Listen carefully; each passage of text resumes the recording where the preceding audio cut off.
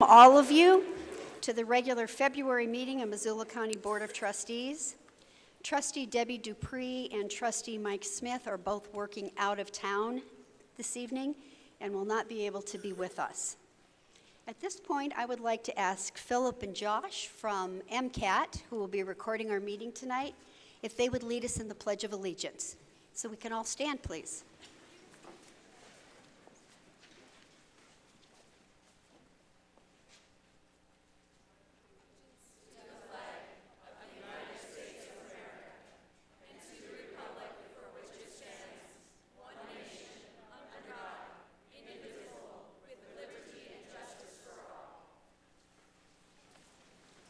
Thank you, gentlemen, and thank you for being here early to set up for this meeting. Trustees, I'd like to draw your attention to the agenda, please. Are there any revisions, any changes that you'd like to make to the agenda? All right, seeing none, the agenda will stand as written. We'll move to approval of minutes. First of all, minutes from the regular meeting of January 8th, 2013. Is there a motion to approve? It's moved by Trustee Toth, seconded by Trustee Bixler. Any revisions to those minutes? Seeing none, all in favor of approving the minutes as they are written in our packet, and those are approved unanimously. Elizabeth, thank you very much. And to the special meeting, the superintendent's evaluation contract from January 14th, 2013. Is there a motion to approve those minutes? Moved by Trustee Lem and seconded by Trustee Knapp. Any revisions to those minutes, trustees? Seeing none, all in favor of approving those? Those are approved unanimously as well. And on to the special meeting and open trustee seat from January 24th, 2013. Motion to approve. Any changes or revisions? Any corrections? Okay. That was moved by Trustee Lem, seconded by Trustee Wills. All in favor of approving those minutes? Those are approved to stand. Thank you very much. We do have correspondence in our packet. We draw your attention to that. And we will now move to public comment. We have a number of people here who would like to comment tonight, so I would like to ask two things. First of all, if you are able to keep your comments to less than 3 minutes, that would be desirable because we would really like to hear from everyone who would like to speak. If you need the full 3 minutes, of course, that will be granted to you. We would also like to ask, I know that there's a lot of emotion, there's a lot of anger in the room. We respect that. We do not want to stifle that. I would, however, ask if you could keep your comments in a way that is not personal and is as professional as you're able to make those. Again, we don't want to stifle any emotion, but I would ask that. When you come to the podium to speak, would you clearly state your name, please? And then we are ready to listen to your public comment. Any questions? All right. Yetta Stein.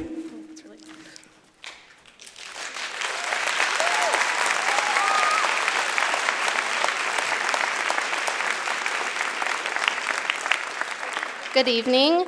My name is Yetta Stein. I'm a senior at Hellgate High School, and I've spent almost 13 years in the Missoula County Public School District. Dr. Alex Apostle has recently been offered and accepted a 13% pay raise, increasing his salary to $200,000 by the year 2014.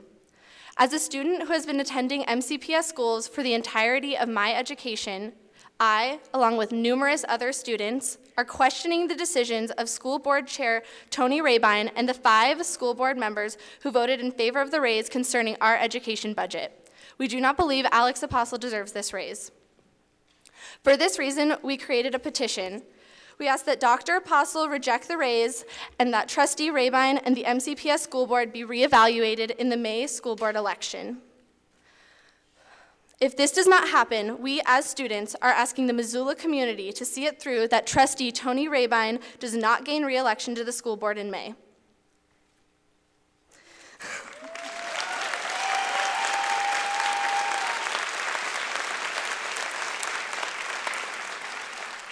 Our petition has received over 1,950 signatures over the past 2 weeks, along with vocal support from the Missoula community concerning the generous compensation Dr. Apostle will receive by 2014.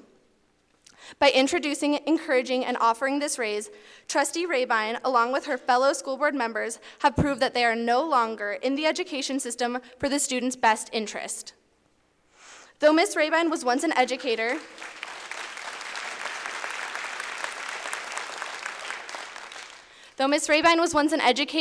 I believe she has lost sight of the true core of education, the students.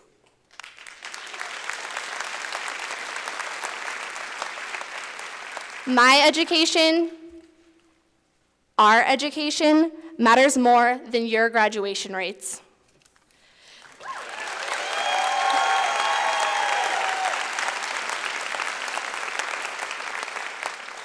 This is what has been forgotten by Trustee Rabine and the 5 school board members who voted for the raise, along with Dr. Apostle. In closing, I again ask Dr. Apostle to return the raise he has accepted and ask Trustee Rabine and the others who voted for this raise to reflect on your responsibility to the community as school board members. And Missoula, I'm asking the voters to reevaluate what we want in our school district leadership come the May 2013 school board elections. Thank you.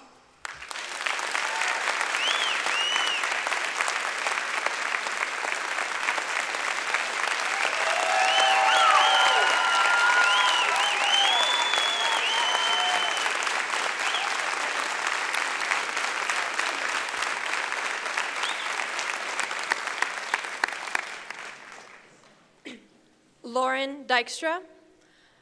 Good evening, ladies and gentlemen of the board. My name is Lauren Dykstra, and I am a senior at Hellgate High School. I have been in Missoula County Public School System for about 4 years now, and what I can tell you are the teachers we have in the system are above and beyond outstanding.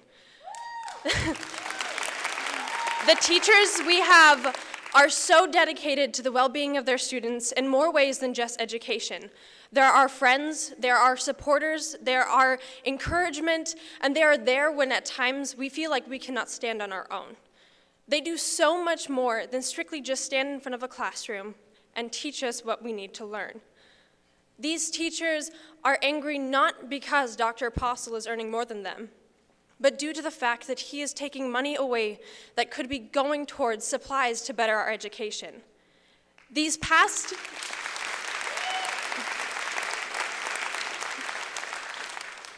The 4 years I have been in this system, I have heard countless times how we can't afford to give out more pens and pencils. We cannot afford to let students use paper who can't afford it.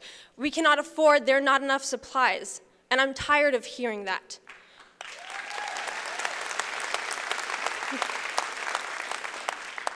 Our education and our learning ability should not be inhibited by simple things that are missing, that don't have to be missing. These teachers are here to stand behind us and to put us forward. They are the ones who educate us, ladies and gentlemen. They are the ones who prepare us for the world. It is not the school board, it is these teachers. And so they're not asking for a pay raise. They're not asking for more money in their pockets. They're simply asking for your support, more so for us, for the students, for us to have the ability and the chance to learn at the level that we should, and that we deserve, and most importantly, that we need to be successful. My education is so much more important than graduation rates. Everybody's education is so much more important than graduation rates.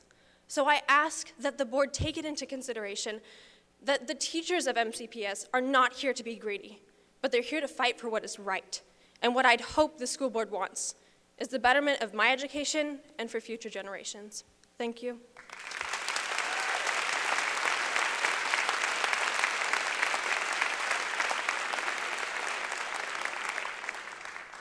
My name is Coulter Murphy, and I'm a senior at Big Sky.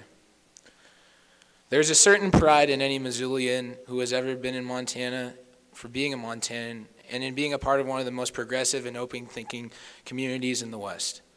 Likewise, there's a pride in being part of the democratic process. As a student of Missoula County Public Schools, I have come to love the teachers and the opportunity provided to those who get their education in Missoula. Therefore, it's extremely difficult for me to come to school to see the crestfallen, upset, and frustrated faces of the teachers dealing with one of the greatest injustices I've ever seen since I began high school. Dr. Alex Apostle, I believe the acceptance of a significant pay raise is one of the greatest betrayals of trust ever committed in MCPS history.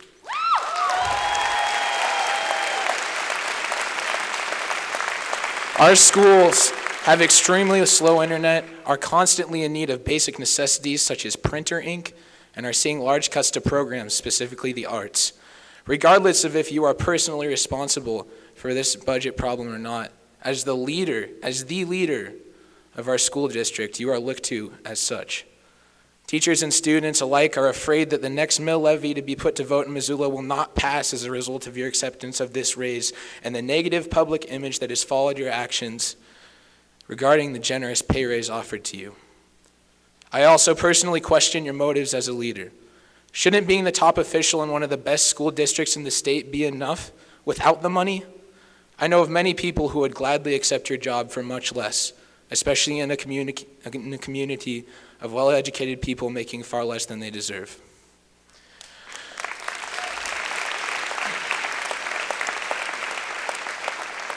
And more than anything, I'm concerned for the future of the programs that I love and hold in high esteem. What if Big Sky Drama ceases to exist, or the Airy program, or the Big Sky Jazz Band?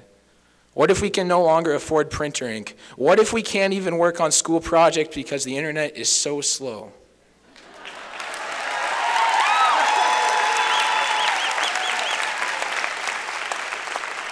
And most importantly, what if the teachers aren't even making enough to get by? I want the best for my school, the best for my teachers and friends, and I want the best for Missoula. Right now, quite frankly, I'm not certain that you are what is best for the public schools of Missoula County. Thank you.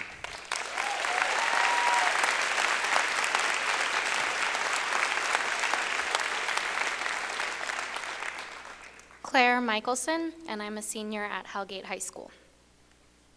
Hi, I'm Claire Michelson. I've been in kindergarten at Lewis and Clark in 2000 and have been in the school system here ever since, and I graduate 2013 this spring. For 13 years, I've been taught by wonderful teachers who've done their best despite the fact that they've been restricted by overly crowded and poorly equipped classrooms. We are here as students to stand up for our teachers because we don't have jobs to lose.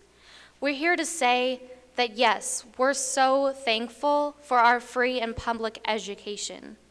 But the free education comes at a price that our Missoula taxpayers pay. We're concerned that their hard work isn't going to benefit its purpose. Dr. Apostle, I'm here before you tonight to ask you to decline or delay the raise until all other staff, faculty, and students' needs have been met.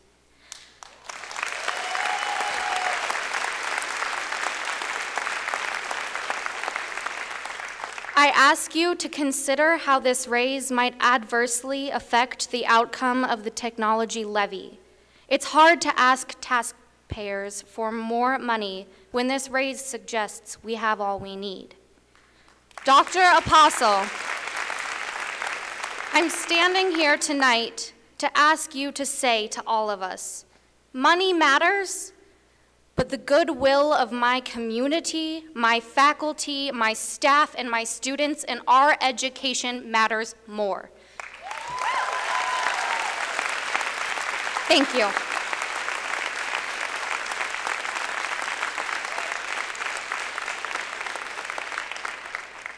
My name is Nikki Manlove. I'm a senior at Sentinel, and I know that my words cannot adequately express the appreciation that I feel for the hard work and dedication of members of this board and employees by the Missoula County Public School District. I know several members of this board on a personal level, and I know that they are some of the most hardworking and caring people in this community. To that end, I know how incredibly fortunate we are that every person in this room shares the same interests. We all want to see, as Dr. Apostle once inspiringly said, the Missoula County Public School District to be the best school district in the country. And certainly, we have that potential. During my time in the Missoula public school system, I have had the honor of being taught by some of the most brilliant minds and some of the most caring people that I believe have ever existed. And I also believe that it is only a testament to this district's success that such an overwhelming number of students are present tonight to voice their opinion on factors which impact them every day.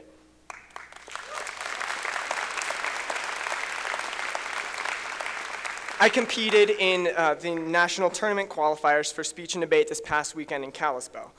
My partner and I had received first place in every round before semifinals. Yet before we went into the semifinals round, our coach said to us, "You're doing fine, but there's always room for improvement." We were in first place. I hope that sometime this evening, all of you will have the chance to walk down this hallway into the bathrooms in the lobby and wash your hands. Good luck. Or ask one of the world history teachers how old their textbooks are. Or count the number of the microscopes that work in any of these science rooms along this hallway. Better yet, ask any of the teachers how long they stayed after school this evening. Ask any teacher what time they arrived here this morning.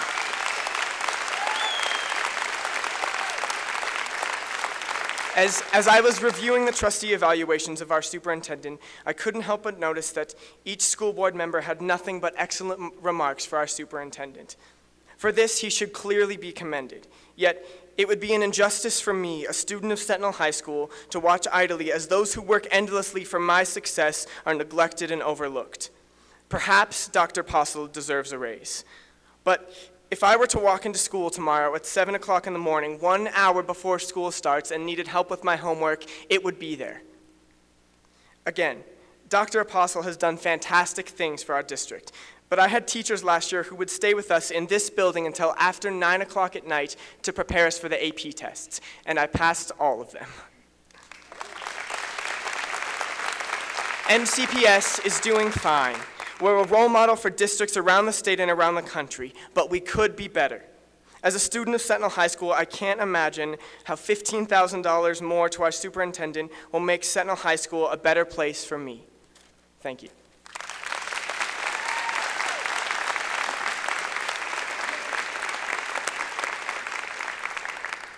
My name is Kenzie Lombardi, and I'm a senior at Sentinel High School. I'd like to start by thanking both the board and Dr. Apostle for their dedication and hard work, even when their jobs become difficult and even thankless. I appreciate all that you do. I would also like to clarify that I am not here to attack or demean anyone. I simply feel misrepresented by my school board and when it comes to Dr. Apostle's raise, and would like to communicate my disagreement. As a student, an extracurricular participant, and the daughter of a teacher, MCPS has shaped my life in many ways. More specifically, the incredible teachers of MCPS have shaped my life, even when the district has fallen short. When I have surpassed curriculum and class offerings, or when I've been limited by poor funding and obsolete technology, it has been my teachers who have picked up the slack and give me a real-world 21st century education. Whether it be my 7th grade math teacher who presented us with high school level algebra and statistics when curriculum ceased to challenge us, or the opportunity I've had to use my skills in real-world settings in independent studies when the course offerings haven't met my needs. It has been the instructors in this district that have impacted my life. As a college-bound 4.0 nationally recognized student, I am not a product of the MCPS School Board.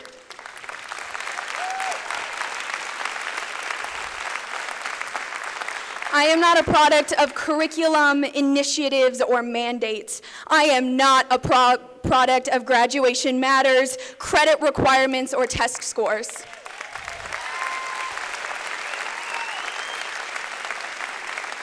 I am a product of passionate, engaged teachers who have dedicated their lives to the education and growth of a generation, regardless of the figure on their paycheck.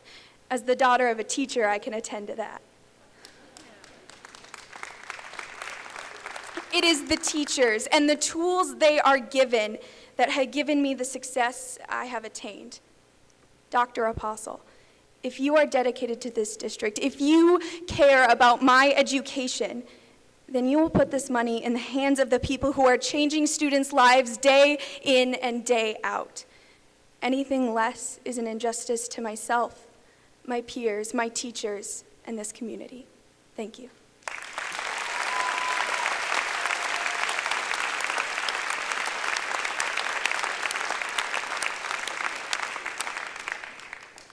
My name is Hunter Guthrie. I'm a senior at Sentinel High School. I'm a student who comes here not as an AP student, but a student who's struggled throughout school.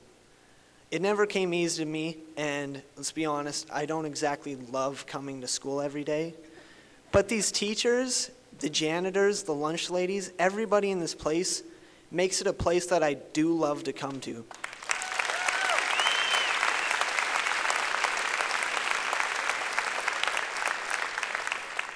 This is a place where getting through a single class for me takes talking to each one of my teachers individually for, sometimes days after classes, and talking to my counselors and going back and forth and talking back and forth to everybody. And they're the ones who get me through it every time that I need help. And the reason why the pay raise is so shocking to me is that, well, Dr. Apostle also looked for jobs elsewhere, and then he decided to come back and stay here, and I'm not sure if that had to do with the pay raise or not, but I know the teachers are here every day, and they wouldn't leave me. And with this pay raise, it seems like that you're saying that Dr. Apostle's worth more than my teachers, than my janitors, than the lunch ladies, than the people who work the front desk, than me and my education, than anything else. My education, my teachers, everyone who works here is worth just as much, not less, by taking money away from them. They deserve this pay raise to be taken away. Thank you.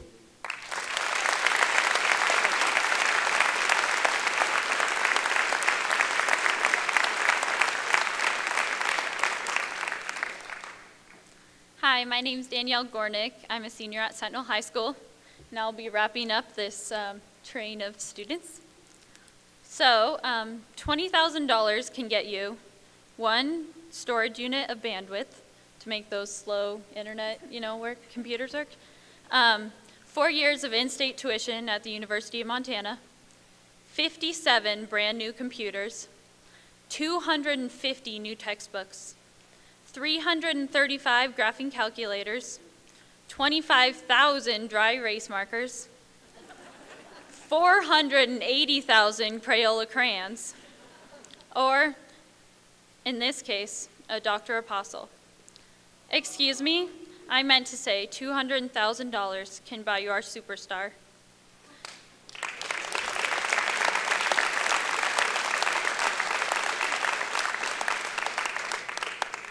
This is what Dr. Apostle will be making by 2014 as a result of the school board's vote in order to keep him from seeking superintendent positions elsewhere. Is he really invested in my education? This is the question that prompted me to take action and organize these students to start this petition and let our voices be heard. I picked some of my most inspiring peers from all of the high schools to come together and take a stand and weigh in on all positions of this situation.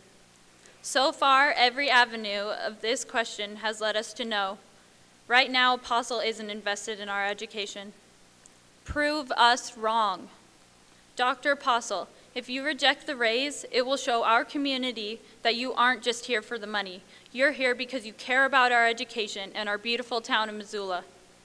Prove to us that you don't just want us to graduate, but that we learn what we need to know in life also. Prove to us that education is priceless and graduation isn't the only thing that matters. I believe education matters, Dr. Apostle, and I believe that if you were looking out for my best interests and the interests of my peers, you would agree with that. If education matters, then graduation will follow, and rates will rise without having to cut crucial teaching positions and supplies. If you cannot reject this raise and invest this money in MCPS education and not just take a benefit check for your outstanding graduation rates, you have proved to me that you are no longer an educator, but merely a businessman. Thank you.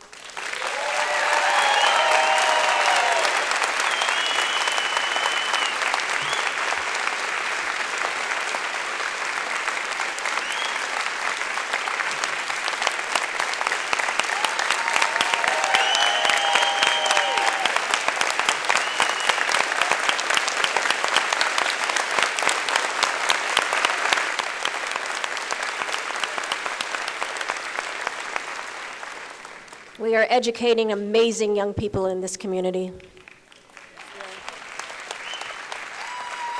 Good evening. My name is Melanie Charlson, and I'm the proud president of the Missoula Education Association.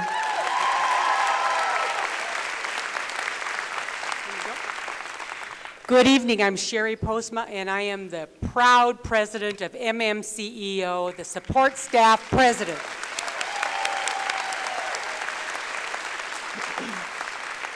This evening, President Barack Obama is presenting his State of the Union address. Sherry Postma and I will share a bit of the state of our unions. The first item I need to share involves an employee vote held last week. By secret ballot, over 950 non-administrative employees participated in the vote. 96% of those 950 plus employees voted the following option.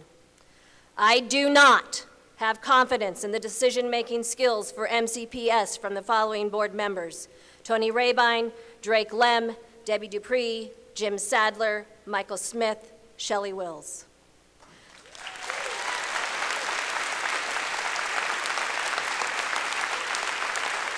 Ninety-six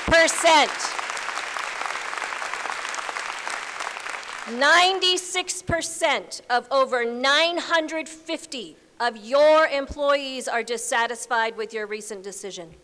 And we are wondering, what do you plan to do?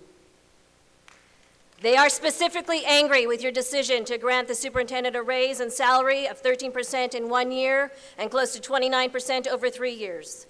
That is salary alone. In recent media stories and in conversations, I have made the point regarding our concern over the vast difference in pay raise percents. In return, I have heard comments from the board such as, teachers receive far more than 2%. I'd like to clear up some confusion.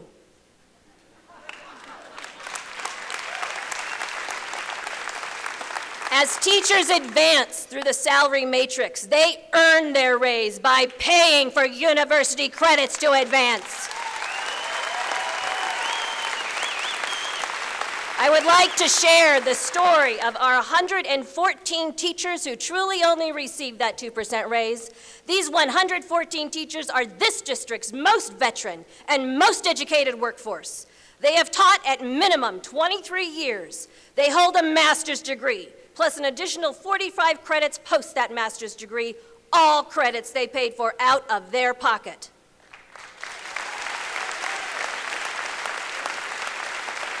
They are at the top of the salary matrix. Those 114 highly competent teachers received $1,330 in additional salary from last year to this. That $1,330 increase represents $110 per month pre-taxed. Now here's where disparity comes in.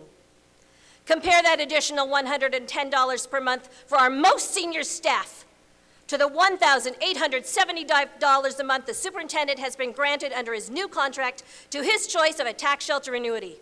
That $1,875 a month figure is in addition to the $20,000 more in annual salary for this year alone, with 45 added over 3 years. I could continue with our frustrations about the cash payout for unused vacation at the daily rate, which has another potential for an additional $10,500. But now I would like you to hear from Sherry.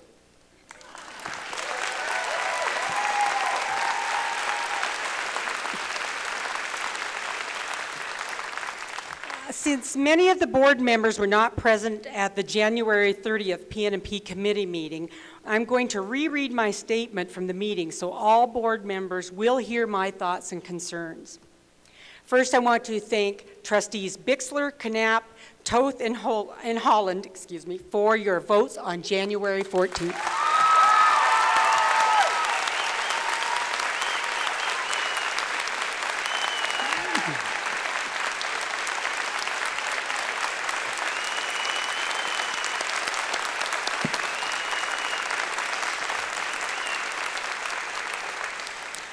A few short months ago, this board praised MMCEO, the support staff employees, for being thoughtful and fiscally responsible to this district and the Missoula community.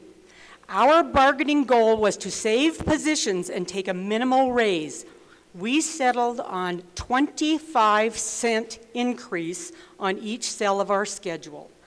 This equates to a yearly increase of $480 for a full-time employee, $270 for a 6-hour employee, and $180 for a 4-hour employee.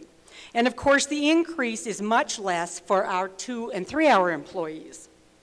This school year, we lost 3 custodial positions, 1 library media assistant, and the receptionist secretary position. Our 3 equipment managers were going to be cut, but the end of the year monies and some creative budgeting saved those positions. Last year, we lost the software hardware specialist and 3 computer lab monitors, which have left the labs locked up unless teachers can supervise the students. We are constantly reminded during budget sessions that because there are no accreditation standards for support staff positions, when budgets need to be cut, we are the first in line. It is always held over our heads. I'm saddened and I feel a sense of betrayal. I have been positive and supportive of the changes in this district, even when it wasn't the popular thing to do. I took the heat, always believing that the support staff would receive fair compensation, training, and a greater voice in MCPS. I bought into this false hope, and clearly, I was wrong. Thank you.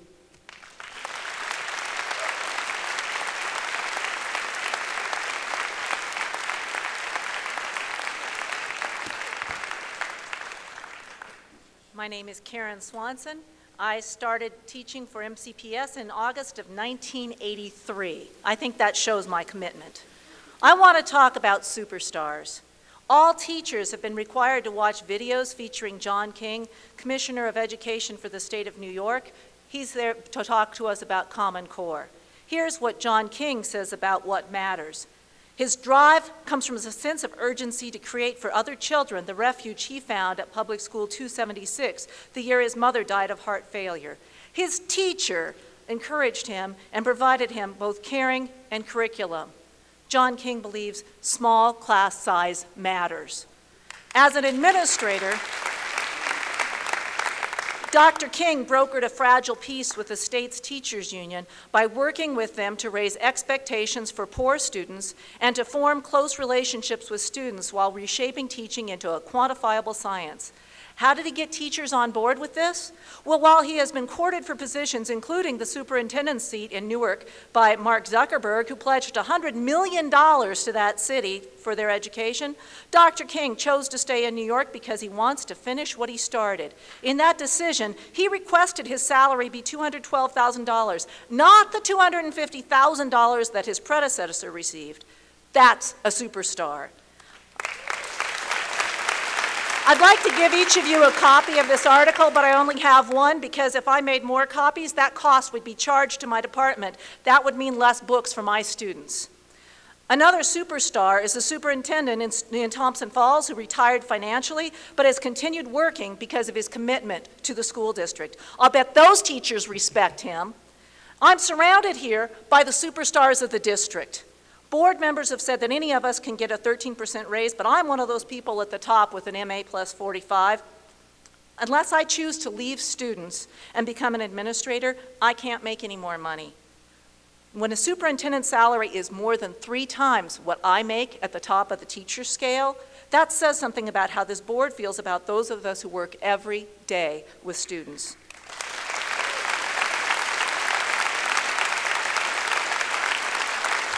Tony, 3 years ago, I talked with you, and you promised me at that board meeting when Dr. Apostle got his last raise that would be the result would be that the staff would be the next to move to salaries comparable to those in surrounding states.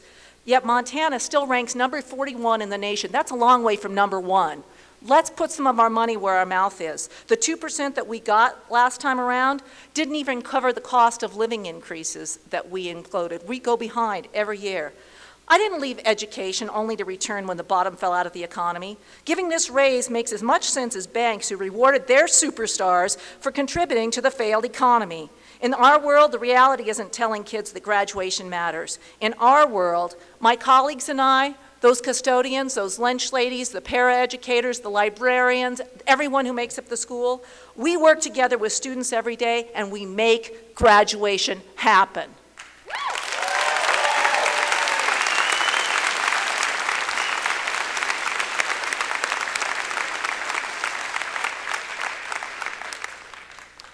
I'm Nancy McCourt. I'm born and raised in Montana, publicly educated in Montana. I believe in investing in public education. I believe that we have a talented workforce in Montana who choose to be, live, and invest in Montana. I want school board members who value community and local talent. I want school board members who understand the importance of keeping Montana resources in Montana. Examples: eliminating the Young Families Program and attempting to outsource our local school foods program are examples of Trustee Rabine's leadership leading us away from community. And I want a superintendent who loves this community and who wants to be here for the long haul, not for the big bucks.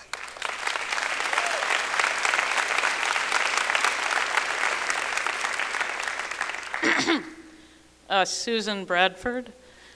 I guess I'm here tonight as a citizen who is extremely proud of my community for showing responsibility and a civic response to a situation that affects our most important asset as a community, our kids. Our kids. I want to commend these young people who showed leadership tonight.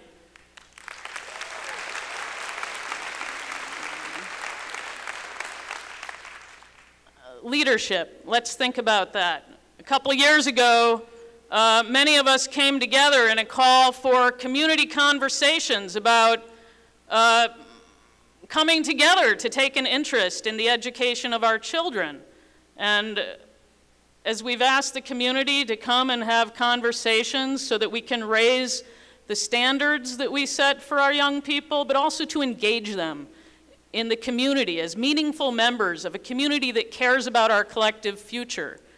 We talked about 21st century skills of collaboration and communication and problem solving that brings people together and leads by example.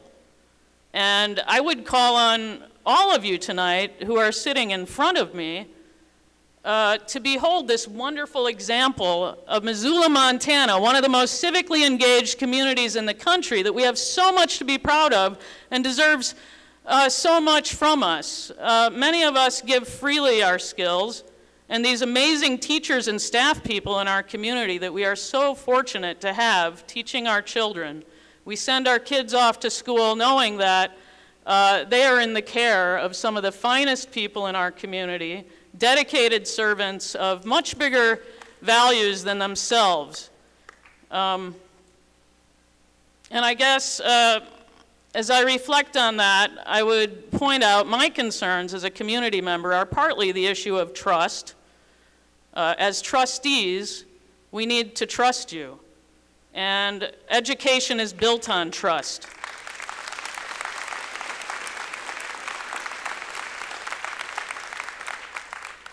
A child has to trust their teacher, a child needs to trust their parents, the teacher needs to trust the larger institutions.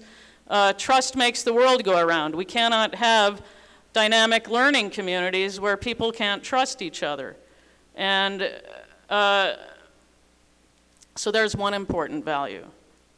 As we ask our students to learn to be civically responsible young men and women, we uphold ideas of justice and equity and proportion.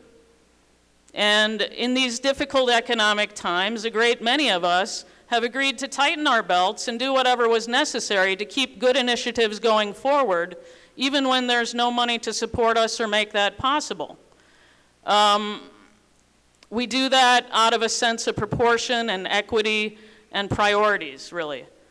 Finding more energy even when we don't get anything for that, other than the self-respect and the respect of our peers who recognize that we're doing something greater here.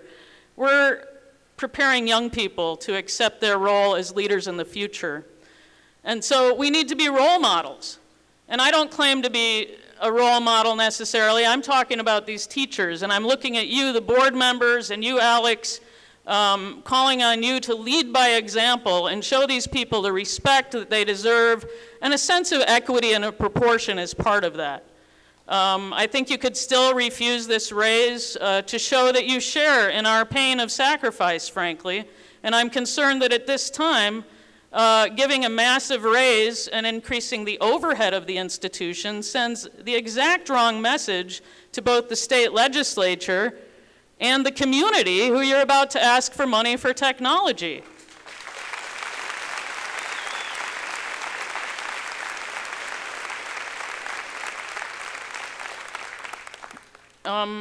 Frankly, it's going to be hard to muster support for the position that we need more help from the community when we're in the position to give 20% raises over a couple years. And I frankly don't understand the need for it. I'm also concerned about the blow to morale, that, you know, we're all working on a shoestring budget trying to do the right thing, and there's been a couple blows to morale, attempting to leave the district twice while we're in the middle of so many initiatives and projects, casts doubt over the future of many programs. And now we're in a position to reward you for that? I don't understand this reasoning. Now, maybe there's reasons I don't understand, but on the other hand, as a community, we need to come together and set priorities frankly and honestly and keep our eye on the ball. And the center of the ball, the center of our circle as a community needs to be these kids. And I would urge you to rethink your decision and revisit that and bring us all back together like good leaders do. Thank you.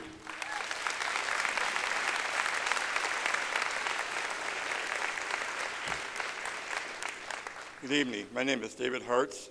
I work as a volunteer in the classroom setting at Rattlesnake Elementary School. And the last few months, I have been working in the classroom setting with a bunch of amazing, dedicated teachers.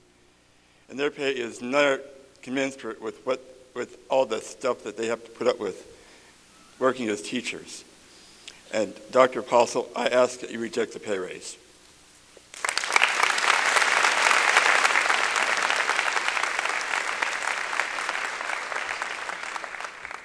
Yeah, my name's Wayne Williamson, and I'm not a teacher, I'm still a student. I think a person's a student all their life if they keep trying to learn something. And I think that probably an education probably matters more than graduation matters. If you just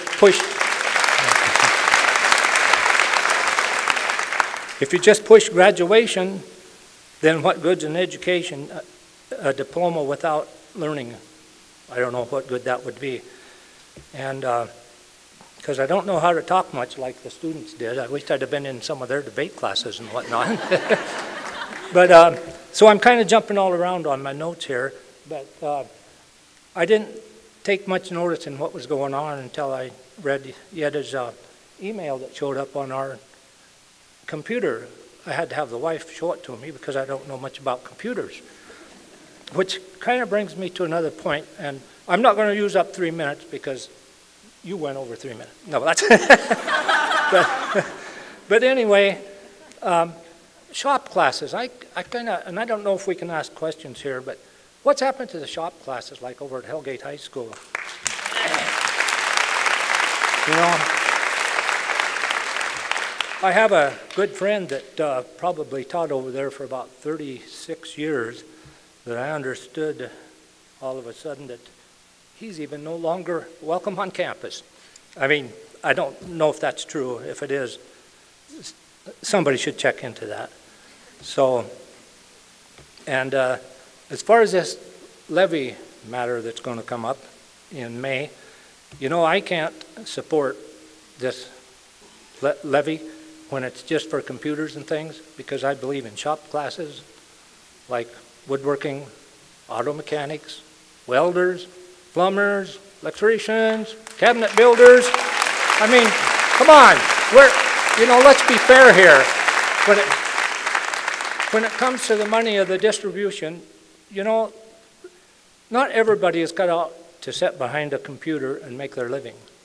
I know a neighbor of mine graduated from Hellgate High School a few years ago, and he learned to weld over there, and he uses that in his trade. He's not a welder, but he repairs his equipment because he can weld, and he knows a little bit about mechanicing. And he didn't learn that from a computer. I know for a fact he didn't learn that from a computer. And, I am going to go for 3 minutes. But it's only it's 10 to 11. The school district doesn't even have enough money to fix the clocks. But,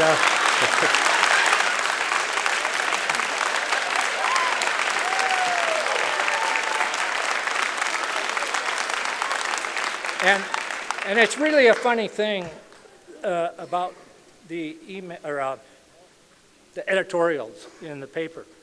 And it felt to me like there was a lot of intimidation by Dr. Apostle for being kind of an intimidation factor. And the school district doesn't need that, neither do the teachers, especially one of the teachers that I know quite well that got terminated and was intimidated. So, and then as far as the raises go, you know, when you give a person a raise that's way up there in the monies of 13%, and you give a person a raise that's making way down in the lower end, a 2% raise, just figure out how that is in relation to keeping up with the cost of living. Thank you.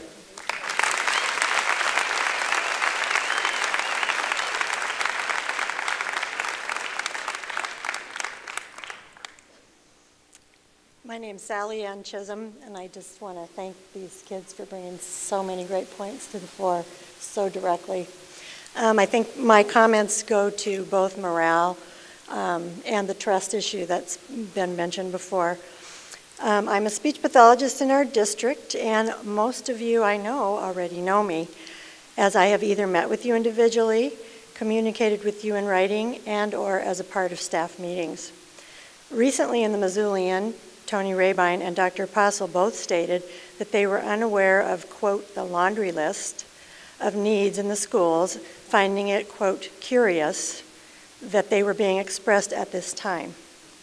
Given that my contact with all of you in the past has been for the purpose of expressing my concerns regarding funding and needs in the schools, I find this frankly insulting.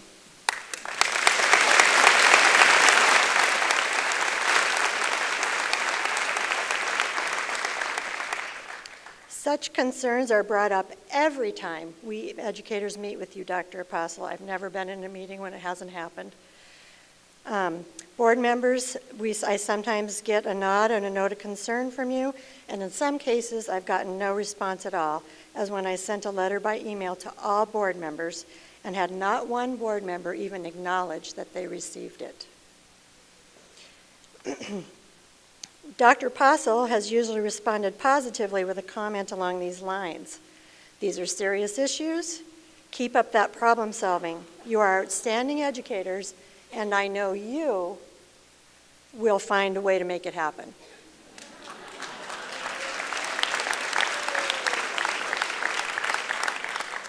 I have not known of one instance where anything concrete has been offered to support these concerns.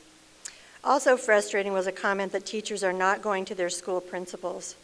School principals are given a finite budget annually, and the reality is any dollar that goes to Peter robs Paul. Kleenex, classroom size, remediation, gifted instruction, books, technology, all fall under that same budget umbrella. Teachers, you should know, work daily with their principals to address these needs. Budget constraints are a constant with our state funding. School funding is what it is. But for Dr. Apostle or board members to claim that they are not aware of our concerns and imply that teachers are not working with their administrators is disingenuous.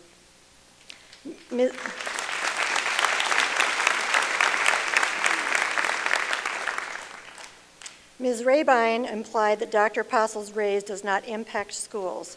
Quote, a $20,000 raise is a small amount of money when you look at the overall budget. Apparently, it's too small to provide computers for my middle school classrooms or to fund a high school chemistry budget. Finally, teacher Brett Taylor mentioned the district propensity in the paper last week to jump at educational initiatives. Oop, I'm going over. Most of the money that Dr. Apostle has brought to the district has gone to funding these initiatives, such as the proposed language immersion school or international baccalaureate, which targets small populations. While a few students will benefit, research shows that far more impactful to student outcomes is classroom size and teacher training. In public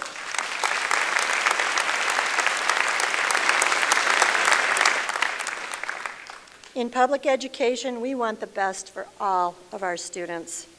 I question the board and the superintendent's choice of priorities overall, and I have for some time, and this includes that small $20,000 raise.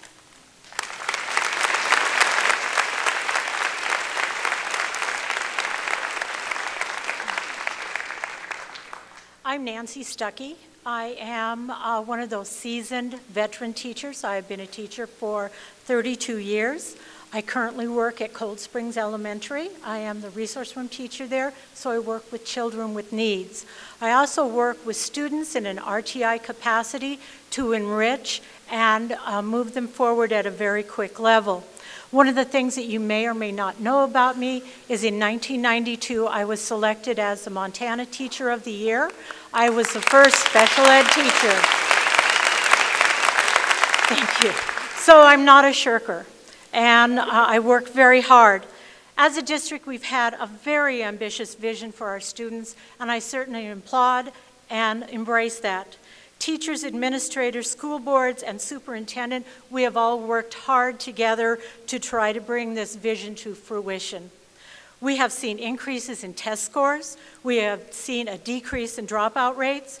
We've seen developments of innovative programs. We have also seen highly educated and exceptional students, such as the ones that have spoken tonight. Last year, the federal government recognized 300 schools nationally. Of those 300 schools, 3 are in Montana. Of those 3, 2 are here in Missoula.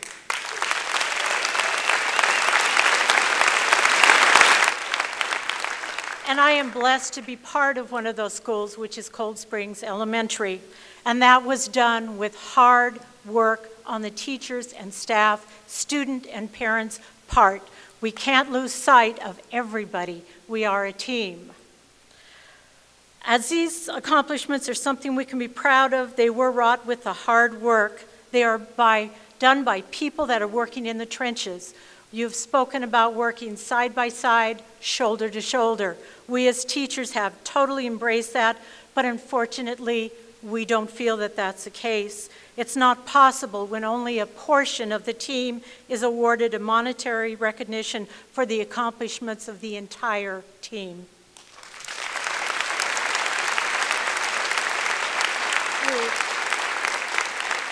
Members of this board have compared the job description of the superintendent to that of the teachers. Teachers always go way beyond expectations.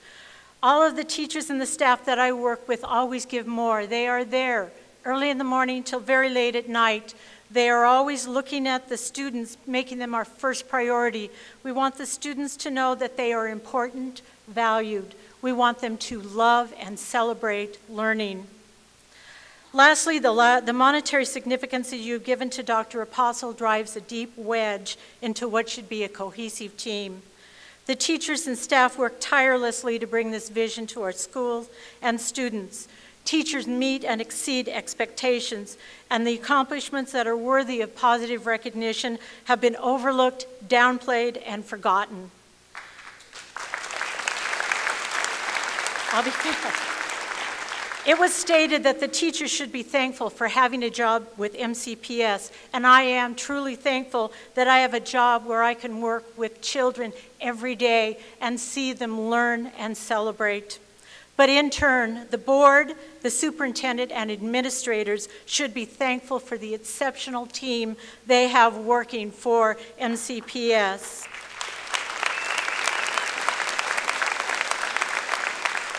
Without us, these proud accomplishments are not possible. In closing, the word trust, it's a necessary word for teams to function, but it's also a very fragile word. And at this point, I feel the trust has been broken. Thank you.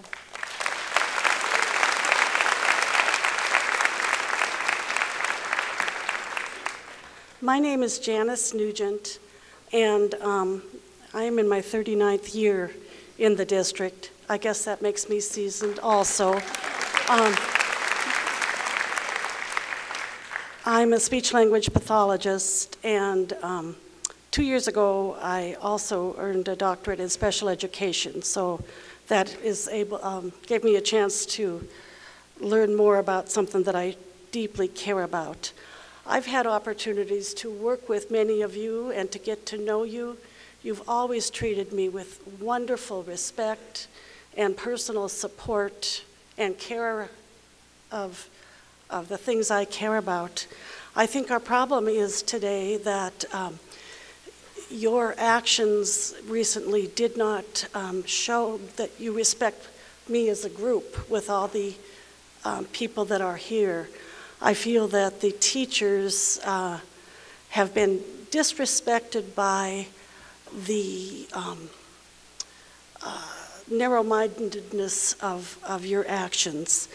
I have two passions in my life. I have 5 beautiful adult children who were beautifully educated at Lewis and Clark in Washington and Sentinel. My other care is children with disabilities and persons of disability. And I would challenge you folks to help me work towards improving those things that I care about. Wonderful educations for the children of other parents in town who are rich or poor, whose children are brilliant or disabled or have a disability. I challenge you to find a way to demonstrate that you do respect us as people and find a way for us to move forward. Thank you.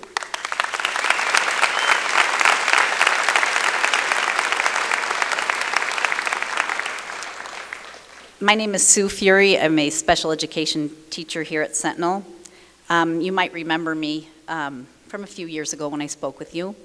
I know many of you staff-wise and board-wise, and I really would like to thank the board for serving. I think that that's, it's a tough job, and I really appreciate that you've run to be a board member.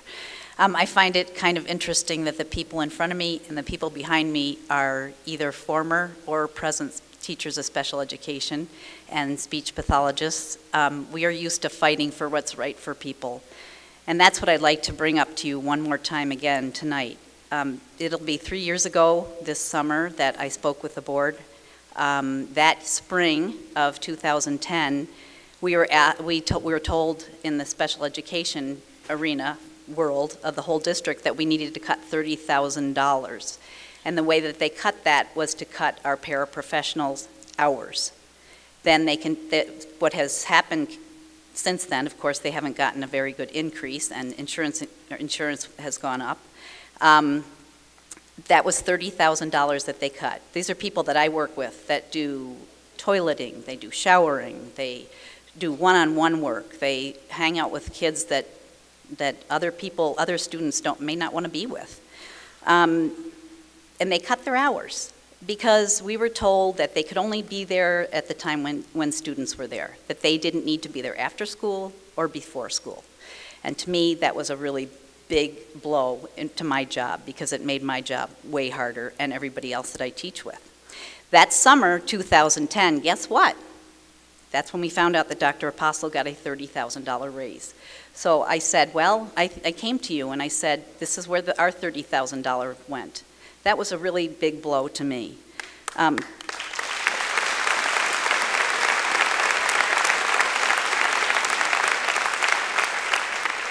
Also that year, our negotiators met with the administration, and they started in October and went until after school was out to get a 0.5% raise. And you know what? We all got it. We got it. We said, yeah, we know the economy's bad. We know there's not very much money. We accept that. You know, we love our jobs. We accept that. We believe that. But that summer then, we had that happen, and it's not even 3 years. And then we find out that this increase is retroactive to July 1st. In closing, I'm not sure, I could go on and on. I am on the negotiation team now, and I realize how challenging it is. This will be my second year, and I felt last year I really appreciated the administration people that met with us. And quite frankly, I made comments like I felt like I was with used car salesmen, no offense, but you know, they would shuffle out of the room, and they'd shuffle back in, and shuffle out, we'd shuffle out, they'd shuffle back in. I thought they were going to ask us to buy them a new pair of shoes. But I mean, we worked hard, and we will work hard again to stand up for what's right for the people that work in this district. Thank you.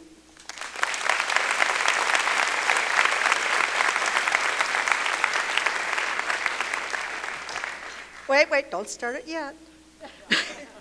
For those of you who know me, I know you're thinking I'm going to take more than 3 minutes, but I'm going to give it my best shot. I'm going to put my glasses on. I'm getting ready. And I've cut my speech down tremendously. Dear board members, it is with a heavy heart that I stand here tonight to address the board. There are so many issues and yet so little time. I will try to limit my comments to the things that I feel are most glaring. It was stated that you weren't aware of the many concerns of the employees of this district, yet you are well aware of the protocol for addressing issues. We are instructed not to go directly to the board as it may be dangerous and not in the chain of command. However, wasn't it just a couple years ago that we had the same situation and the staff and public filed in one at a time? One of my first concerns are the structures that we are calling classrooms. At Russell School, we are making classrooms in structures that were once labeled as temporary over 50 years ago.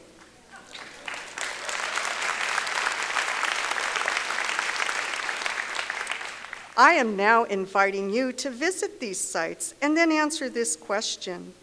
Would you like your child placed in such a setting, or would you have considered teaching or working in one? The schools that are structurally insufficient to be housing students just happen to be also the ones with the most economic need. Creating a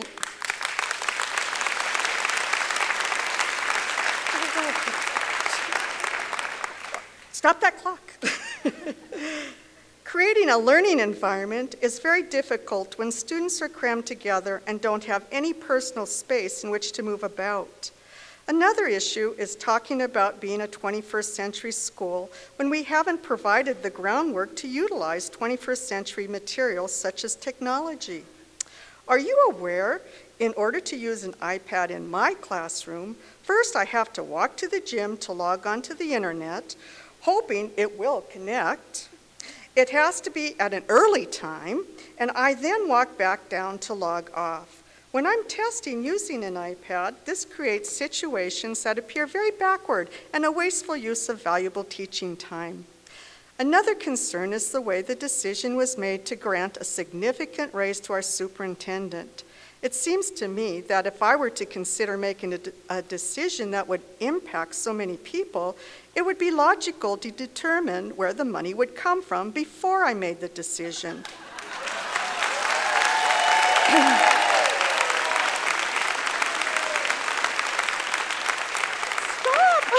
Stop that clock. After all, that's been past practice when negotiating contracts with the other employees of this district. Isn't it sad that some employees of this district are now taking home less money than they were a few years ago? They, however, are being asked to do more. Is that considered fiscally prudent on your part? My last concern that I would like to address tonight is the lack of respect in which we have been treated. Ms. Rabine, you were once an employee of this district. Are you suggesting that this district was lacking before the arrival of Dr. Apostle? If that is the case, why do we have so many people trying to enter our district? Why has our district always done well in testing situations? Why has this district received awards before the arrival of our current superintendent? Why has the public always stood behind the district and supported the mill levies and staff? As a member of Missoula County Public Schools, it is my belief that our district always believed that graduation mattered.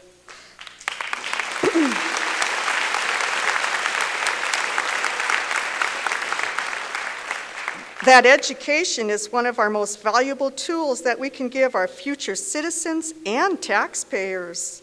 And most of all, it does take a team of qualified professionals to create an inclusive environment. Inclusive meaning everyone is valued, heard, and respected for the gifts that they bring to the table. After all, this district was built from the bottom up, not the top down. Thank you.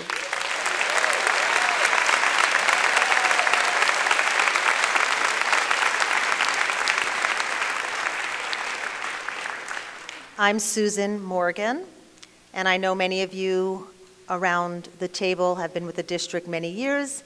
Thank you for all your service on behalf of the students and the district. Everyone in this room is aware of the history. Alex Apostol was hired in 2008. In 2010, he received a substantial raise, and again, he has received another one retroactive to 2012. The huge difference in the percentage of his pay increases compared to those received by the teachers and the school support staff concerns me.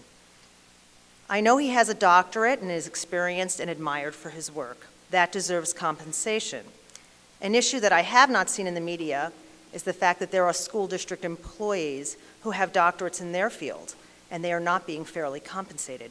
There is no pay column beyond MA 45, and there is no official recognition or compensation for these employees who on their own time, at their own initiative and their own expense, brought extra knowledge back to our district and our students.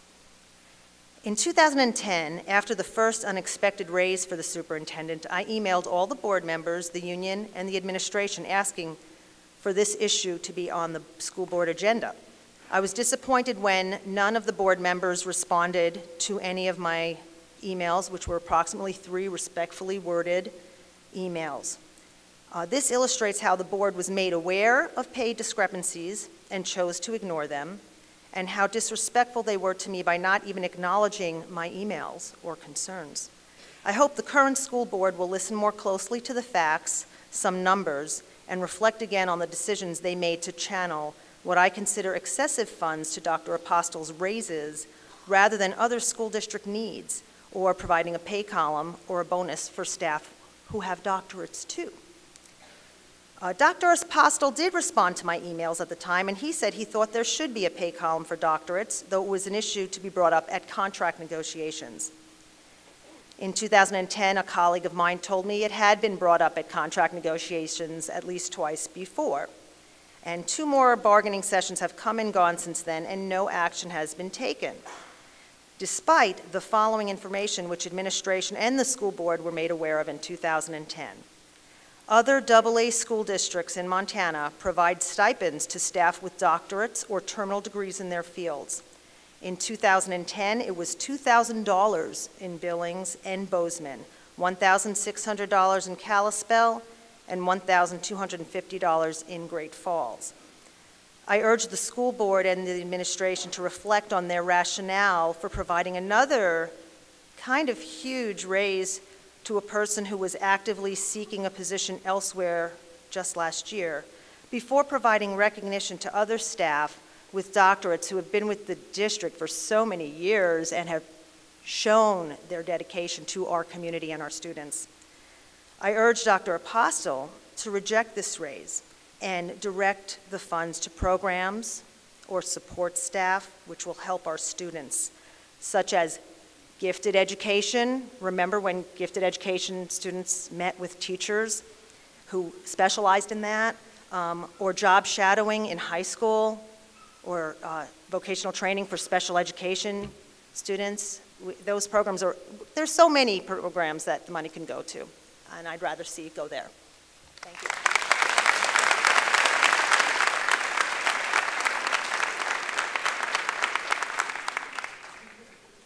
Hi, my name is Gloria Howe, and I'm here to speak about the lack of consideration for sustainability of the new programs that are initiated by administration when those programs are placed in schools.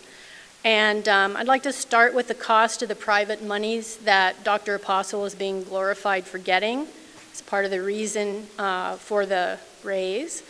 The fact that this money continues to gut our general fund, which creates continued cuts to our staff, staffing options, and to our most important assets, our students. For example, last year, it was the $50,000 to continue IB, which was initially funded with that private one-time money.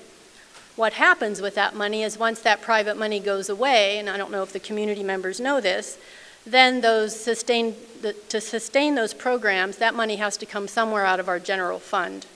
Okay.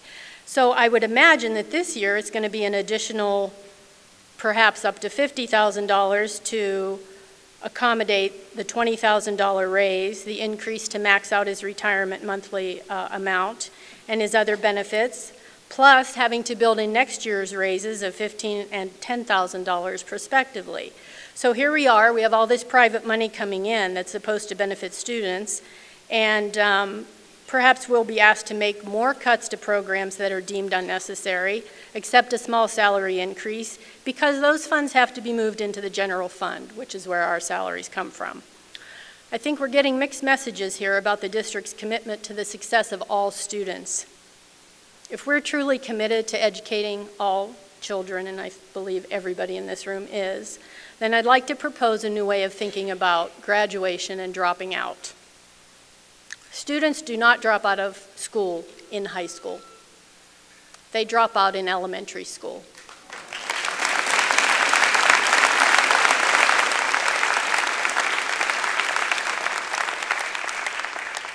I have taught in both high school and elementary school here in Missoula in the special education department and in the general education classroom, and I can tell you from personal experience that students who are frustrated readers or don't understand number sense by 4th grade or 5th grade, they're going to be on that dropout list once they get to the age of 16.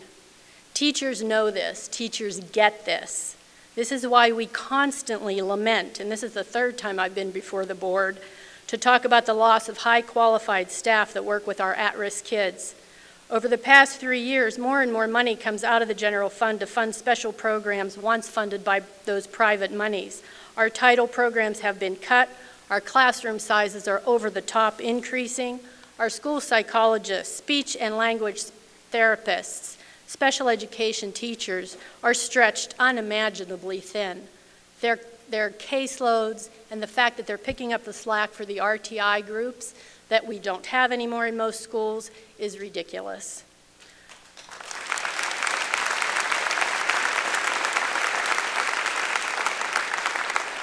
And I'm glad this is being taped because we can go back and look at this in about 8 years. The students who are graduating in the next 3 years will have had the benefit of Title I reading and math specialists in most every grade level as they came through our schools. The at-risk students who are in elementary and middle schools right now, they've lost that resource in many schools. If things don't change, I predict we'll see our graduation rate drop, dropout rates rise, as a direct reflection of this lack of support and additional instruction opportunity. The decisions made by this board and administration are being made hastily and without thinking through and looking at the data.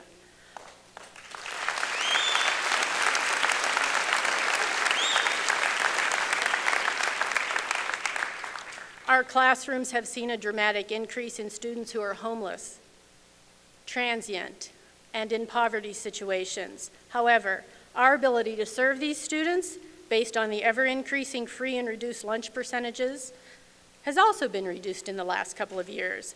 I don't understand how we can have more students in these situations at most every school, but continue to provide and lose support, and actually lose more support for these students. It all starts with literacy and math proficiency. I challenge the board to find a way, find the money. Obviously, the money can be found magically.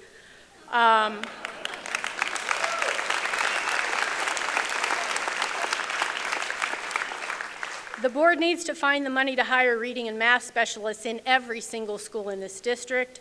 All students, I keep hearing it from Dr. Apostle, Ms. Rabine, and the board, all students deserve the opportunity to bridge the gap in the skills they have. We don't have the people to do that now, and you need to be aware of that. And in closing, back to the effect of these private funds and how they're used by MCPS, I have a question for the community.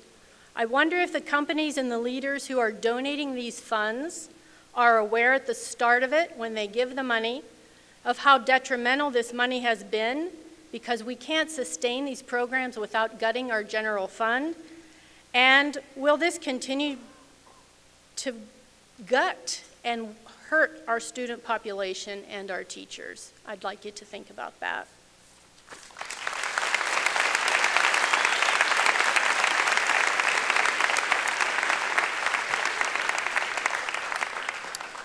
My name is Tamara Reschke. I am a taxpayer, I am a parent, and I'm a teacher in Missoula. As I wear these three different hats, I'm greatly distressed by the actions of this school board. As a taxpayer, I'm upset by a statement made by Chairwoman Rabine in the January 16th issue of the Missoulian, which she said, a $20,000 raise is a small amount of money when you look at the overall budget. Is the budget so large that you speak of $20,000 so frivolously? Then do not ask me to contribute more when my own personal budget is strapped.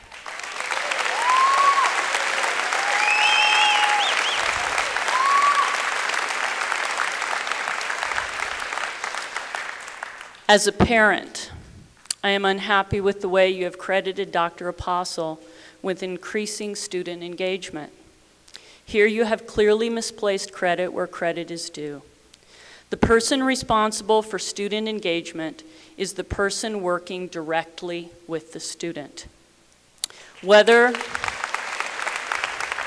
that is the teacher in a class full of students, a paraprofessional working with a group of special education students, a counselor helping a child cope with divorce, or the custodian who provides a meaningful work activity for an at-risk student over their lunch period.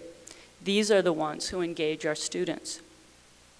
On occasion when Dr. Apostle has spoken to my students, such as the Freshman Graduation Matters event at the beginning of the school year, my teenagers describe his message as kind of boring. He does not engage students. As a teacher, I just read through the recent evaluation written by the Missoula County School Board of Dr. Apostle. I could launch into a discussion of several points, but I will focus on two that I have firsthand knowledge with at Paxson: the iPad initiative and the proposed dual language program.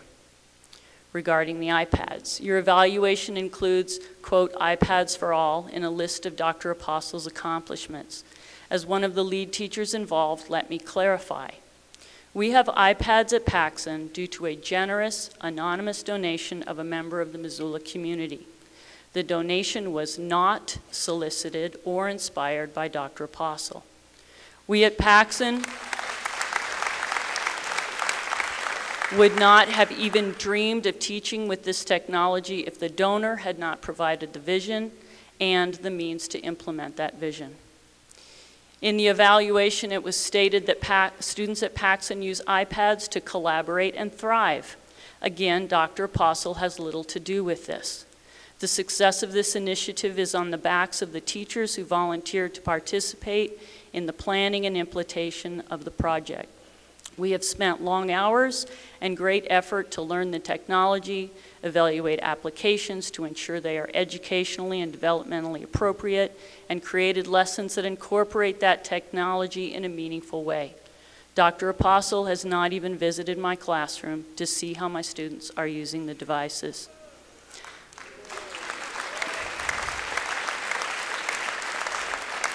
Regarding dual language, I found it interesting in a recent article of the Missoulian that Dr. Apostle refers to a chain of command. In the article, he encourages teachers to use this chain as they have questions or concerns, and it is actually a very accurate description. There is a heavy chain that sends down commands, but inquiries that try to climb up that chain are easily squelched, dismissed, or ignored. Case in point, dual immersion at Paxson.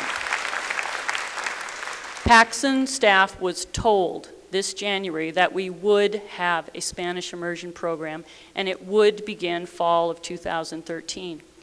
Teachers generated a 7-page document of concerns regarding the initial decision process, staffing, student assignments, materials, and program evaluation. The questions attempted to climb up the chain. The administrative response to the question of, why was the Paxson staff excluded from the decision-making process? The response was, staff input from any school would not have made a difference in the decision. This was an administrative decision, not a teacher-driven decision. I understand this is not the way we are used to doing things at Paxson. The document of questions was assigned to be addressed by a committee that was created just this month.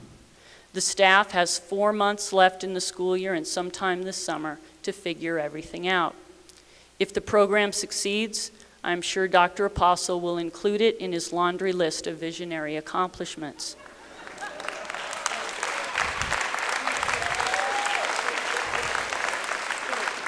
If it fails, the blame will be placed on the backs of the staff, a staff that was not even involved in the decision to create or implement this program in the first place. Thank you.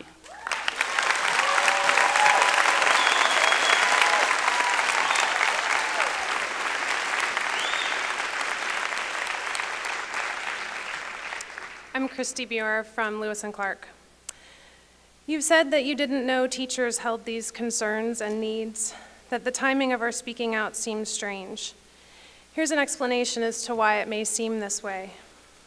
Spring of 2010, our economy was in very bad shape. We were told and shown over and over again that there was not any money for anything at all to be added to the budget. It was just a tough year. That summer, Dr. Apostle was offered and accepted a 10% pay increase. I was confused. I couldn't understand how Dr. Apostle had told us one thing and then done another. I spoke with him about how angry everyone was, how people felt deceived, how this decision had greatly hurt staff morale. After we talked, I felt assured that he understood and that he would not let the same situation happen again. Spring of 2010, we are told that we are losing 7 staff members who work directly and exclusively with our neediest children. We are shocked. We write a letter to Dr. Apostle to explain that now over 110 of our most struggling students will no longer be getting the help that they desperately need. He tells us not to worry. He's going to look into it, that everything will be okay. We never heard another word about it. None of the staff was reinstated by the district. Everything is not okay. Spring of 2011, Dr. Apostle comes to our school with the budget slideshow. He shows us on the big screen how our district is already well over $100,000 in the negative. He says he wishes things were different, but that right now we're just in a tough, tough place. Spring of 2012, Dr. Apostle comes to our school with the budget slideshow again. We see the numbers on the big screen that this time say we are hundreds of thousands of dollars in the negative. He tells us how hard it will be to find the money to cover this shortfall. He says this is going to be painful. Cuts are going to have to be made. January of 2013, we have now been told by Dr. Apostle for over 2 years that there is no money, that we are in dire straits. We have felt the cuts and seen the proof in the budget. That's why you haven't heard our list before. We had no reason to believe that anything could ever be done about it.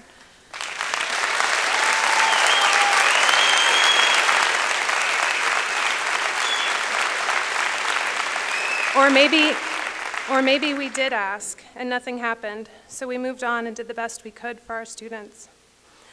And then Dr. Apostle is offered and accepts another huge raise. You can imagine our shock, because suddenly there is money.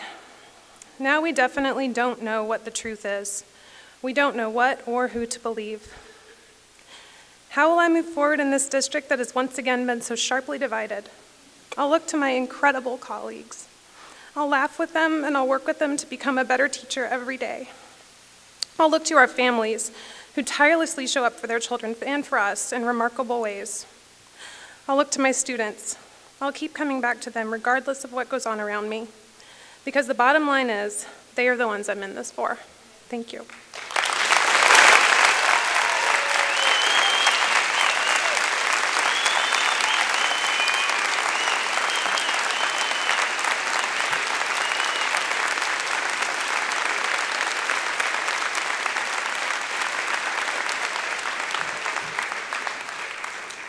Hello, my name's Rick Wheeler. I promised the Missoulian I would come here and eat my crow tonight. My last letter to the editor, I stated that the mill levy after his last raise didn't pass. I was wrong, it did. I didn't do my homework. I'm sorry about that. But there's also another falsehood in it. I said that I was done putting my head on the chopping block. But these kids here made me realize I will never be done with that. I'm not the only one, though, that has not done his homework. About a year ago, I sent this letter in to the Missoulian. I work for MCPS as a custodian at Sentinel High School. I am growing more concerned about what I hear from teachers I serve. I'm hearing they are feeling pressured to pass seniors because of graduation matters. There is no written policy, but they still feel the pressure. It reminds me of an incident a few years ago, right before school started a couple years back. Alex Apostle spoke to classified staff. During his speech, he mentioned he was about to start annual evaluations instead of 3-year evaluations. Then in his next breath, he said no one was to air any dirty laundry in public. My coworkers and I consider this a thinly veiled threat. Now that all the accounting gimmicks have been used up for graduation matters statistics, are we going to resort to lowering standards to improve the numbers? I have been here 19 years, and this is the first time I have really feared for the future of this district. Rick Wheeler, and I sign my stuff. And I do it even though it's a threat to my livelihood. But these kids are worth it. And when the 6 members of this board that voted yes come up for re-election, I'm going to knock on doors until my knuckles bleed.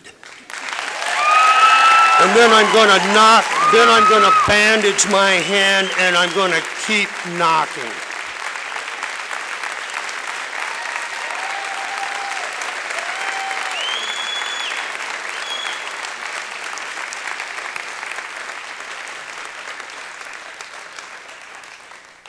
Good evening, MCPS trustees, Dr. Apostle. My name is Carlene Hathaway. I'm the secretary for MMCEO of the support staff unit. I'm a paraeducator at Porter Middle School in the structured learning program, and I've been a paraeducator in this district for 23 years.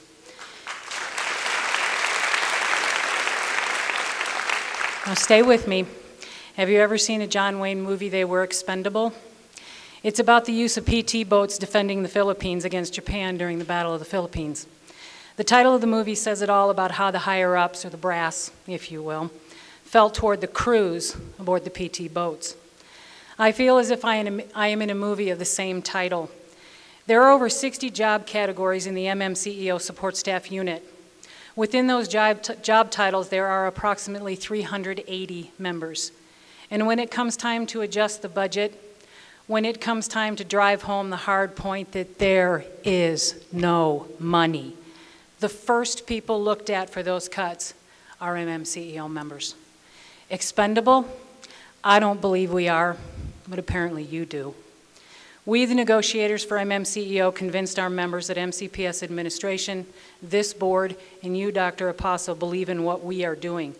Believe we are part of this education community, that we also do the work that matters.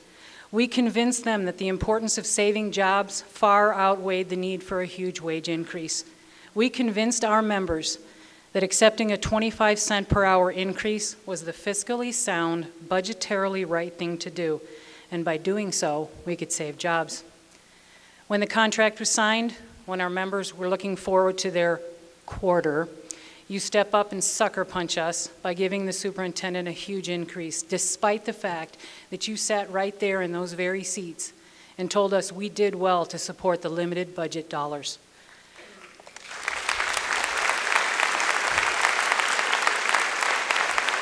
We are not expendable. We support students, staff, the programs within this district on a daily basis. And it's shameful that the 6 of you voting in favor of Dr. Apostle's raise cannot see the damage you have caused. The damage that reaches far beyond our folks losing their jobs, because that will happen, to support that raise. You have blindsided people with this action, and you have destroyed any sense of trust and fiscal responsibility to the students, employees of this district, and taxpayers alike. I am disheartened that you could not use forward thinking to see how your decision would affect the students of MCPS. And what's even more amazing is that this is a complete repeat of actions you took 2 years ago. Did you not learn anything from that experience?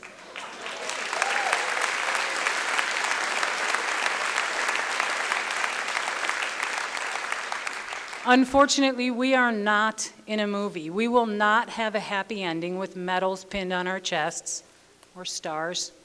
We will not have won any wars, but we will walk away with battle scars. Thank you, Trustees Bixler, Toth, Holland, and Knapp for understanding that we all do amazing work for MCPS, that we all put 100% of ourselves into our work, that we all need to be fiscally responsible, and that we, the support staff members, are not to be looked at as expendable in order to promote one person within this district. Thank you.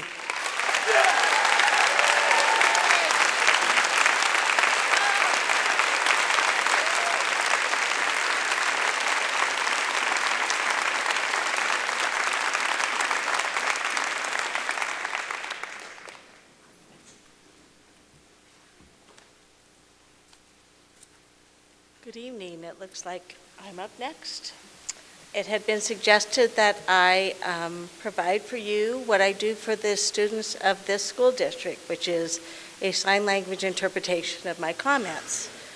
That's a challenging task, so I have invited my colleague, Brandon Gale, to provide that interpretation, should there be anyone in this audience that needs that access.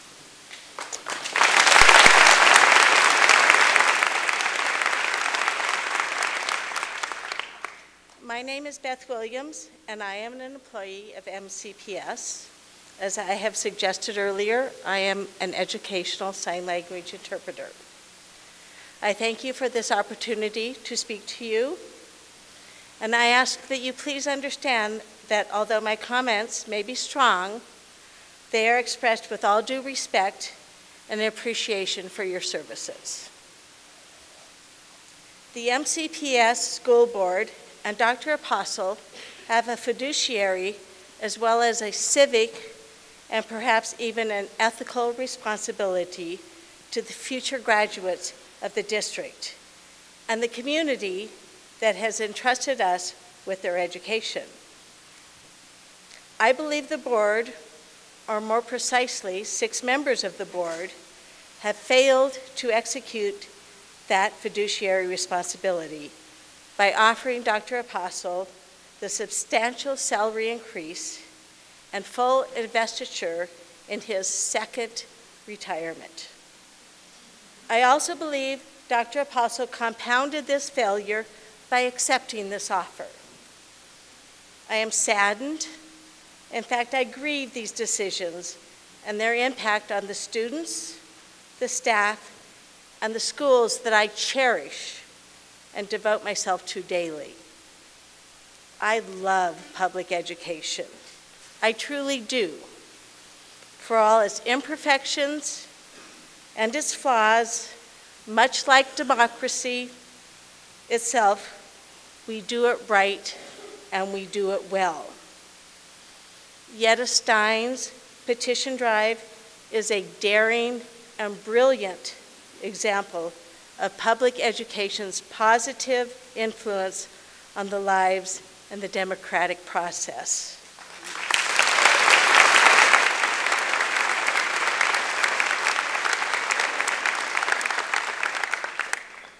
And that influence, that empowerment took place in the home and in the classroom. I guarantee you it did not happen in the boardroom. I can also guarantee you that this type of learning happens every day in Missoula County Public Schools, regardless of school board or superintendent. Public education, this is our mission, and we would all be wise to keep our focus there. This is public education in Missoula, Montana. This is not corporate America.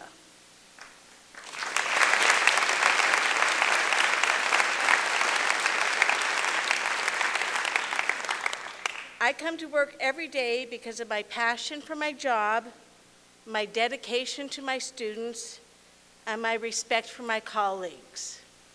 Not because I expect to earn an outrageous and exorbitant salary. Public education and public service is not the road to wealth. It never has been, and it never should be.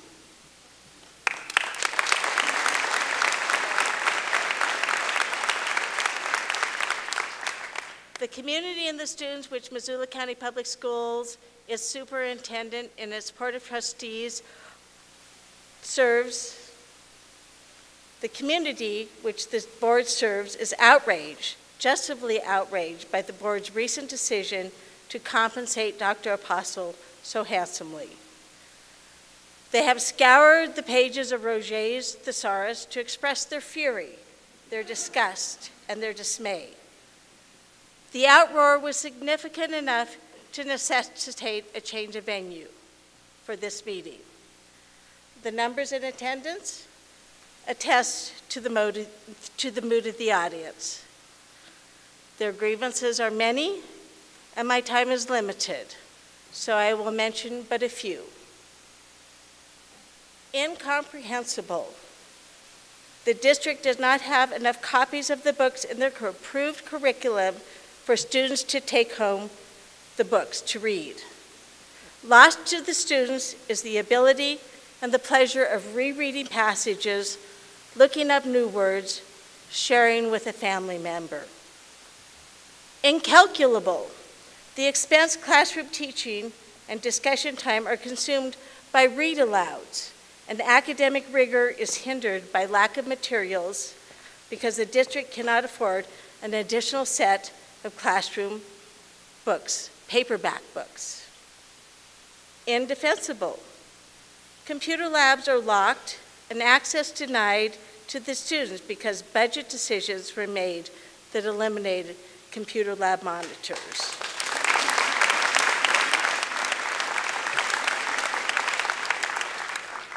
Betrayal. Both the classified and certified staff bargained in good faith and accepted contracts with minimal increases in the interests of the district and the ends of the students. Shameful and deceptive. The Board of Trustees failed to negotiate in good faith. Scandalous. A board that fails to recognize the worth, the value, the effort, and the dedication of its staff, and chooses to recognize instead one man for taking credit for the gigantic undertakings of public education.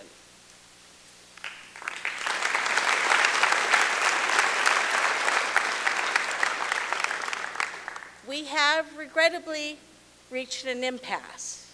Regrettably, an impasse caused by this board and by Dr. Apostle's decisions and actions.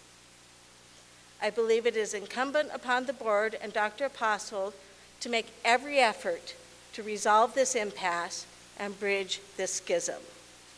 The timbre and tenor of this conversation cannot continue without escalating damage to all parties and, most importantly, to the students we serve. So I offered this challenge to Dr. Apostle and the board, and I know that Dr. Apostle appreciates challenges. I respectfully, but in the most strongest terms possible, urge you to find the courage to do the honorable. Admit you made an error in judgment and make amends. Do not accept the pay raise offered by this board. Do not accept the full investiture in your retirement offered by this board. Board members, do everything within your power to mitigate this error. Encourage Dr. Apostle to rethink his acceptance, even as you rethink your decision to offer him this enormous amount of taxpayer dollars. Restore integrity and credibility to the board and to the office of the superintendent. You have the ability and you can make this happen. You can. Reaffirm your commitment to the students of this district and the people that educate, impact, and interact with those students every day.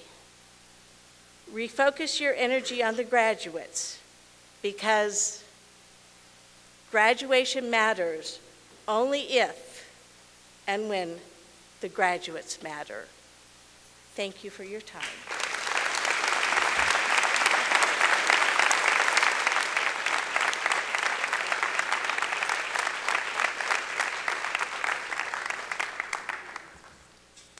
Hello, I'm Suzanne Bobwick. I'm a speech-language pathologist, another one, and autism consultant for the district. We have had a number of special education people up here tonight, and I think it's because we are just used to fighting for our kids. I've been in this district for over 40 years, and that means I have the real long view. And I do want to thank you, trustees, Dr. Apostle, other administrators, because I do think this board and administration is more focused with positive results than it's ever been, in my view.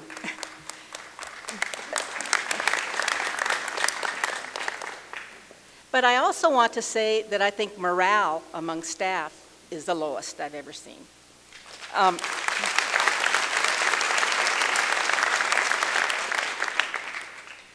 So I did not come here tonight to point fingers or make demands or anything like that. I came to bring you some information with the point that you can use this to work on fixing things. Let's fix things and move forward. It's not just about money. I think the issue about salary is just the last straw that made people kind of get really upset. But the morale issue has always been there for a while. We've gone through a culture of, those of us that work with the kids have gone through a culture of, well, we can do without. We can do without because our supervisors tell us we can do without. Our supervisors are telling us we can do without because their supervisors are telling them we can do without. And we've learned to just reach into our own pockets, use outdated materials. I just brought an example today. This is a book that 4 speech therapists share in assessing preschoolers. We do have to tell their parents sitting beside this that, yes, we know this princess phone from the 1970s might not be in their child's realm of experience. Or, you know, we sit there and pages flutter out of the book. And we have to apologize. Whoops, you know. Because we're using this old book, it would cost the district $240 to replace it, and I'm sure they would. But the 4 of us that use this have been given the message, do without, and we do it willingly with the idea that that $240 could go to classroom materials or go to a para's salary, because this para who makes, I don't even know what, $10 an hour or less, is buying out of her own pocket socks for the little girl who came to school without socks. I think we're all making sacrifices. So the point is, it's not just the money, though. It's that people's morale is low because they don't feel respected, they don't feel regarded, they don't feel that they're getting the consideration they would like. And so I would just like to put it out to you folks, let's work on this, see if we can make it better. Thank you.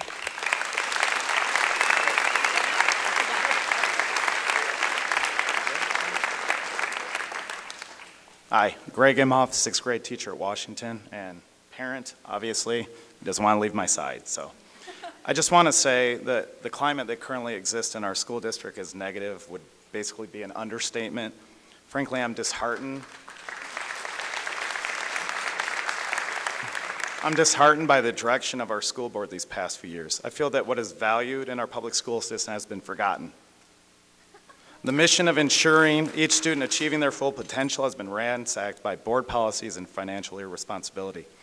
It's time that the board started understanding that the public school system is not a business with CEOs, but a place where we deal with nurturing the souls of the future. How can we nurture these souls each and every day when the first day of school we ask parents to spend over $100 on school supplies because we can't afford them? How can we nurture the future when we ration paper towels to students? How can we nurture students towards graduation when network is down, equipment is broken or lacking, and textbooks I currently use 14 years ago? Look around. I mean, this is a wake-up call that we're not going to roll over this time because we're a public school system.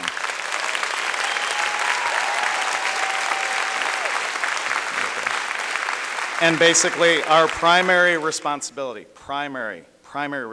to invest in their future. That's why we all got into teaching. That's why we're here. The kids, parents, teachers, and community members want our district to focus on these guys, them, even though he doesn't want to be up here now. So I just want you to take that because I've been in education for 16 years, and my sole commitment is my own children and the children I teach each and every day. And some of them are here that I have taught, and I love them all. Thank you.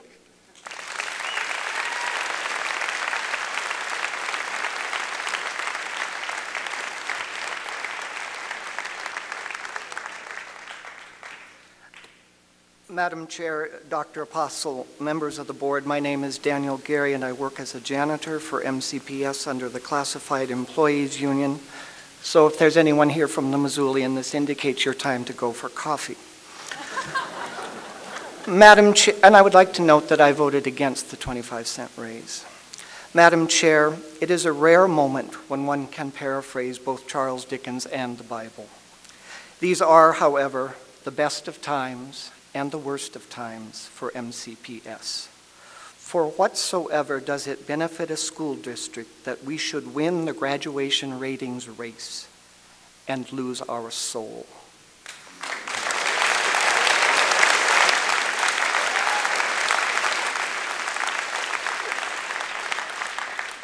Ms. Rebine, your superstar sound bite hurt. It left a mark in the critical connectedness among administration and staff. More so, perhaps, than Ms. Picard's inflammatory phone call to the Picklicks. Only time and the May elections will tell if that mark is indelible. The overwhelming response evidenced by tonight's attendance, and I have to thank the kids, you gave wind to a lot of old people.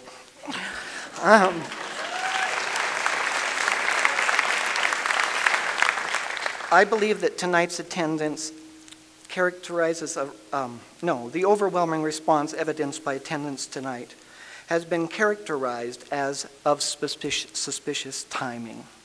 My 92-year-old aunt taught me the reference, dog in a manger. Dog in a manger indicates someone who doesn't know what they want. They simply know they don't want anyone else to have it and will spend the day growling rather than taking action. This is not a nice thing to call someone. To that end, I would like, as a janitor, plainly to request some very specific things. Ask that you prioritize them and find in your discretionary salary fund the money to make them happen. 1, first aid training for custodial staff. Discontinued about 15 years ago, first aid training is, particularly in light of the tragedy in Connecticut, critical to the safety standards of MCPS now under committee. Should, heavens forbid, we experience either a natural or man-made disaster, with the principal and secretary involved in the emergency communication among staff, it may be a janitor's hands which apply pressure to a wound.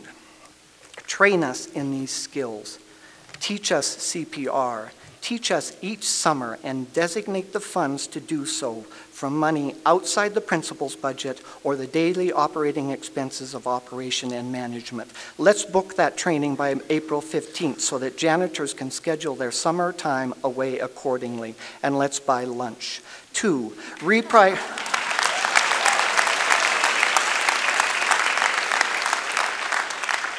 reprioritize and reinitiate the policy wherein new substitute janitors who work a full 8-hour shift will work a full 8-hour shift with a full-time janitor prior to taking over that shift, particularly when they will be working alone. This policy was in place 4 years ago but was discontinued to save money.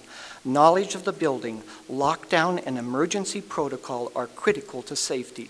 This is no place to cut corners. We cannot assume that a tragedy will occur only on days when available staff are trained staff. We have the money, let's apply it.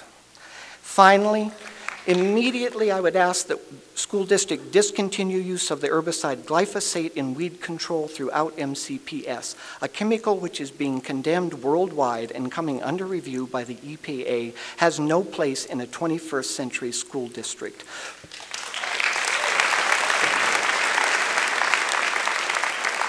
For approximately $193, which includes shipping, we can have 20 gallons of a vinegar distillate herbicide called All Down, begin to clean the chemicals from our playgrounds, and potentially avoid a financially crippling class action lawsuit as young adults nationwide begin to demonstrate cancers related to this dangerous and outdated chemical. We clearly have the money. Let us have the vision now and start this summer. Thank you.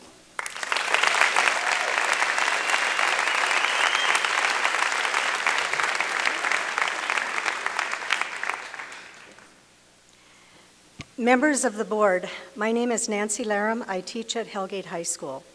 1 year ago, on February 14, 2012, at the school board meeting, I listened as Drake Lem addressed the board regarding teacher negotiations. He stated that teachers needed to quit whining. They should be thankful because they had a job, that he had friends who had no salary, and that lots of people were hurting. In his words, he was tired of hearing about how tough our teachers have it. At the January 14, 2013 school board meeting, Mr. Lem gave his justification for Dr. Apostle's raise. When you compare Dr. Apostle to his peers in our state, it is imperative we pay him as much as superintendents with comparable responsibility, but more than his peers if he has performed at a level better than his peers in our state. Well, members of the board, if performing at a level better than his peers is justification for more pay, then you need to consider some facts about teachers. Yes, our school district outperforms others on national and state tests. We have higher graduation completion rates and lower dropout rates. Dr. Apostle arrived July 1st, 2008. But did you know that in 2006, 2007, our graduation rate for MCPS was 85.67%, while the state average was 84.60%? And in 2007, 2008, our graduation rate was 83.96%, while the state average was 82.55%.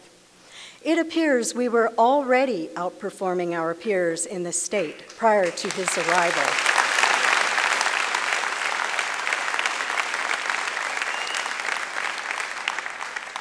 Don't you think that if we have performed at a level better than our peers in our state, that it is imperative that our teachers be paid to that higher level? I was especially amazed to read about Dr. Apostle's claim that he knew nothing about the concerns being expressed by teachers. He claimed that these concerns were just now being expressed. That is simply not true. I teach a Native American Studies class at Hellgate. Our goal is to help Native students graduate. We hired Cecil B. Crawford, who is Blackfeet,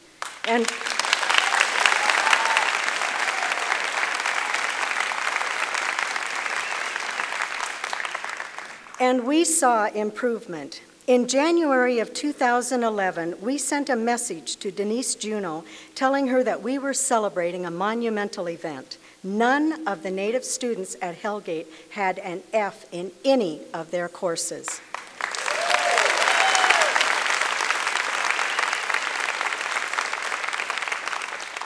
That following September, we were told the funding was no longer there for Cecil. Instead, he would be spread out over the entire district, including Sealy, to work with Natives, a total of 161 students. Now, that may seem like a useful way to spread a resource, but let me tell you what happened in 2012 at semester 1 at Hellgate. 30% of our American Indians were failing at least one class. When I showed Dr. Apostle these figures on February 7, 2012, his response was that we needed to find a policy that worked. I told him we had a policy that was working well for us in the past, but that the funding had been yanked for it. His response was, "You are not getting that funding back. You have to figure out a different way to make it work at your school." Here was a program that was successful that we were told would no longer be available. At semester 1 in 2013, the percentage of students failing at least one class is 28%. Our teachers are struggling to meet this challenge, but with larger classes, it's impossible to give the individual help needed. Dr. Apostle is receiving a large salary to run this organization. Someone who receives his salary should know the pulse of the organization he is leading. And if he doesn't, then he doesn't deserve that salary, and he is not an effective leader.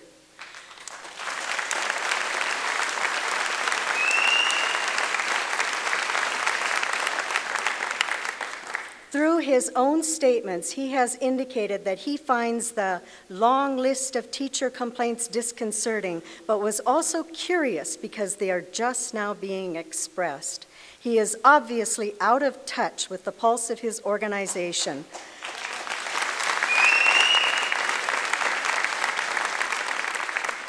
And does not deserve the raise he received. I want to publicly thank those members of the board, Marcia Holland, Scott Bixler, Joe Toth, and Joseph Knapp, for voting against Dr. Apostle's raise.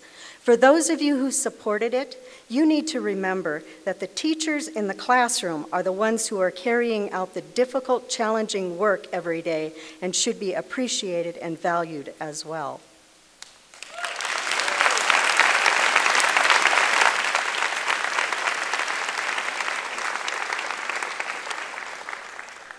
My name is Mary Dixon, and I'm a nurse and a mom, and I'm here on behalf of my daughter who had to leave. She's a student at the U, and she wanted me to read this. She's majoring in English and environmental studies, and she wants to be a teacher.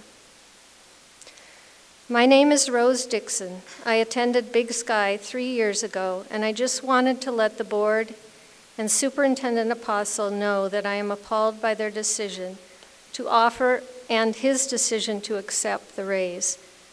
As someone who wants to go into education, I can tell you that this decision reflects very poorly on the district and sends a message that teachers are not valued in Missoula. It also jeopardizes school funding through mill levies as it angers taxpayers. Dr. Apostle has some good-sounding slogans, but the reality is that on the ground, the programs he proposes do not work. How do you expect teachers to give students a 21st century education when it takes 20 minutes to even get on a computer and the internet does not work half the time? Graduation Matters has simply put graduation before quality education.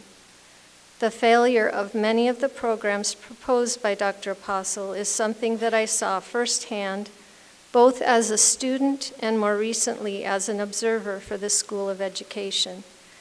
This money should be going to the teachers and ultimately to the students. Dr. Apostle has not worked with the staff in Missoula County Public Schools and instead has created an unproductive atmosphere of fear of retribution. This is no way to produce productive change. I would urge both the board and Dr. Apostle to reconsider how business is conducted within MCPS and begin by listening to the amazing teaching staff that is currently employed. They are the ones who have direct knowledge of what the students need, and they should be able to speak up without fear and feel that they are valued and listened to. After all, it is the teachers in my life that are the ones responsible for my successes, and they are the ones that interact with all the students on a daily basis. Please begin to make decisions that show that you value all the staff at Missoula County Public Schools and not just the superintendent. Thank you.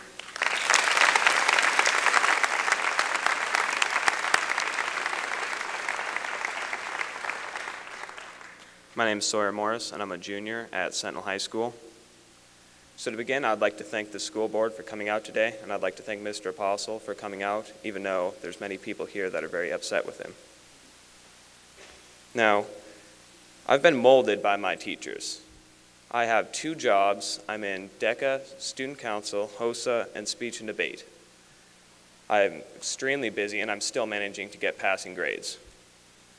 I'm only able to do this through my teachers. They've supported me, they've changed the way I thought, they push me harder and make me able to achieve all these things I go for. And I'm very grateful that I can speak on their behalf today. Now, programs are being cut all around these schools. The biggest that it's affected me would be the German program. It's been cut from Sentinel, and I was very upset. I enjoyed German, and I thought it could definitely help me in my life. It was one of the programs I was most excited about, but because it was not funded by the German government, it wasn't allowed to be kept. Now, this program helped me get onto a 5-week foreign exchange trip to Germany, where I got to experience another culture, a different type of people, and a different atmosphere. And again, teachers helped me get here. The teachers are the ones who do the job. I would like to remind Dr. Apostle that his job is to be making sure that we all get a quality education. He mentioned this chain of command, and if you put it like that, he would have been on the top of the chain of command. But he is forgetting that he serves us.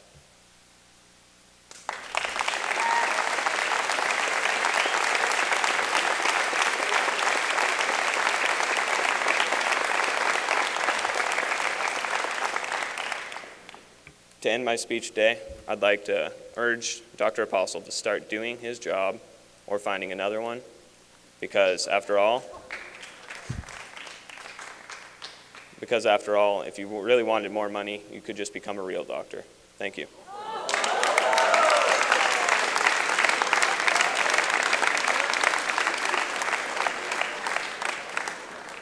Dr. Apostle? Excuse me, I'm going to take a point of order here. There was a request at the start of this meeting to try to keep this not personal, and I would please ask you to honor that request going forward.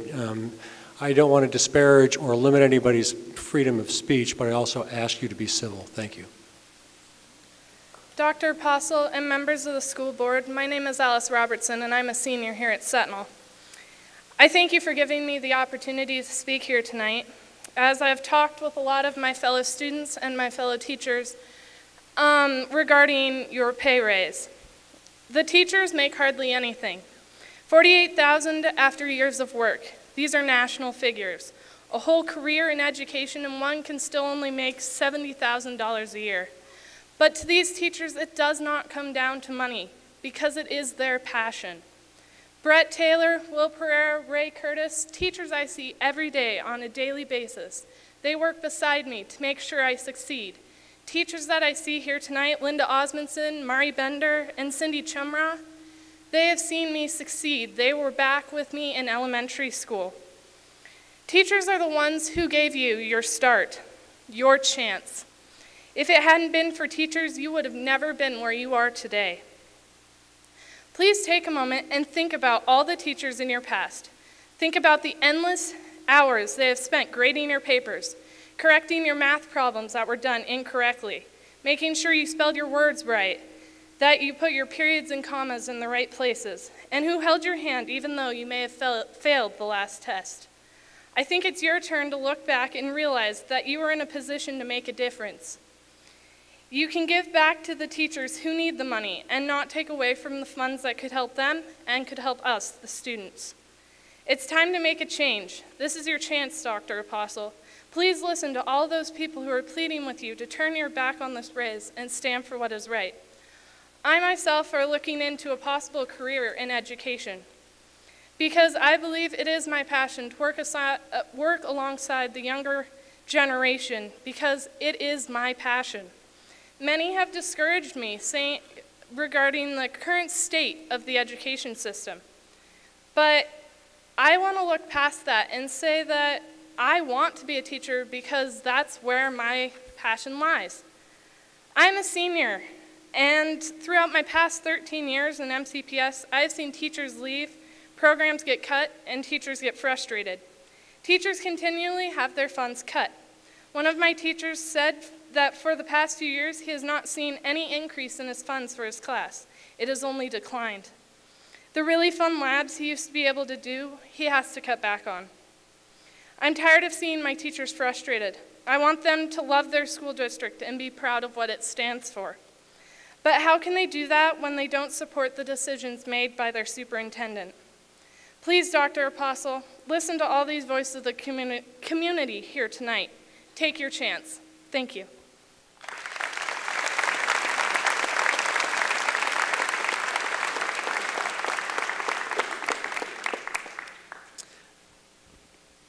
I guess I got taller. I'm Joe Fisher. I'm a teacher at Sentinel High School, and also I have a son in MCPS. I have been working for MCPS for about 3 dog years. First of all, and quite sincerely, I really do thank you for your service. Democracy is an interesting thing, and being here tonight is quite inspiring. It's messy at times, but this is truly one of the things that makes me feel very proud about teaching about American history and history in general. So I really do thank you for all your service. I am here primarily because of Hunter Guthrie. Hunter, who spoke a little bit earlier, I teach him in quite a few classes, and he reminds me a little bit too much of myself because he's an average kid who works very, very hard. He does lots of things. He always has a smile. And those are the kids I teach, and it is in no way, I mean, I suppose I would like to teach AP and IB kids. I don't know if it would be easier or harder. The teachers tell me it's harder to correct all the papers. But I'm here for the average kids, and I think I've seen about 3,500 over my years. And I am worried about the state of the average kid. In some respects, it's emblematic of our political debate and our economy. The rich get richer, the middle class gets smaller. And that's what I'm worried about with this district. I truly am. I'm a little bit of a prisoner to what I'm reading right now, and I have to blame my co-teacher, Mike Lyons, for that. I'm rereading a book that many of you have read, Montana Uncommon Land by K. Ross Toole. And how many of you had him as a professor? With rereading that book that was first published in 1949, at least 3 times he came back to a statement about Montana history, and it was too much, too soon, with too little. And that really grabbed a hold of me the other night when I was reading it, that we have great ideas in this district and really talented people I'm looking at right now. Very smart and talented, and the people behind me are even smarter. Not necessarily than you, but smarter than me. And I look at this district, and I see this district succeeding based on 3 programs, and that is RTI, Common Core, and MBI. Yeah, that's pretty exciting, but it truly is. I am very worried about under-resourcing those very important goals that we have as a district. And I worry because I see funds being cut. We have 1 less career counselor, so it's harder for our average kids to get the career advice and the direction they need to go to college. Additionally, I was taught by a great college professor. He started a government class by saying there's no such thing as a free lunch. Well, we talked about that and talked about it, and of course had to do with whenever you get money, there's strings attached. And I frankly believe that public education is far too important to solicit private donations for.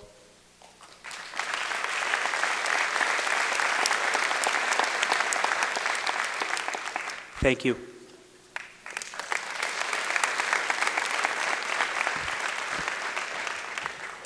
My name is Derek Nordberg. I'm a senior at Sentinel High School and went to Hellgate the 3 previous years. And the past days and weeks, my mind has been stormy and going through thousands of thoughts a second. And tonight I feel like my thoughts have cleared enough to make this announcement.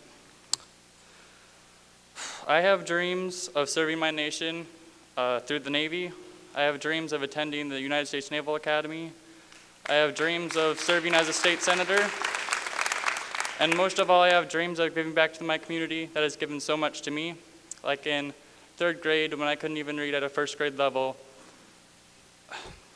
my teachers, for hours after school, worked with me to be able just to read at my grade level.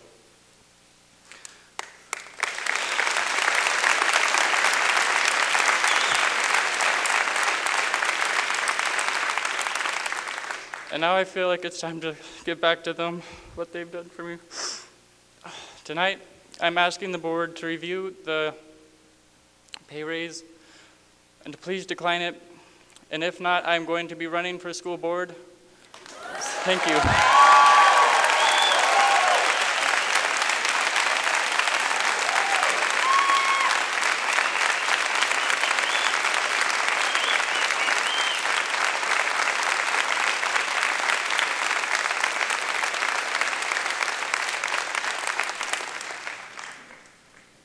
Hi, my name is Brad Herron. I'm a 6th grade teacher at Washington Middle School. I think we have a theme. We're starting to talk about some of the same kids. I've been a teacher in this district for 6 years, and I'm enormously concerned by the financial decisions by the board in light of the following incident at my school.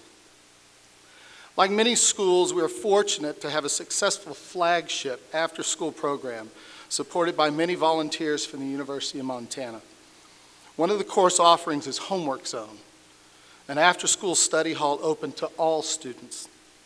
Tutors are available every day to help with all subjects, and the class provides a time and place to get homework done or work on projects. Dozens of our kids regularly take advantage of this activity. Why? Some may not have developed the habits to effectively complete work outside of school, while others may go home to a setting where work might never get done. Some may simply not be able to complete work in class as many of their peers can.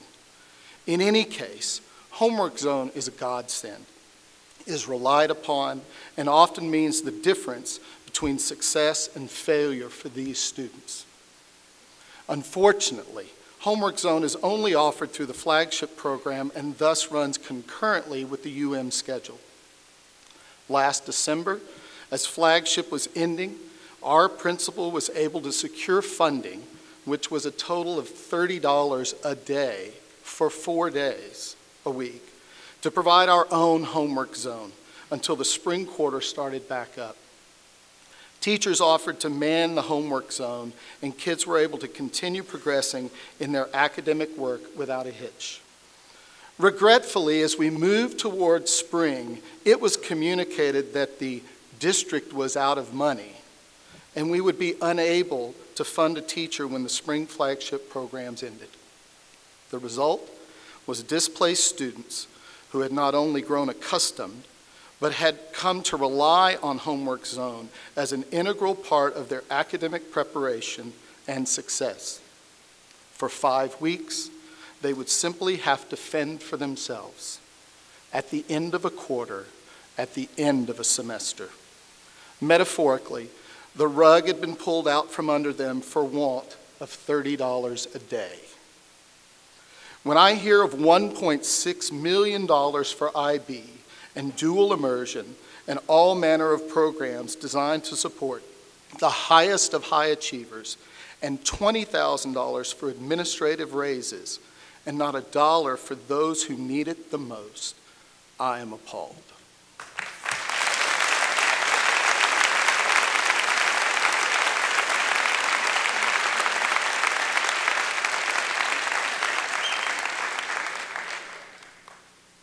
Dr. Apostle, I want to change the world. I was taught, thank you.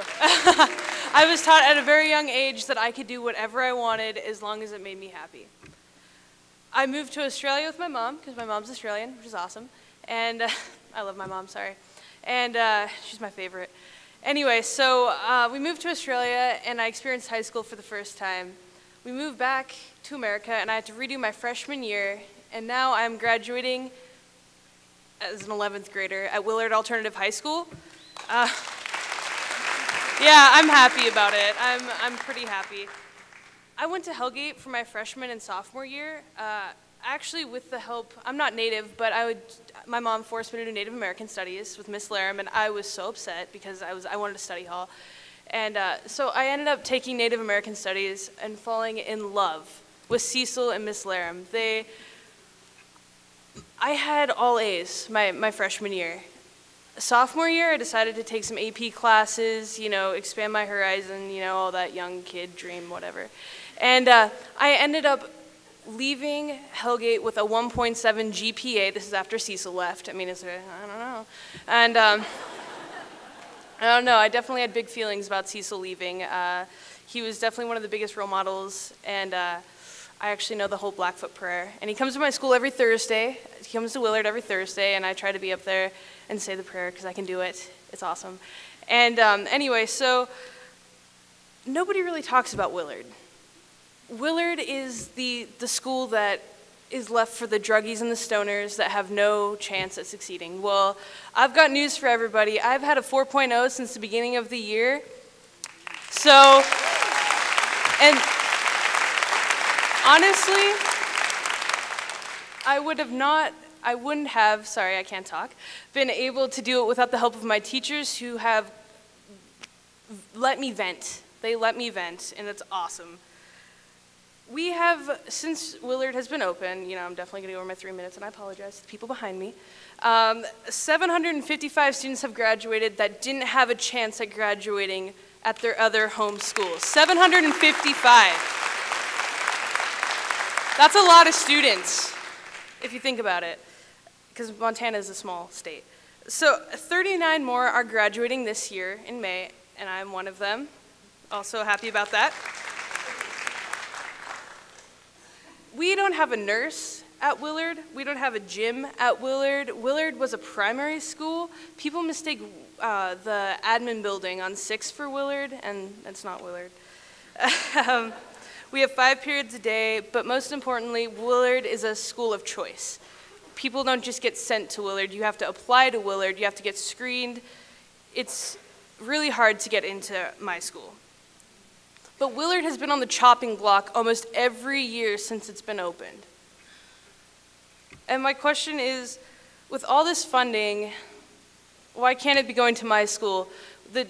We've got, our carpets have water stains, the ceilings are looking pretty dingy. We don't have a lot of supplies at Willard, but we have the teachers and we have the students that are willing to come to school every single morning and learn.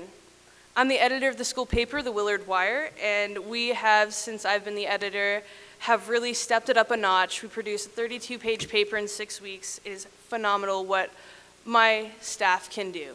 They came in my class not knowing what they were doing, thought that they could slack off. Oh, no.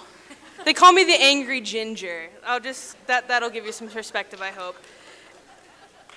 But we're encouraged to be positive. We're encouraged that we can be whatever we want to be. We can break the stereotype if we want to break the stereotype, and just because we're at Willard doesn't mean that, you know, some people aren't the brightest crayons in the box, but I mean, who is anyway, right?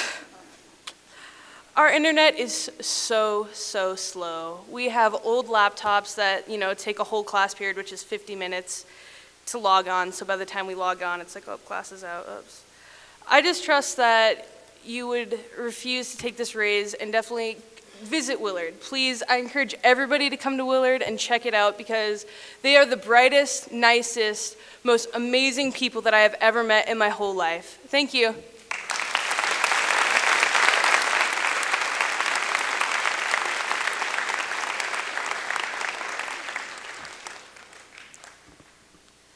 Hello, my name is Cindy Wishart. I am the Vice President of MMCEO, and I'm a janitor in the admin building. I would like to thank the members who voted no: Scott Bixler, Marcia Holland, Joseph Knapp, and Joe Toth. Wow, a $45,000 raise over 3 years. Really? And the 10% raise that was also given 2 years ago that we haven't forgotten about. And yet, all we hear is we have no money. It sounds to me like the fox is running the hen house. I realize that board members are unpaid, but they run and are voted into office by tax-paying voters. I would think it would be in their best interest and ours to visit the schools, talk to the teachers and students, and to find out what is really going on. Talk to friends and neighbors and see what their take on things are, especially things that are being voted on. After all, they voted you in. And in good conscience, you should vote the way that the majority of voters in your area, high school or elementary, would like you to vote, not like the board chair wants if that pressure is there. Several people I talked to were afraid to voice their opinions and concerns because they said they need their jobs and are afraid of retributions. And whether this is true or perceived, I know exactly why they feel this way, and I believe that this room would be more packed. It is a very sad state of affairs. When a person cannot comfortably use their First Amendment right, something is very wrong. And yes, as taxpayers and voters, we have a right to our say, to talk to school board members whenever we feel the need to, and without permission from anyone. Let's face it, people do not move to Montana to make money. After all, this is not a corporation, and Dr. Apostle is not a CEO. This is a public school system, and it is paid for by taxpayer dollars.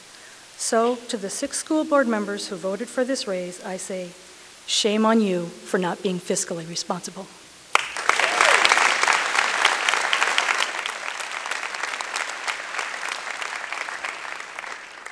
David Hathaway, I'm the stadium coordinator. I want to address the statement that $20,000 is an insignificant amount when in the overall budget. I work in a department that has in excess of 17 facilities, over 400 acres of property, and 4 people to take care of all of that. One lawnmower costs over $20,000. So $20,000 is not an insignificant amount of money. I can't fathom the thought process that went into your deciding to give this kind of raise to anybody in this district. I think you should be ashamed of yourselves.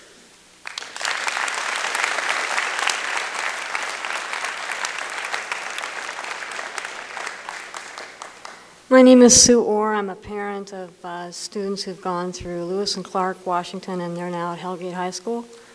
I've known Dr. Apostle and respected him since he introduced himself to me at the Lewis and Clark playground when my daughter was a 5th grader.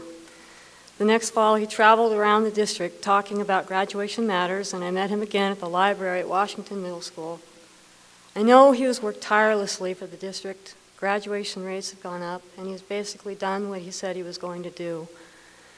In most cases, this would be cause for a raise, and I think he deserves a raise. I just don't think this is his time for a raise. Given the economics of most families, a 13% raise is just too much.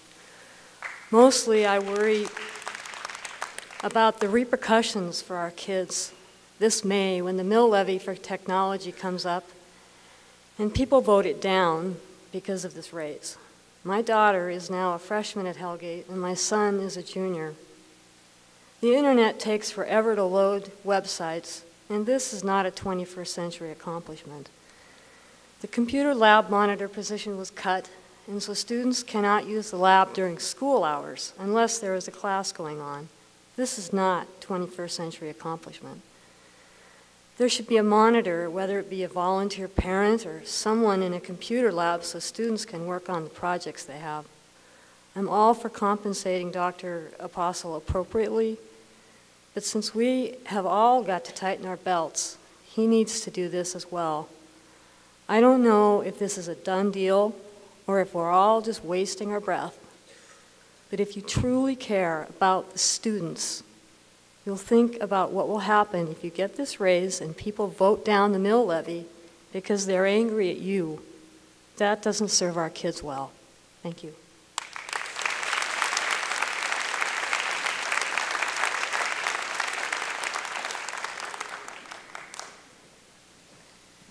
I'm Nancy Hirschenberger. I'm a high school teacher, Hellgate High School. I teach Spanish. And so lots of people have talked about many different aspects, especially about the raise that Dr. Apostle has been given. But I want to talk to something else that was touched on by several, but this is important to me.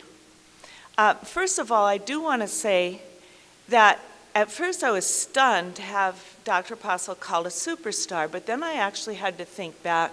I haven't seen as many superintendents as a lot of you have, but the ones that I've seen have not been very effectual, and I have to say, Dr. Apostle has gotten a lot done, and so I do appreciate the fact that there are programs sitting there in place that would never have happened in the past because nobody moved off center.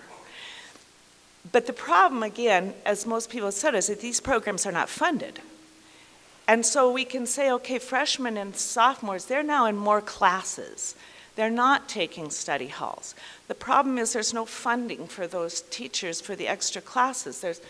And so we have more credits for graduation, but the problem is there's not the funding for the teachers, for the classes, for the kids that are in title classes that need extra help.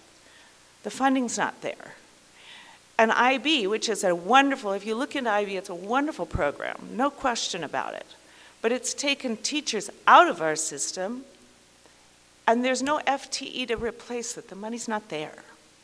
So I'm looking at it and saying, this is a problem for me, and I'm addressing that directly because Dr. Apostle and Tony Raybon said they didn't know.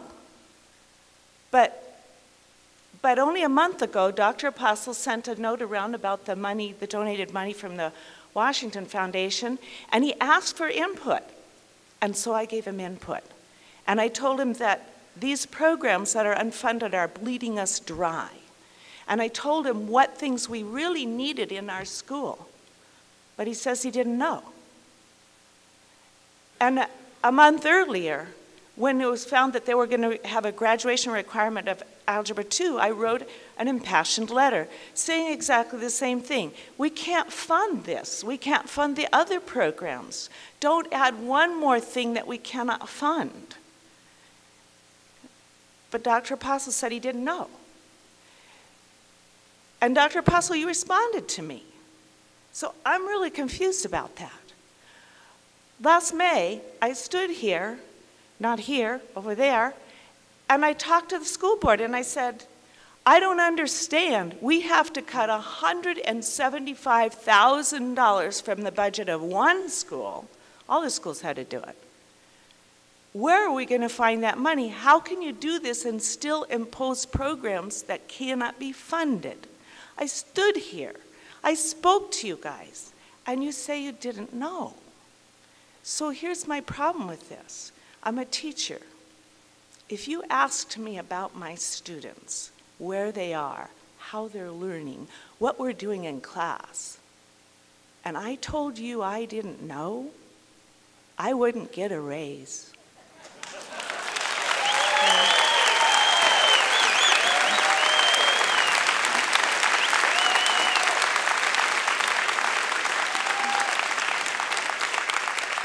At the very least, I'd get a letter of reprimand in my file. And more than likely, I would get fired. And rightly so, because I didn't know what I was supposed to know. I wasn't doing, even if I was going to committee meetings and getting professional development, I wasn't doing what I was supposed to be doing. That's my job. And I'm going to offer Dr. Postle that you've done a lot of good things, but this is your job. And you haven't been doing it the way you need to if you don't know. Thank you.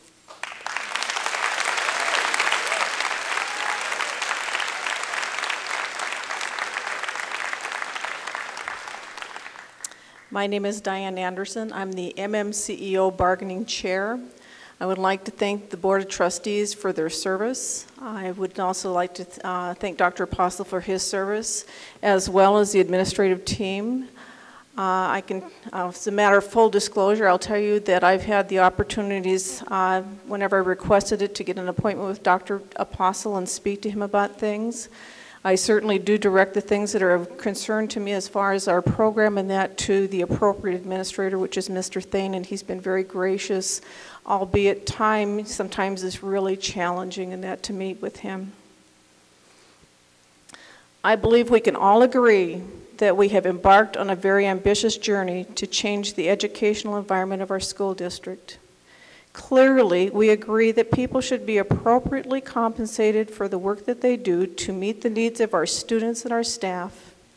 I believe there is little argument that we have a funding problem at the state and national levels and a limited capacity to compensate all school personnel as they deserve to be compensated. I hope the district will keep in mind that many classified personnel are not 12-month employees. Many are not 8-hour employees, and all are not entitled to unemployment compensation by Montana state statute when they are laid off during the summer. They often work a second job to make ends meet during the summer months or stretch a 10-month salary to meet 12-month obligations, which continue to rise at an alarming rate, devouring any wage increases in their contract. Is it any wonder that they are dismayed and concerned that the superintendent's compensation package will have a direct impact on negotiations? Is it any wonder that they are worried about losing their jobs if the Montana legislature does not fulfill its obligation to adequately fund our public schools? Sometimes I wonder how much longer before they are forced to leave the work that they love for a job that pays the bills. Don't you wonder?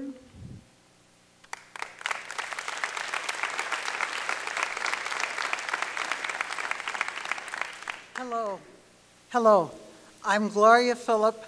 I am a citizen of Missoula, and I'm a taxpayer. Therefore, I can say exactly what I think. Anyway, I came here because I thought this meeting was important. And the reason is because it is a community outrage against something that this school board did. And I am totally mystified as to how 6 people on this school board could vote to give Dr. Postle a raise when he already has a top-heavy administration, when he has 2 administrators under him to do the work. I just can't understand it. And I really don't think that a raise is forthcoming for that. If we do have the extra money, if we do have $20,000 retroactive to back July, we should be giving that money to our students somehow in technology or somehow in just classroom materials or books, anything for our students, but not to a top-heavy administration. Thank you.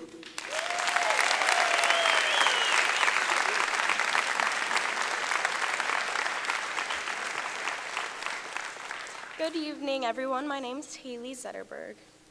And my name is Roman Chinikailo, and we represent Big Sky High School. I'm a senior at Big Sky High School, and I have gone there all 4 years. I also am participating in my senior project currently right now. I also wrote my senior paper earlier this year. My senior paper, the thesis, was stated that every child, it is essential that each of them have a mentor or role model in their life. I could tell you what a role model is as a textbook definition, but I honestly don't have to. Each and every one of you in this room could think of someone who has led or been an inspiration to you in your life at some point or some time, whether it be a parent, a teacher, a coach, someone of administration, someone who is maybe a boss of yours, whoever it was, you can think of somebody who helped you along the way. I'm only 17 years old, so technically I'm still a child. I mean, even though sometimes I like to think of myself as an adult, I'm not yet. But I stand here and I could think that I can do everything on my own, but honestly I can't. And it takes a lot of people in this room. And I can look around and I can see teachers and coaches of mine who have helped me along the way. Because technically I'm in need of guidance, and honestly I can feel that I need help along my journey. All these teachers and all these coaches and all these people of administration, including you people of the board, have been puzzles to the pieces and pieces of the puzzle to my journey and to my life. So I would like to thank all of you on the board meeting and on the board for helping me, because I am a student trustee for Big Sky High School. So I've sat through quite a few of your meetings, and honestly I've learned a lot, and I see the way you guys run your meetings, and it's a very respectable way to run your meetings. But I have also heard from the people of my community their concerns, and honestly, if so many people are upset, then there must be something going wrong. You can run something right, but there can still be flaws. So now I would like to hand over the microphone to my very close friend, Roman.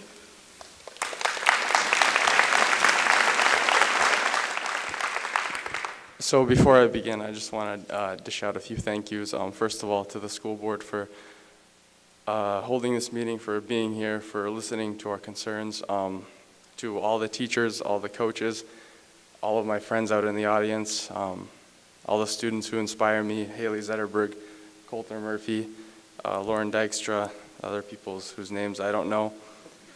I came here to see a board meeting, to see something, like to see the thing that I hear about in government class, happen. And I planned on just sitting there and listening and just, taking notes, getting a government requirement out of the way. But I was trying to talk Haley into coming up here after reading her speech, and then I thought to myself, why don't I just go up there? I was gonna just stand here for support, but I just decided that I'm gonna give a little statement. So I look out into the crowd, I look out into all these people behind me, and I see a previous principal of mine sitting on the board. I see teachers, coaches, students, my peers, everyone around me sitting out there, and quite frankly, they're the main reason that I am who I am. And without them, like, many of the realizations that I've had about life, about education, about all this stuff in general would have never happened. And I just want to thank all of you and everyone for being here, for inspiring me, and for showing me that what I learned in government class actually happens. So to go on, like I said, these teachers, these coaches, the people who are being affected by this pay raise, they change the lives of students every day, and they are important. They need to be compensated for their work. Like, I've been a witness to the things that people are saying, like teachers going out of their own pocket. Like recently at our school, in our Spanish class, I was at the last meeting sitting in for Haley and Brielle a few months ago, back in December before Christmas, and I don't know what organization she was from, but she was talking about bringing the outside world into the classroom, getting rid of the walls of the classroom. And that really struck a chord with me, because exactly 6 hours earlier in my Spanish class, I heard my teacher say the exact same thing, and we did it. He spent his own money for Skype call credit in order to call Latin American countries to learn about firsthand about indigenous struggles in those countries. I have never seen something like I've never seen that in any curriculum. That was something special, and I will remember it for the rest of my life. And that wasn't because of some organized, like, voted for program. It was just a teacher taking the initiative and deciding that, you know, his students are going to learn this, and his students are going to learn this well, and they're going to learn it from the first-rate source. And so I'm standing before you today to ask that, Dr. Apostle, you do great things. You deserve to be compensated for that. You are a doctor of education, and that's not something that could be taken lightly. And that in light of recent events, in light of the things going on with money around the schools, we don't have Kleenex in some of the classrooms, stuff like that, this pay raise would not be responsible. And the fact that this many people come out, this many people, students, I was inspired out of my chair to come up here and talk to you, to talk to this board. And the fact that that happened, it just goes to show that this means something to us. This isn't something we're going to take lightly, and we're not going to roll over. And it's nothing personal at all. I mean, I understand, I don't fully understand where you're coming from, but I understand some things. And I just hope that, you know, regardless of what happens from here on out, that you see that there is something, that this is not a step in the right direction, and that something needs to change. And whether that's a pay raise not being taken or, you know, something to that effect, then I hope you make the right decision for Missoula County Public Schools. Thank you. Thank you.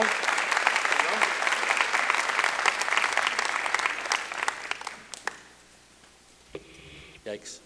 Good evening. As always, thank you for the Gary Stein. I'm a teacher at Sentinel High School, taxpayer, worker, dad, as you heard earlier, apparently. Thanks, as always, for the opportunity to speak with you this evening. Thanks to especially our custodial staff here at Sentinel High School, best high school in the city. And they got notice late last week that this was going to happen and change. They're the ones not working overtime, not getting paid overtime, to put these chairs in place and then to put them back. Okay, so just make sure that you recognize that the work that they do. I want to thank Dr. Apostle and Chairwoman Rabine for seeking me out after the last time I spoke to the board. They've always been open to a conversation, despite the fact that we sometimes disagree, and in this case, we very much disagree. I would like to thank Mr. Block here, a student trustee who is the only student trustee I know who actually showed up tonight, and I don't know if that was under advisement or not under advisement, but I think it speaks volumes to your integrity and your honesty and your representation of the students by sitting here tonight. And of course, I'd like to thank Trustees Bixler, Toth, Holland, and Dr. Knapp. I think it took extraordinary courage to vote against the majority, to maintain your own position, to also maintain your fidelity to your fellow board members. And if it helps Mr. Bixler and Mr. Toth, I'm be happy to volunteer my services for your re-election in the coming campaign. Ms. Rabine, thank you for your introductory remarks with the qualification that we don't take things and make things personal. I appreciate that. But unfortunately, we've reached a point where things are so obviously personal and so obviously heartfelt, so it would be difficult. And yet, not one person who has spoken here tonight has personalized or, except with possibly one small exception, dehumanized and made anyone to feel lesser as a human being. So the level of dignity, integrity, sense of community, and respect that each of the people here tonight have shown is inspiring. And it reinforces my affection for this town, and it also inspired me to get up in front of you, which I normally do, but with so many people I wasn't going to, hence the underdressing for the occasion. A couple of weeks ago, I thought that this situation that we're in right now was perhaps a case of whining teachers, and that this would all blow over, and the community could actually mostly care less. And tonight, I found out, and I learned, that that's not true. And so now I know better. And what I really know is that Trustee Rabine, Board Chair Rabine, is wrong when she says that a superintendent, any superintendent, a good superintendent, is indispensable, that they are irreplaceable. See, because the problem is if I die tonight in my sleep, there might be some grief. There might be a funeral, memorial. People may say nice things about me. You never know. But I'm replaceable. I'm a cog in a machine. And I understand that, and I know that, because we do have to move forward. And we may have some grief, and we may have some sadness and sorrow, but nobody is indispensable. No worker is indispensable, no person is indispensable. The work that you do as board members is indispensable. So no individual can be that big. And so the logic behind the raise, the evaluation, the increase in salary is based on a false premise. It's based on a premise that one person is indispensable to a district. The word that Board Chair Rabine uses is remarkable. I don't exactly know what that means in reference to a person to qualify them, but it is remarkable, in fact, that the logic of Chair Board Rabine has won the day and has made a superintendent indispensable to the district. I don't wish anyone ill will. I absolutely don't wish ill will in this case. But to use a sports analogy, as a disgraced former coach, no one is bigger than the team. No one is bigger than the uniform, because we are all replaceable. But if the logic is that one person is not replaceable, you've boxed yourself into a little bit of a corner. There are people in this district who can do the job. People in this district who can do any job in this district.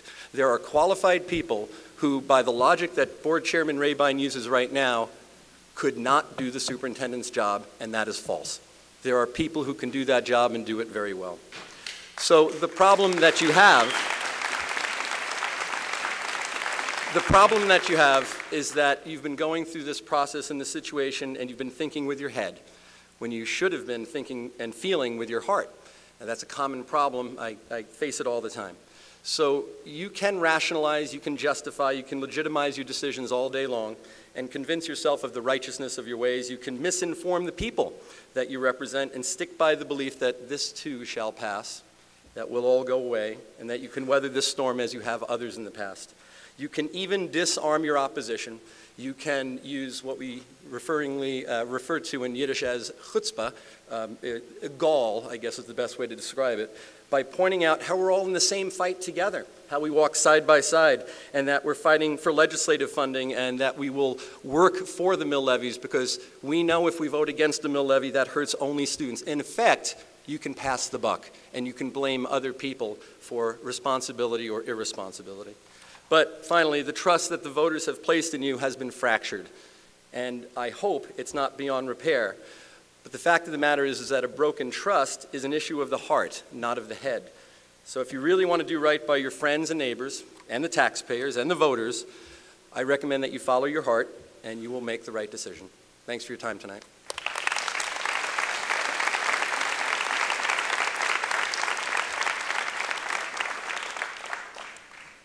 Hello, my name is Haley Smith. I am a senior at Sentinel, and I was not planning on speaking tonight at all, but I was writing down some things that I was coming up with when I was sitting in the bleachers over there, which are broken, I might add. It's not exactly very comfortable, but I was just thinking there are so many other places that this money could go that really need it. A couple years ago, I had the honor of being in an orchestra class with Katie Rabine. She's a wonderful violinist. And it just reminded me of today when I was sitting in orchestra, and I looked across and I saw someone playing on a cello that had a crack down the entire face, held together by super glue, because we don't have the money to fix it, which then reminded me of the pile of bows and broken violins in my orchestra teacher's office, which also we can't afford to fix right now. And that just, it stuck with me. And then another thing that people have mentioned a lot is the internet problems. My teachers have worked very, very hard to give me access to things that I normally wouldn't have. I'm currently in a class to become a pharmacy tech online. And I had to print my entire class, which is about this thick, because I wasn't able to log onto the internet and take it at school. I have to do it by hand in a desk because I'm unable to sit there and type in my answers. Another thing that really is an issue is class sizes. Last year I had the privilege of taking AP US History with Mr. Nord, and it was a class of 9 students, and it was the best class I've ever taken. I mean, everyone excelled, we all knew each other really well, it was wonderful. First semester this year, I was in a World Issues seminar with 20 plus kids. And I don't know if you've ever tried to have a seminar with over 20 people, but it's very difficult, and no one gets to talk.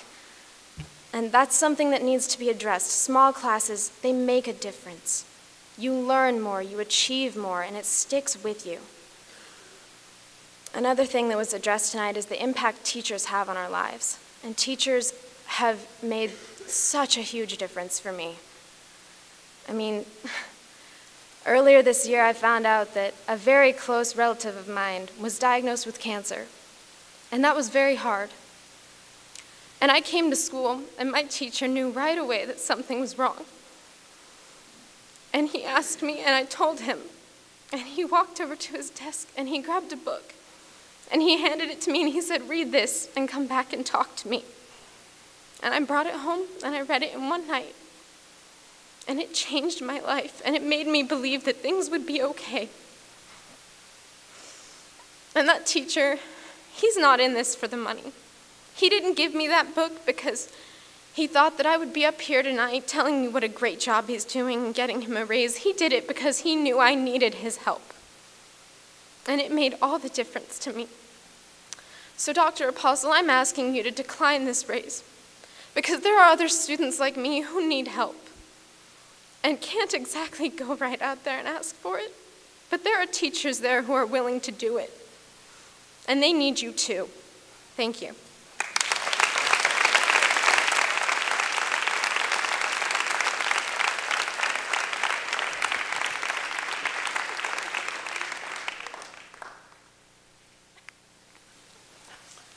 My name is Dan Siekman, and I teach here at Sentinel High School. And Haley Smith, who just spoke, is one of my students, and she just told me that Mark Nord's class was the best class she'd ever had, and I'm not taking any offense at that at all.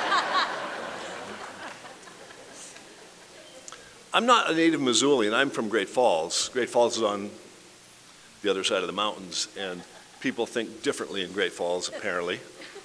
But for I'm 58 now. And for 18 years I lived in Great Falls, and we had an opinion about Missoulians, and that opinion included the idea that Missoulians were addicted to celebration. They wanted to be celebrating all the time. They were quite busy patting themselves on the back, actually. And we in Great Falls, apparently from a little bit more sober stock, didn't think too much of that. But what I'm going to do right now is try and tell you a story.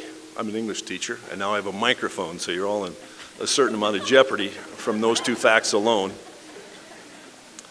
And the story I'm going to tell you is about a dog named Sadie.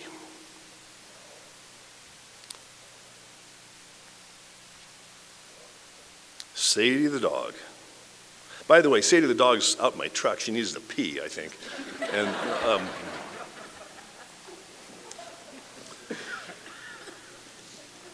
Sadie celebrates pretty much from her nose to her tail. She's a little black lab, and she will be very happy to see me. But if you go break into my truck right now, she'll be happy to see you as well. She celebrates with every fiber that she's got. She's a celebration addict, and therefore she's a Missoulian, maybe, I don't know. I'm the son of a German Lutheran industrialist, and my father lived by a number of phrases, and one of the phrases he lived by was, sometimes serious people have to make serious decisions. We have to be grown-ups. I didn't get along with my father very well.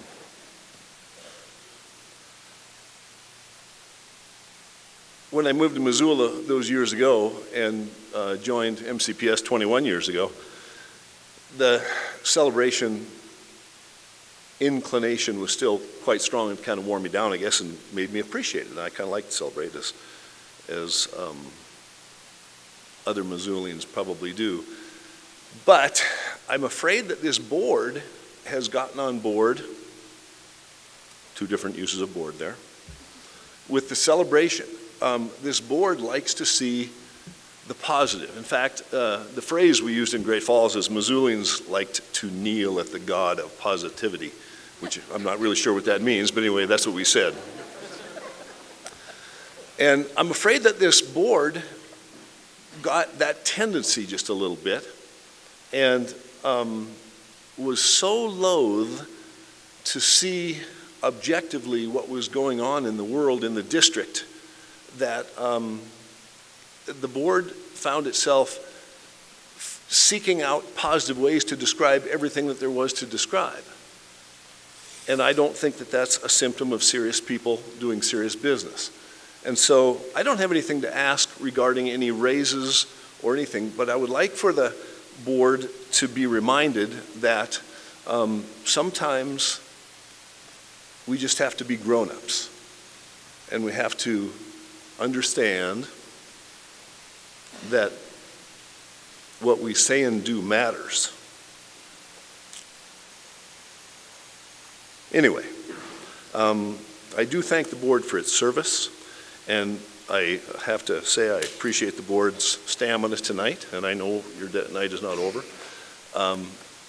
But I guess I'd like to leave you with the warning, not the warning, the heads up that if we're finding ways to speak to the press, to speak to the public, and we're finding ways that are unalterably positive, let's all be a little suspicious.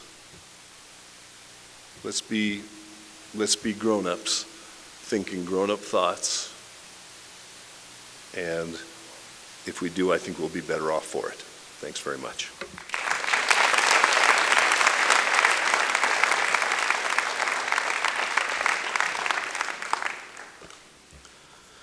Good evening. My name is Jack Manning. I'm not a teacher, although I do share a bed with one. I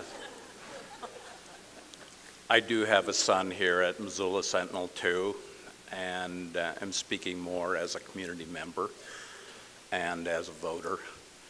The pay raise and the compensation raise has obviously created a significant problem in the community and for the superintendent and for the board. In my view, the superintendent and the board have severely undercut their ability to lead and to govern the school district. You've shattered your credibility. You've got a major league problem with teachers and teacher morale, as I think you already knew, but you can see here tonight. You have a problem with the students, and from at least where I sit and work and go, you also have a very significant problem with the voters. And as was alluded to and stated by several of the earlier speakers, including one of the students, I think you have a potential problem, and we all have a potential problem when the voters go to the polls in the future to try to pass bond issues. At this point, this isn't about whether Dr. Apostle deserves a raise or how much that raise should be. The problem, in my view, is much, much larger. And Gary Stein, a few speakers ago, sort of alluded to a couple of the views that I have. And that is, I think that without the credibility and kind of the legitimacy to lead and govern the school district, you're not going to be able to lead and govern the school district. So you need to come up with something and make some decisions to try to restore that credibility so you can lead and govern the school district. Quite frankly, I think the credibility is so low and you've created so many problems by your decisions that I'm not sure that anything can really reverse it. But if you have any shot whatsoever in restoring your credibility and your ability to govern and lead, I think you need to take very prompt action to rescind the pay raise and to try to mend some fences with teachers, staff, and the voters of Missoula County. Thank you.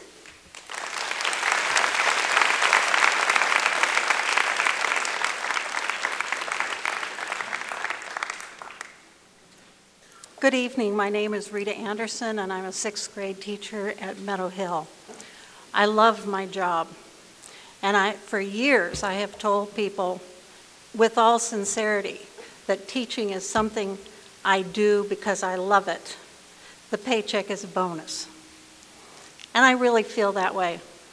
And I know that not all of my coworkers agree with my sentiments, but that's how I feel about it.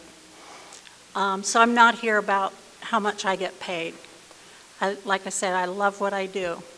My concern is how the money is spent regarding kids. And if you don't know how we feel about it, then I feel like tonight I want to take that opportunity to speak up.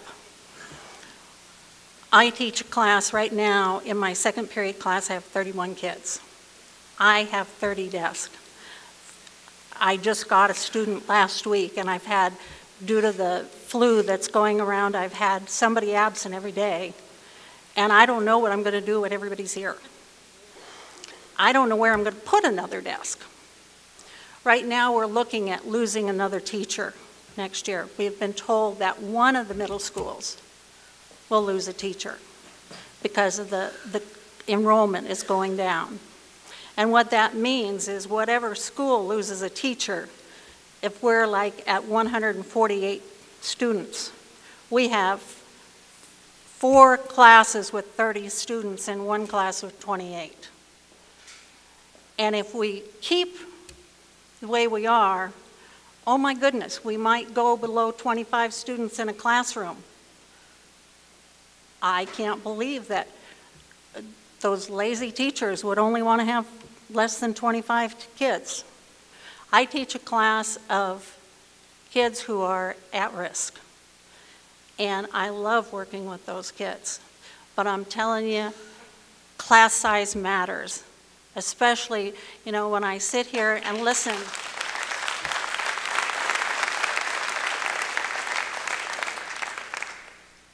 to a young lady talk about her AP class of 9 students.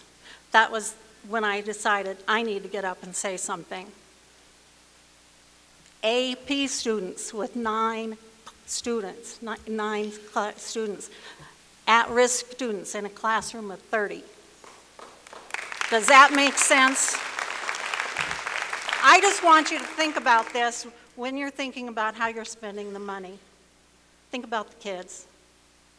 Thank you.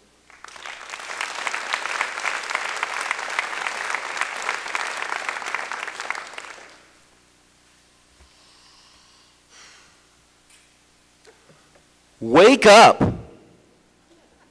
There have been really brilliant people sending a message to you, and you didn't listen 2 years ago.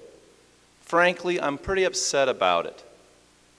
2 years ago, you could have, after you got done, took that lady right over there, took all the transcripts and reread it and said, wow, if we give this guy another pay raise, these people are going to be mad. I don't think you guys listened. The last time these people got up here, they said exactly the same thing. And then you said, well, after the meeting, you probably patted each other on the back and said, whoa, that was awful. God, well, let's go home, go to sleep. They'll forget it. Won't happen again. But somehow, you didn't go back and read those transcripts. It's frustrating. There's a lot of intelligent people giving a solid message twice now that I know of, and I don't see anyone taking notes. Wake up.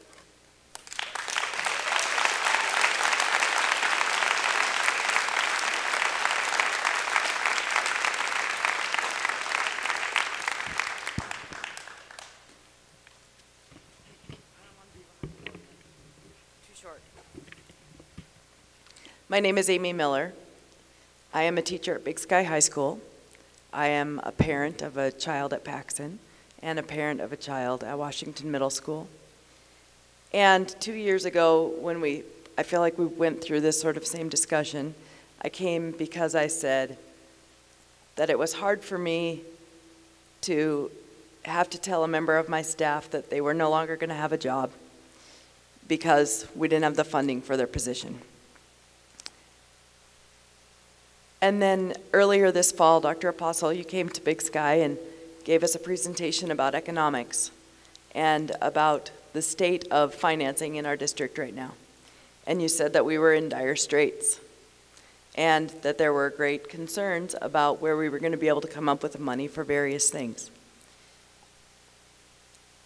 I studied economics in college. I have a degree in business, and quite frankly, I hated it. But one of the things that I do mostly remember about economics is that there isn't just an accounting cost. There's what's called an opportunity cost. And every time you put money into one thing, something else gets cut. It's one of the things that we considered as we've been looking at Big Sky High School as to whether or not we want to take on IB. Because we also are already aware that when you add on one thing, something else has to come off the platter. During that conversation that you had with us, you said to our staff, we need to cut funding. We need to figure out what we can do to reduce our cost. If you have any ideas, please bring them to me, you said. Please bring me your ideas on how we can cut the costs in our schools. I have an idea.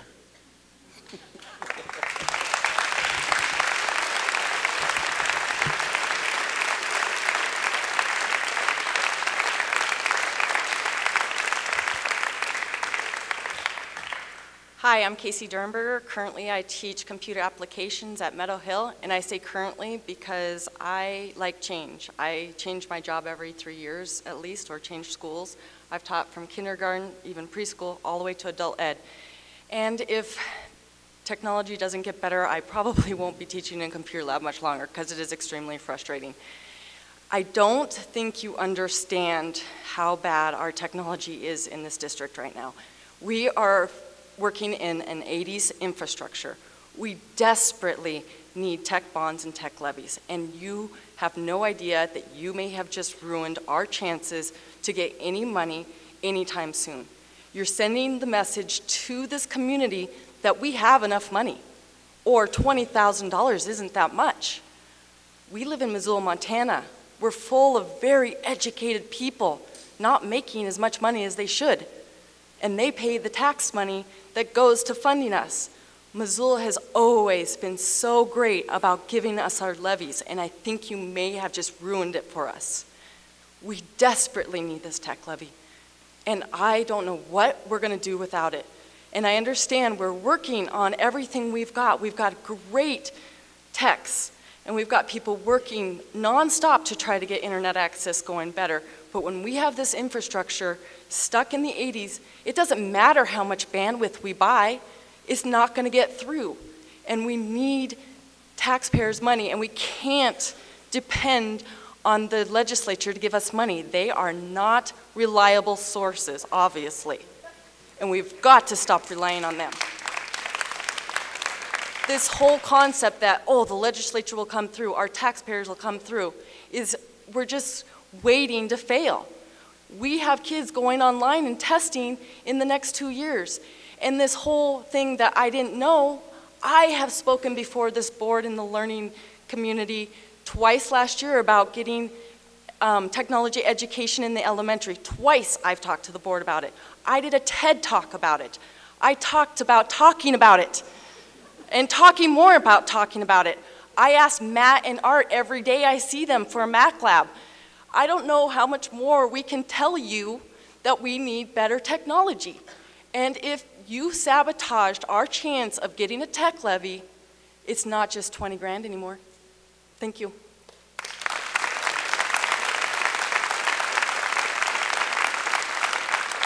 Thought I was last. I'm Kim Butler. I teach 8th grade at Meadow Hill School. I'm here to bring up again the same thing I brought up 2 years ago. The list has grown longer of the needs in our school. The list has grown longer of the needs for our children. Graduation matters. Of course it does. It always has. What matters most is education. Cuts are continually made to the support staff that address our most at-risk students. Those cuts must stop. People must be reinstated. We have got to find a way to find the money somewhere, somehow, to support those students that are most at risk for not graduating, to ensure that first, they get their education, and then they will graduate.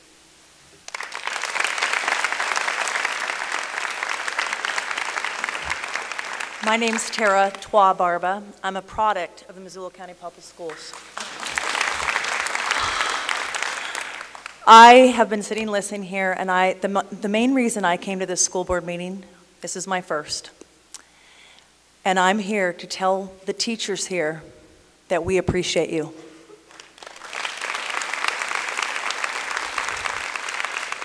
You inspired a girl when she was in first grade at Hawthorne Elementary. I have been inspired by teachers all through the Missoula County Public Schools. Whether it has been as a student teacher, and as a parent. You guys inspire me. You're the reason I'm here, and I just want to say thank you.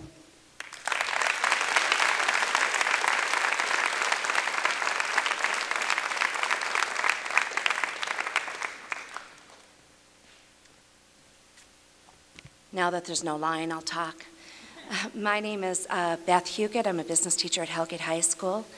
I've had the wonderful opportunity of talking to most of the board members, having a lot of you as senior project judges. When we talk about funding cuts, there's a lot of different issues that have happened. Last 2 years, I haven't sent thank you cards out to the 250-some plus judges that come and judge for senior projects, community members, which I know Dr. Knapp, Marcia Holland, Shelley Wills, I know that you guys have been judges. You haven't received a thank you letter the last 2 years because when I've gone to send thank you letters, I've been told there's no money. No money at all. No money for postage to thank our community for supporting our students. And that's very sad to me. Something I want to bring up, a couple things. On the way to school a couple weeks ago, I heard a radio spot with Chairman Rabine making a comment as to why Dr. Apostle's evaluation was released to the public. Her spot was very short, and she said, "We want the community to see how much money he's brought into the school district and how much money he's put into the pockets of the teachers." Shame, shame, Tony, for saying that. The money in my pocket is because I've earned it. In order to get a raise,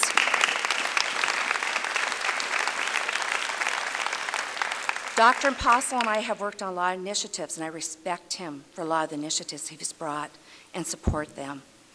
My issue is, for me to get a raise, for me to move on the next spot on the pay scale, I have to spend anywhere from $18,000 to $20,000 to get my next raise. When it was commented on how the school board figured out what percentage to give Dr. Apostle, it was commented that you looked at the teachers' matrix, the pay matrix, and teachers made anywhere from 2 to 19%. You did not do very well on your math. You need to go back to class. You were talking in gross generalizations. You didn't take into account, because there's no way for you guys to take into account, the information isn't provided to you, how much teachers have to spend to move over. And so you weren't giving the net impact, you were given a gross impact, which was misleading. And if that information was provided to the board, that was misleading. We need to have transparency. We need to have complete truths, not half-truths. And when I have a chairman of the board saying, we're releasing an evaluation to show how much money the superintendent's put in our teachers' pockets, and I pull into school parking lot, I am discouraged. Because I go early, I work night. I have students that know they can call me at midnight, and I'll answer their call. I have colleagues that call me at 1 in the morning because they know I'm still correcting papers. We have not asked, as teachers, for a raise. We're not saying we should deserve the same raise as Dr. Apostle. We're saying, look at fair compensation. We got a 2% raise. If you had given him a 2% raise in 2010, that would have been great. You can go back and check my pay stubs. I make less today than I did in 2010.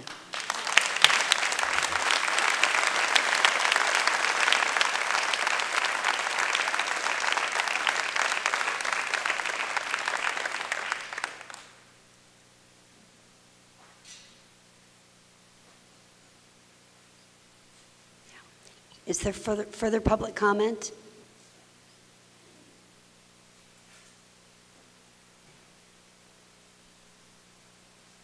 Is there further public comment?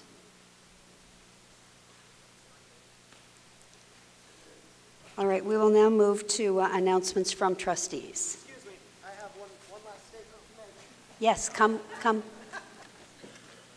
If you are going to sit there and not address this right now, and these people passionately came up and say this, at least with some sort of rebuttal from any of the chairmen or Mr. Dr. Apostle, you're assuming that we are intellectual ignoramuses, which we are not. I would very much like to say I will remove myself from this meeting after saying this, as I may risk another outburst and possibly say some things that I shouldn't say here right now. But you deserve it to these people to say something right now to them. You do deserve a rebuttal at the end of this meeting to them. You deserve to say it in the public to them. You deserve to say it again and again, what you have to say to these people. But do not sit there and act cowardly behind the agendas of a schedule right now. Thank you.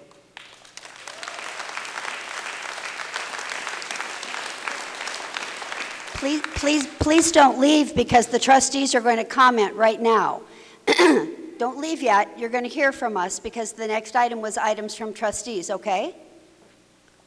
So hang on. Okay, trustees, who would like to speak first? Trustee Knapp. Yeah, first of all, I thank everybody for the level of decorum and protocol that just occurred. This is what we should be doing, and it's truly a pleasure to be in this community. So thank you. I would like to address a couple of comments that were made by during the discussion. First of all, there were a couple of you, two in particular, who specifically commented that they had emailed the trustees and had not gotten any comment. To those two people specifically, and to anybody else who did attempt to contact me or others, a sincere apology. I certainly try to my utmost to respond to emails and phone calls, as I think some of you know, and I suspect that's true of most of my colleagues. If we missed you, it was, certainly from my standpoint, it was not intentional, so my apologies to those individuals. I would like to comment to a couple of other things too. There were some comments about some of the additional funding that's been brought to the district by Dr. Apostle in particular, who I can honestly speak to, has spent legions of time dealing with many people in our local community who are well off, and also businesses who have been willing to support many of the initiatives that occur. That's substantial dollars that have come into the district. And that's not something to sneeze at. The reality is as you all know, and especially those of you who deal with the legislature, we are handcuffed by the funding limitations put upon this district. We can only do what we can do, and there are limits, and we max them out on a regular basis, as I think you all know. There have been an awful lot of pleads, and very appropriate pleads tonight, for projects, for needs, I mean, we're not even talking, you know, anything other than what one would consider to be bare bones needs that are not being met in this district. I think that's really true, and I think we understand that. The reality is we are handcuffed by public funding of public education. We do have options of turning aside efforts to seek other funding sources for this district. We can do that, and if that's the charge that comes from the community, so be it. That's going to have direct effects upon all efforts that we've tried to do, certainly during my 4.5 years on this board, to raise the standards of education in this district. And I challenge those of you who, in some fashion or another, downplay those efforts, because I think we have no other option.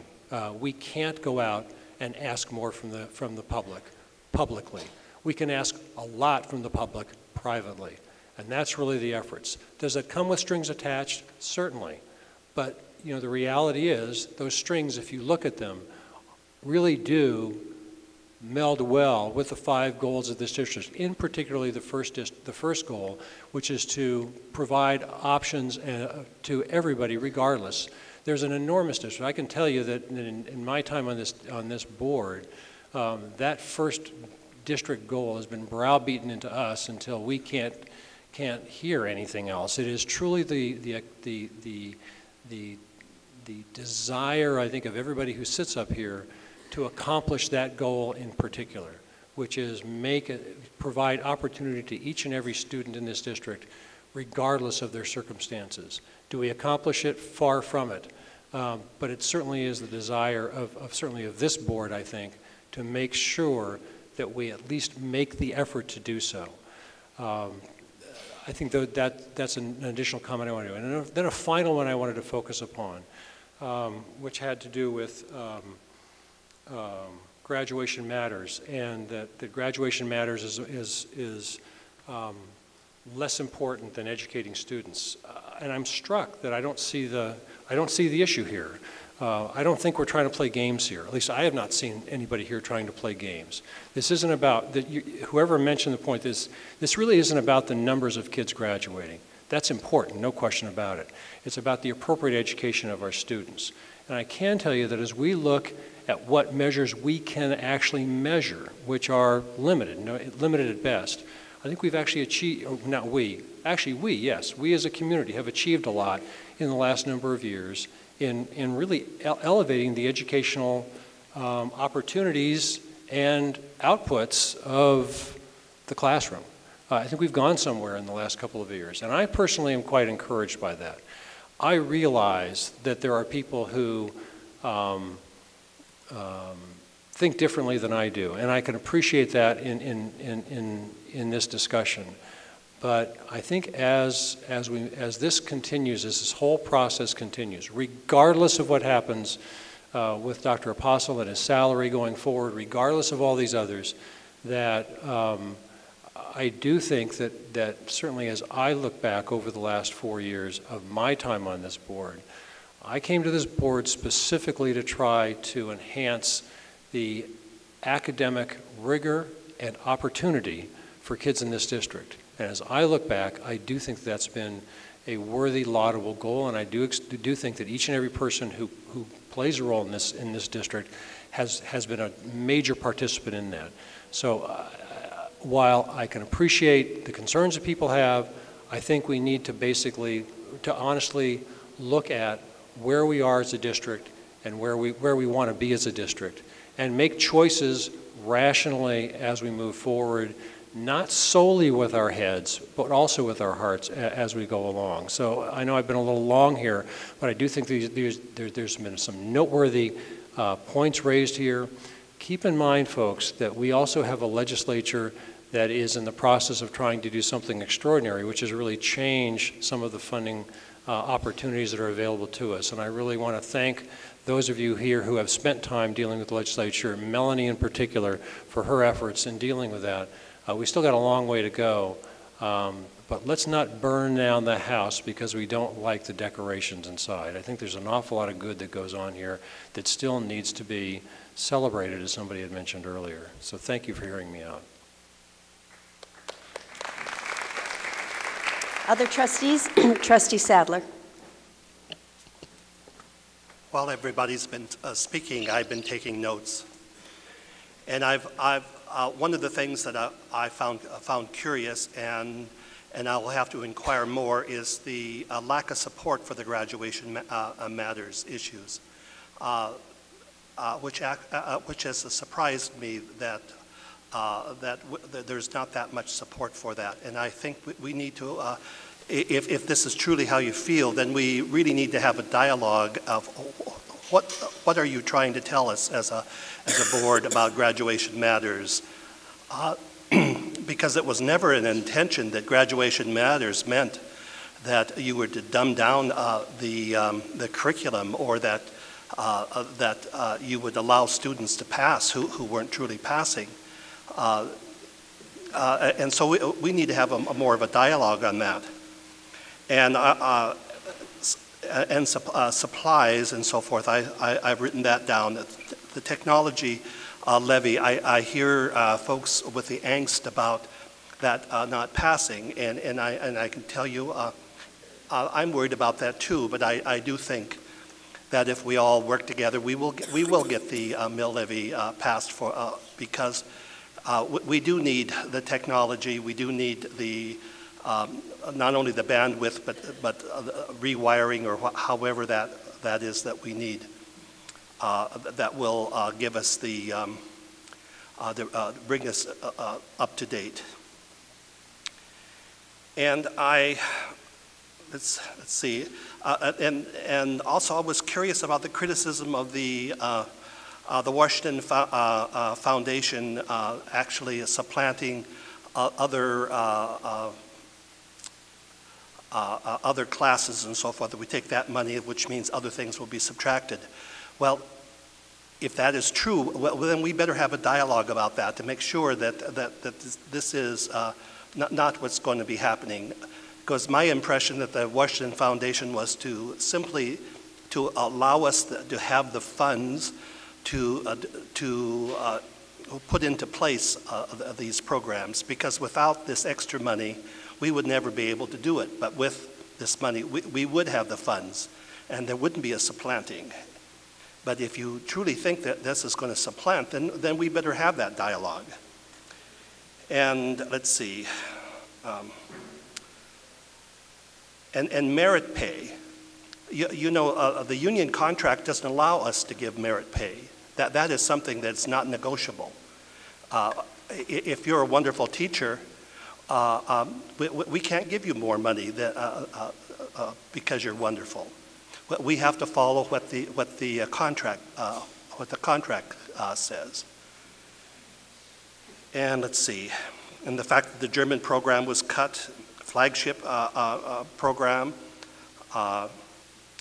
and Cecil at Hellgate High School was truly a treasure. I visited his class many times, and I've never quite understood why the funding happened that way, but he really was the extra plus that kept kids in school. And also the fact of the 24 credits, that we have no money to support these additional credits. Personally, I've always said that. I didn't think we would have. But this is something we need to have a dialogue on. And so how to put a cap on all this, this appears the public out, besides the pay raise, this has allowed folks to come out and tell us what your concerns are. You know, I go to every meeting, I go to the board meetings and so forth, and we seldom hear people come and talk to us. And I'm glad you are speaking. I've taken good notes, and I will be looking into it, so thank you. Thank you, Trustee Sadler. I'd like to comment at this time. I want to begin by saying I listened carefully and I hear you. Our students who have been here tonight are eloquent, passionate, very well spoken. I hear your message clearly. And the same comment to our teachers. I'd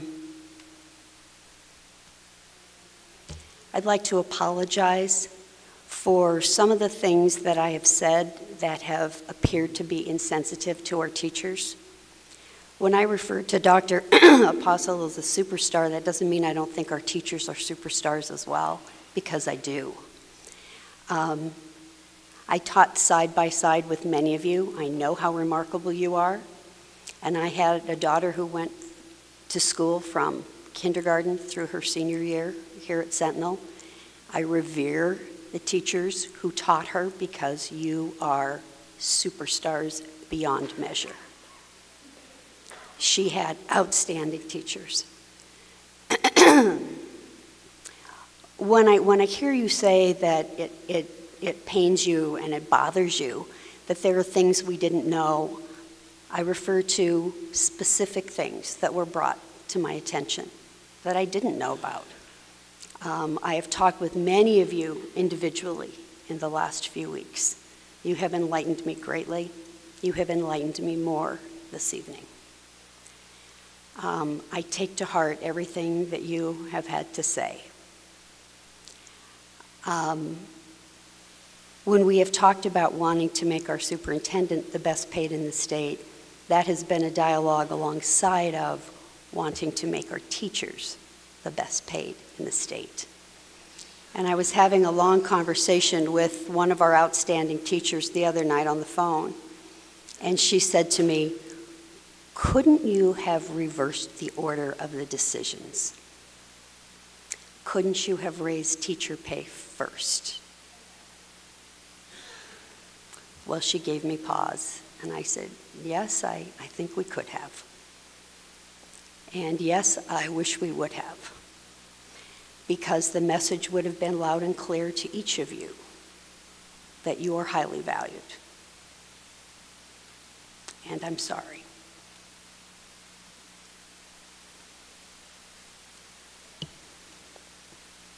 Trustee Lau. It was a little disconcerting to hear about the concern about Graduation Matters. It's a really important program. You know, it's not just such a great program from a financial perspective, because every time we have a kid in that classroom, we get $6,000 in funding from the state. And so when we have kids in that classroom, we get more funding. But even more important than that, graduating from high school is a big thing. It instills a lot of pride, self-respect in people. It's a big thing. And I tell you, if we can graduate another 300 guys, another 300 kids from school, we've done a great thing. So Graduation Matters to me is huge. Our graduation rate, my understanding was, 4 or 5 years ago, our graduation rate was around 75%. As of right now, we have the highest graduation rate in the state at 90.3%. We have one high school at about 90.3%. We have one high school that about 93% of the students graduate, incoming freshmen. The next highest in the state is Bozeman at 86.5%. Graduation Matters.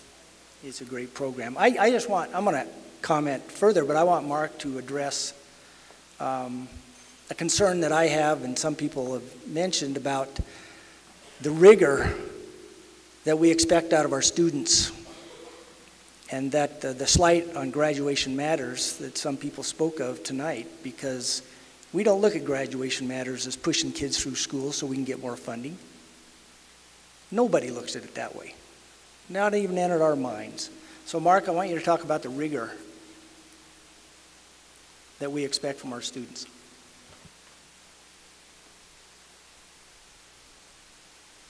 Do you want that now or when he has it? Do you have a mic?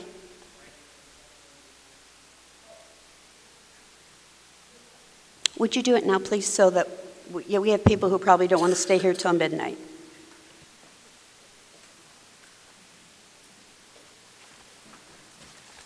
Thank you. As Mr. Lem indicated, we do have our official numbers from the Office of Public Instruction, and these are the 4-year cohort graduation rates. For the audience, that means you take seniors that would have graduated in the class of 2012, juniors from the class of 2011, sophomores from 2010, and you calculate those students who remained in the system and actually achieved graduation. Missoula County Public Schools had an official graduation rate of 90.3% for the cohort of 2012. As Mr. Lem said, the second highest district in the state was Bozeman at 86.5. The state average was 83.9%. So Missoula exceeded the state average by about 6.5 percentage points. In terms of our high schools, I'll talk about the 3 AA high schools first. There are 14 AA high schools in the state of Montana, and the graduation rates in those 14 schools ranged from a low of 72.7% to a high right here at Sentinel High School of 92.7%. So a differential of 20 percentage points in the graduation rate. We have 4 high schools in Missoula County Public Schools. Sealy is a Class C high school, and they had a graduation rate of 95.2%. They had 1 student in the cohort of the class of 2012 who did not graduate with his or her peers. The 3 urban high schools in Missoula, Sentinel again at 92.7, and both Hellgate and Big Sky at 88.9%. Those three AA high schools were the three highest schools in the state in terms of graduation rate. We heard some discussion tonight, we even heard it from the audience, that really gets to the heart of the matter. And as we said, rigor is really important to us. And the premise of Graduation Matters is not that we're just going to move students through the system so that they get the diploma. The question we need to ask ourselves is a question really that we ask ourselves in both RTI and in the professional learning communities model. And the question in either one is the same. The first question is, what do students need to know and be able to do? The second question is, how do we know if they know it? What's the assessment that tells us whether they've mastered the curriculum?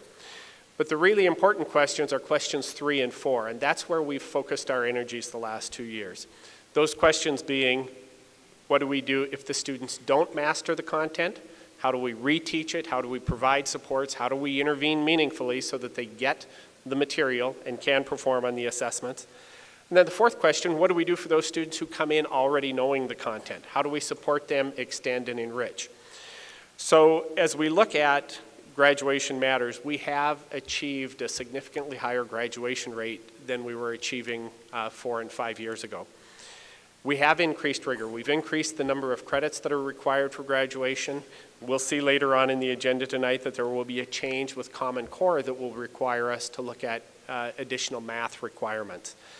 Our students in Missoula County Public Schools perform very well.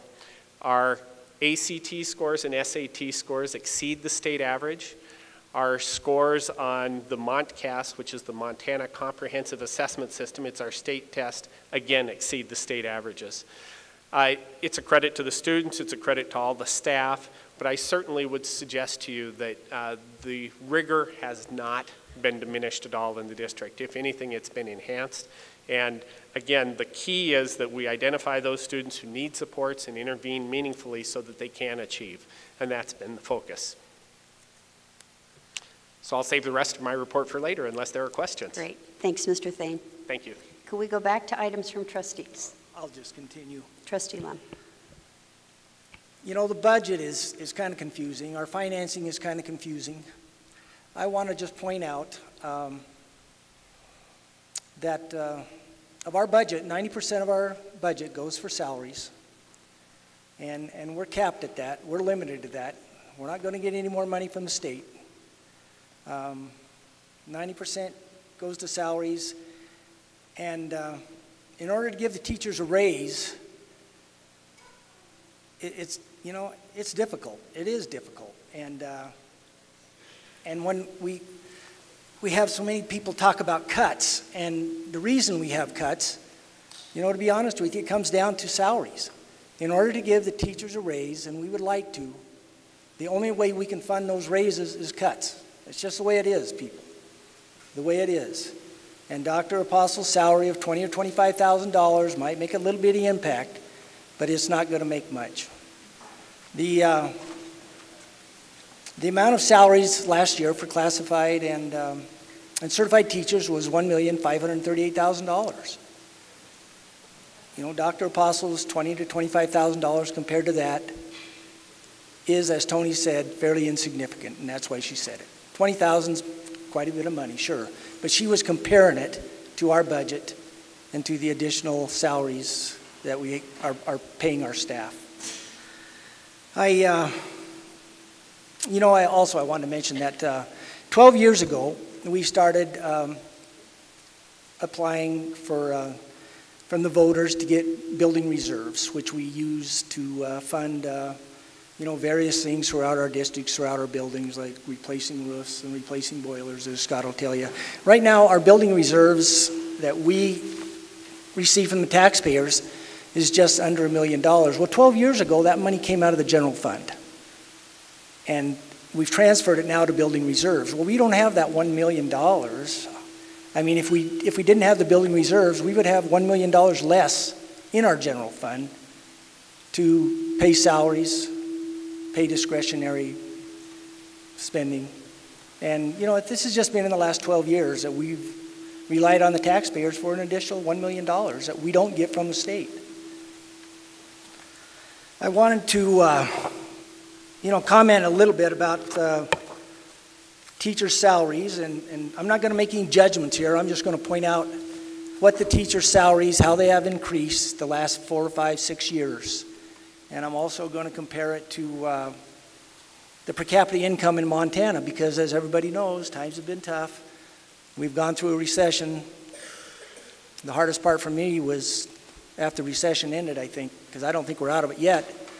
But the per capita income in Montana, for example, over the last, between 2007 and 2011, because the stats aren't out for 2012, the per capita income increased 2%. And you know, when you consider inflation, basically over that time span, 2% inflation, you were probably 2 to 2.5% inflation. Over that time span, you know, the average employee in Montana lost, 6 to 8% of his buying power.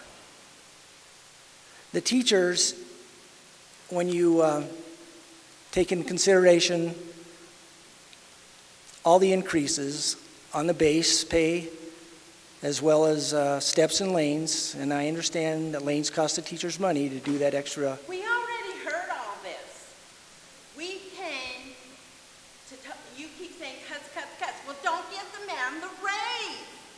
Put the raise towards the education.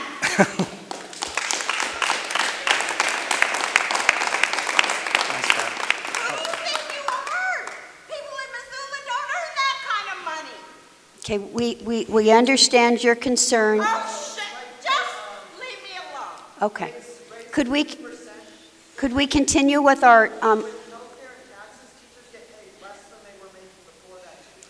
going to give you some statistics, partner, and you're certainly welcome to look them up, and these are available. Anyone can go get them. I got them. I did a lot of research before I start saying this stuff. I don't come out with statistics lightly. When I say something, it's because I've researched it. 2006, 2007, the average increase was 5.4%. And that's on the base, 3.5% on the base, plus steps and lanes. 2007 to 2008, the increase was 6.2%. That was 4% on the base, the rest was steps and lanes. 2008, 2009, 4.65%. This is for teacher salaries. It was 3% on the base, the rest was steps and lanes. 2009 to 2010, the increase was 6.975%. 4.5% on the base, the rest was steps and lanes. 2010, 2011, 0.5% on the base. With steps and lanes, it was 0.775% increase. 2011, 2012, there was no increase. 2012, 2013, 2% on the base. At any rate, the increase in the base alone over those years was 17.5%, and with the steps and lanes, it was approximately 26 to 27%.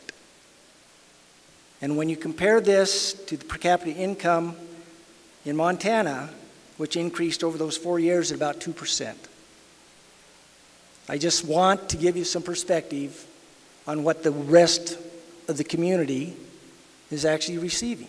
I'm not slighting the teachers. I'm not saying we all want to get more money, people. I don't know anyone that doesn't want to get more money. But these are the figures.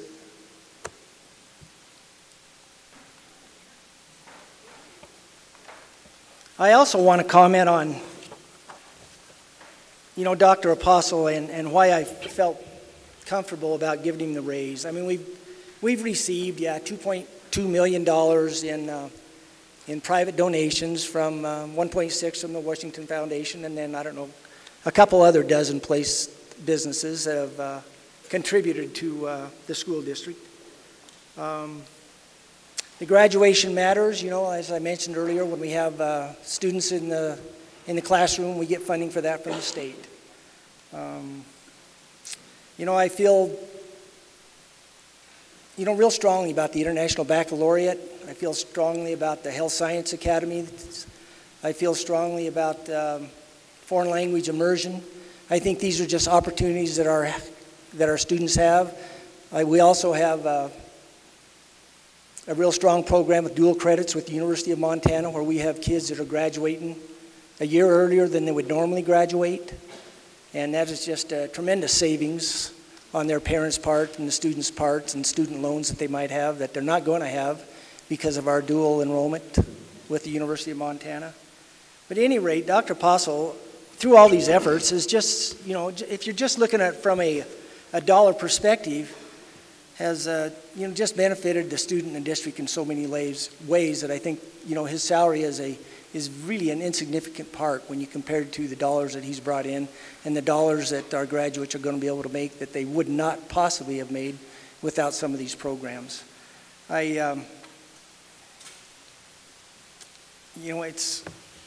It's discouraging to see a man that I really respect like Dr. Apostle criticized. I've been on the board 16 years, gone through several superintendents, and I can say that I have no greater respect for anybody, not just as superintendents, but as in people in general, as I do for Dr. Apostle. I think he's a man of strong character. He humbles me with his character. He humbles me with his work ethic. He humbles me with his humility. I admire the man. And I've worked around lots of people. I also want to comment about Tody Rebine. I tell you, that gal, she has, Dr. Apostle has, this board, but especially Dr. Apostle and Tody Rebine, have the best interest of the students in heart. She works untiringly. She puts in about 20 hours a week. She doesn't get paid for. And it's just because for the students. Just the students. No other reason. She's doing it for the students, and Dr. Apostle is doing it for the students. He's getting paid well for it. But as Tony said, and I know she'd like to take it back, when it comes to superintendents, he is a superstar. He's a leader of the education community in this state. The other districts are jealous of us. And we need to compensate him accordingly, and I feel very comfortable doing what I did. Thank you, Trustee Lem. Are there other trustee comments? Trustee Bixler. If I may indulge, I have both my personal comments and then I'm going to read a statement from Trustee Mike Smith, who was not able to be here tonight. School funding has been a difficult issue for as long as I can remember. How many people out there, and probably the students won't be able to raise their hands, but remember the bumper sticker, I can't wait for the day when public education has all the money they want and the Air Force has to have a bake sale to buy a bomber. How long ago was that? Beth, you see it? Are we showing our age? I hate to say that.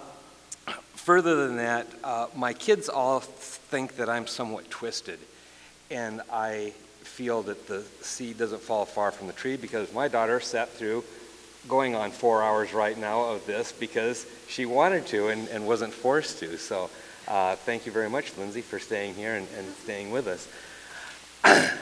I'm kind of twisted because I like this. This was great. I am saddened that I'm talking to 25 people. This is horrible. I feel bad because this is when we do our business. And the minute poor Mr. Thane stood up there and started talking, there was a mass exodus. Now, Mark, I'm not sure if that's some sort of commentary on your speaking style or whether that's just what we talk about in the school board business. We make lots of decisions. We are serious folks doing serious business. Every once in a while, maybe the board doesn't agree and the public, teachers, students don't agree with the decision that we make, but it's just one of many.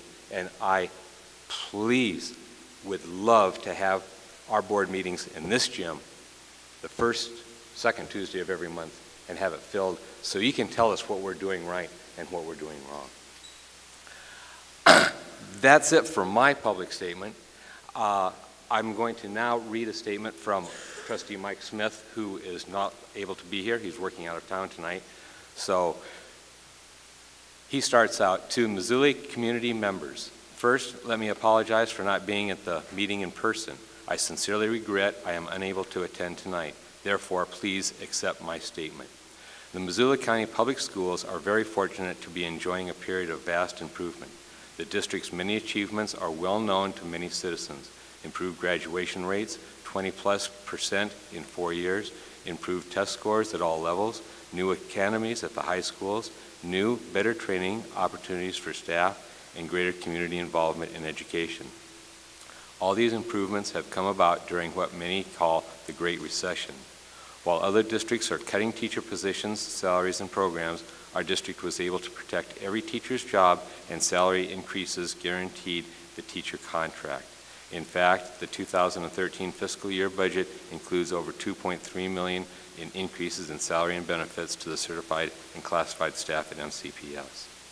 The success that Dr. Apostle has achieved in engaging the community into the education of our next and future generations must be highlighted to fully understand the state of the district. Dr. Apostle has secured over $2.2 million from the generous citizens and businesses in the Missoula community to further the educational experiences of our students and improve the quality of our teachers. No other superintendent in Missoula has, through his or her efforts, made such a substantial beneficial impact on the bottom line of the district. Who benefits from these efforts? Number one, the students.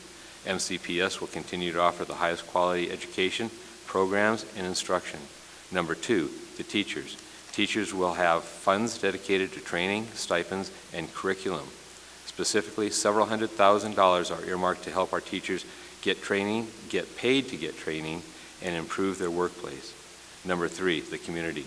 Better education means better citizens, period.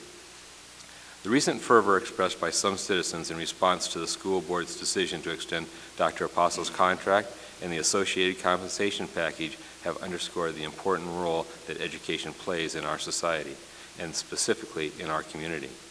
It is clear that Missoula's citizens cherish their democratic right to be heard. I believe that the right to free speech is the most powerful when it is founded on truthful and accurate information. I ask each board member as well as each speaker tonight to listen carefully.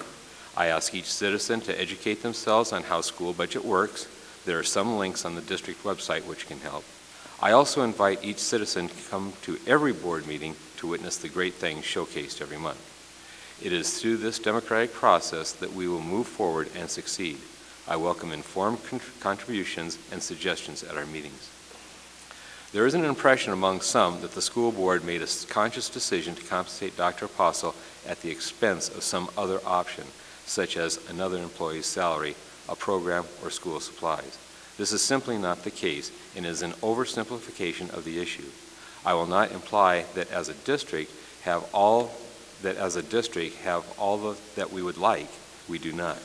While it would be easy to merely identify those things which we do not have, it is more productive to work towards achieving the goals we seek.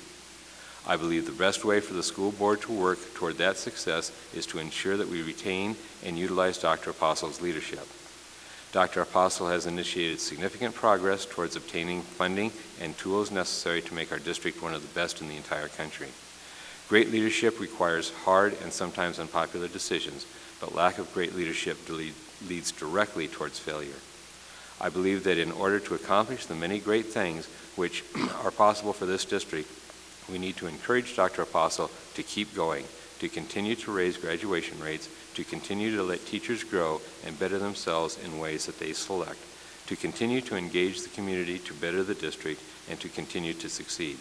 To do anything other than to encourage this success is a decision to settle for good enough. Missoula deserves more than good enough. I have seen the great things that our teachers do day in and day out. My children benefit from the high quality of the teachers and others, and I thank them all for their hard work. I will now ask everyone who cares for our students and for our teachers for their assistance in making it possible to give our teachers some of the compensation they deserve. I ask you to harness some of your great energy to lobby the state legislature to pass Senate Bill 175, for that is truly the best way to make teachers' raise possible. Senate Bill 175 will increase the district's budget. Teacher salaries are over 85% of our budget. The state legislature cannot deny the successes demonstrated in Missoula. They must realize through your lobbying that we need to continue the path on which we have started and that the investment in our state's future is money well spent. Thank you. Sincerely, Michael J. Smith. Thank you, Trustee Bixler. Trustee Lund. I just want to clarify one thing I said when I was talking about teachers' salaries. Those are average salaries. You know, we have like 38% of our teachers only did receive a 2% increase in their salary. It was a base salary increase. They just received 2%. That's 38% of them did. But when you average it out, those salaries that I mentioned were averages. We had a couple teachers receive about 18%, so that's all. Other trustee comments? Trustee Holland. This is just more a comment about the process. I just got back from judging a high school academic competition over at the state Supreme Court yesterday, and one of the conversations was about civic engagement and understanding how decisions are made. And I want to thank those of you who have stayed to this portion, especially the students, for your willingness to stay. And I hope you, I mean, unfortunately, I know it's a school night because we have a lot of work to get through beyond hearing your public comment.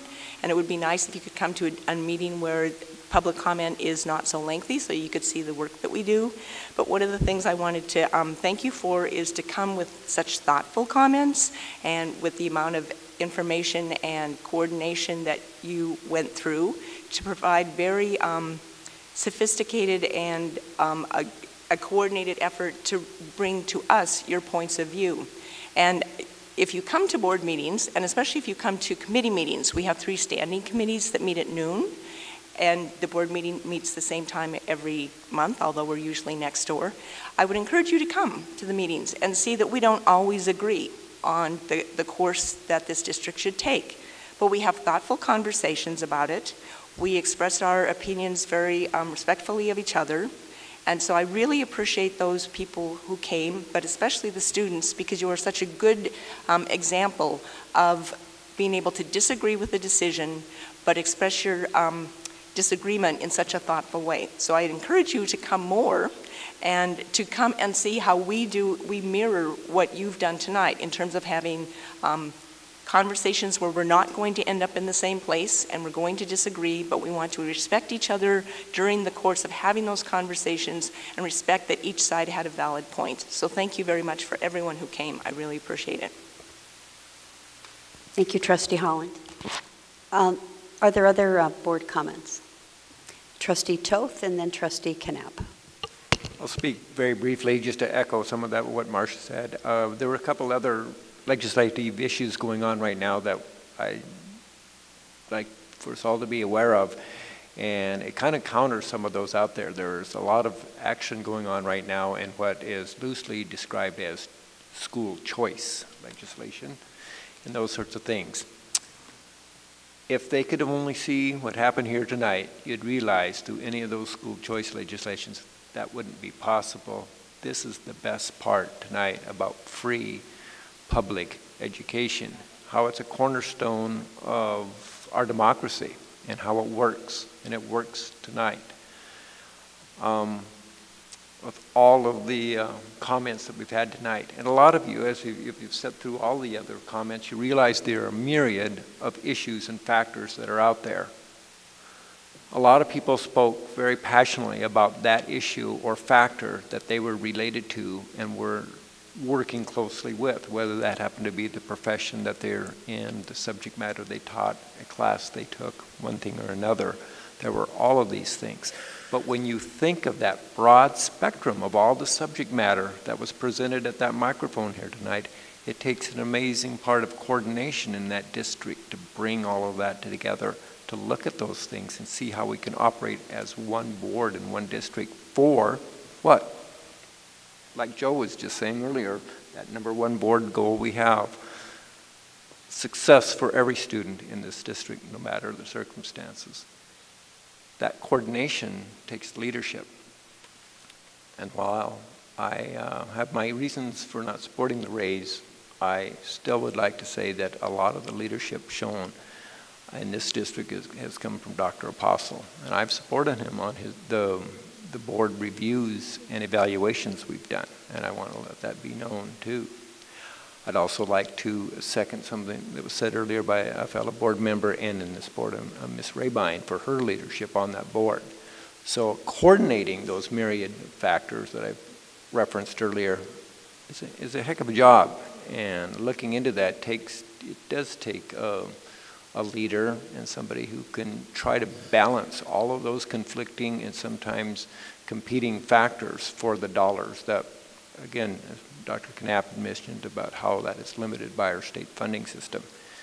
And so I am commending Dr. Apostle for that, for the job that he has done in that end of things. It's quite a balancing act. It's not easy to do with our budget limitations. We've been able to do other things above and beyond some of the standard funded stuff because of that extra money that's coming into the district. And so I'd just like to say that I support those things that are going on in that sense, and I support our chairwoman. Yeah, this is just a follow-up. Tony passed me her cell phone earlier. We had gotten, this is just for information to be entered into the record, and I think we should enter this also into the correspondence in the record, that Mr. Dirk Visser from Allegiance had written an email today that he wanted entered in public comment, but since we have not read any other emails in public comment, can I ask that instead we just put this in as part of the correspondence from that are entered in the packet here? His correspondence just be added here, or would you particularly care to have it actually read? Okay. Do you want me to read it now? I mean, I'm more than happy to read it now, but it could also just be added into the public comment. I mean, into the correspondence. I'm happy either way. I was just asked to do this. We've had plenty of public comment. I think one more wouldn't hurt. Okay. Do you,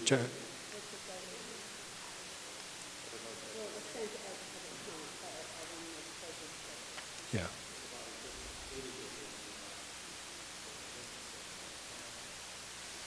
I'd ask Bia, and if she says it's okay, let's just do it. Pardon? Okay, so let's get a nod from the trustees. How many would like to have it read? 1, 2, 3.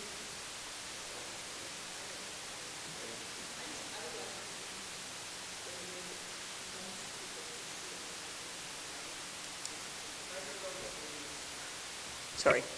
Just in a way that reaches the most people, that's all. Because the rest of the public comment, we had a much larger audience for it, and so I hate to... Well, it'll be written, a hard copy of both of this, but as well. Oh, okay. So it's just a matter of whether or not you want this public comment read tonight. For the small audience, it might just make sense to have it actually just entered into the record. Okay? Further public comment. I'm sorry, further board comment. Any other board comment?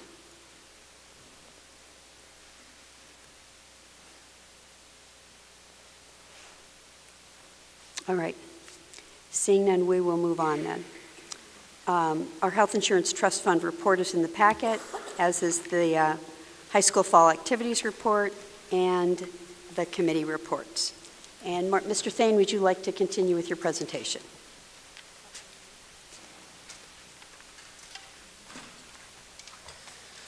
Thank you, and I'll be brief.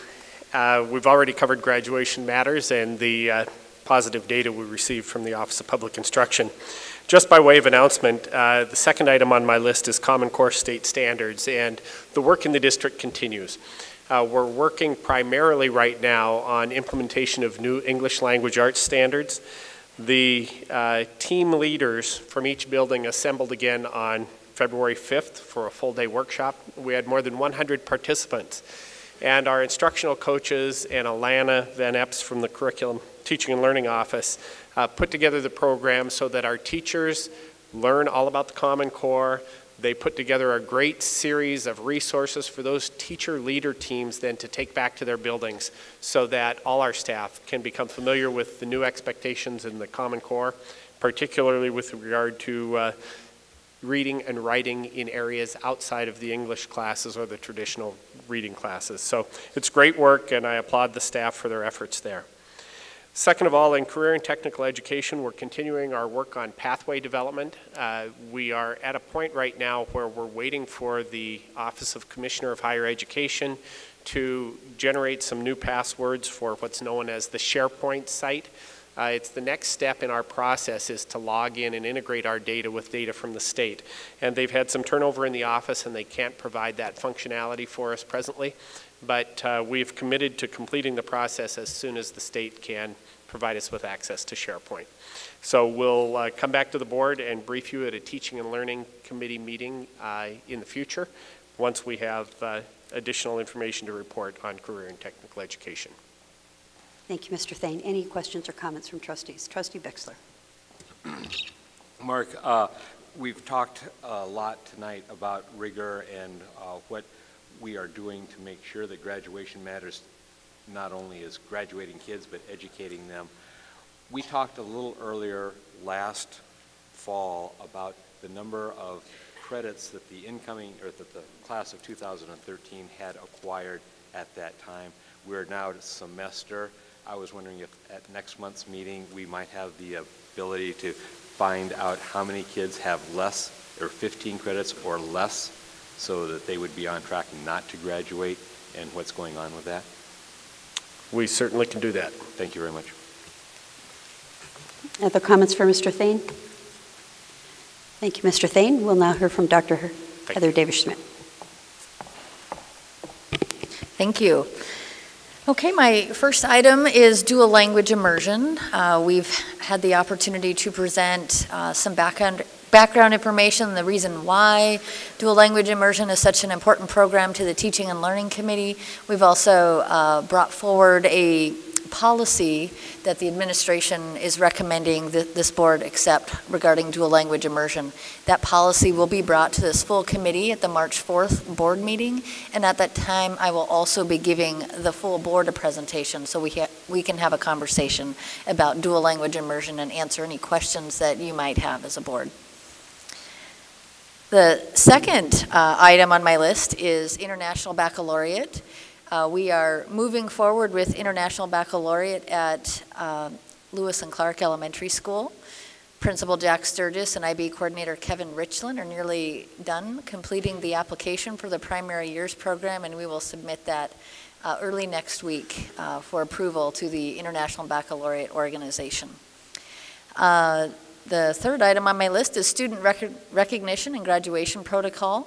We presented, the committee that worked on this presented information to the Teaching and Learning Committee and received feedback from trustees on that committee and are working to integrate that feedback into our overall plan for graduation. Our next steps that the committee is looking at, because we're looking at student recognition in a much broader sense, is to look at 8th grade promotion.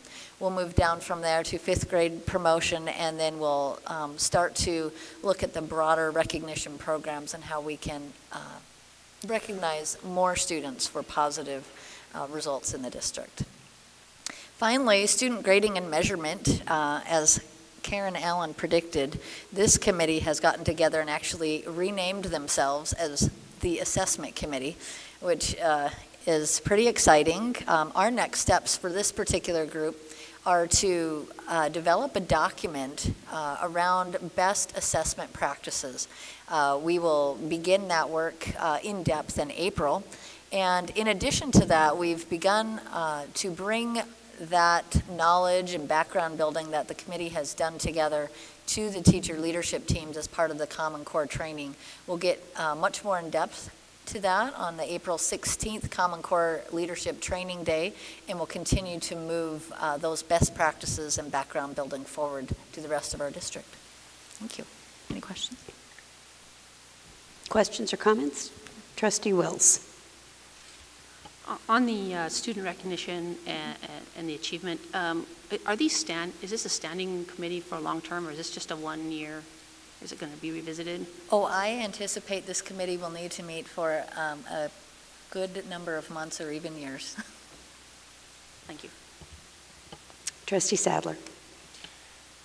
And on the immersion program, when you come to the teaching and learning on that, would you bring with you whatever information you have about what the staff at Paxton or any of the school, what they believe and what was the process you used there? Absolutely. It would be interesting to hear that. Absolutely. Other questions or comments? Thank you, Dr. David Schmidt. Thank you. And now Mrs. Allen.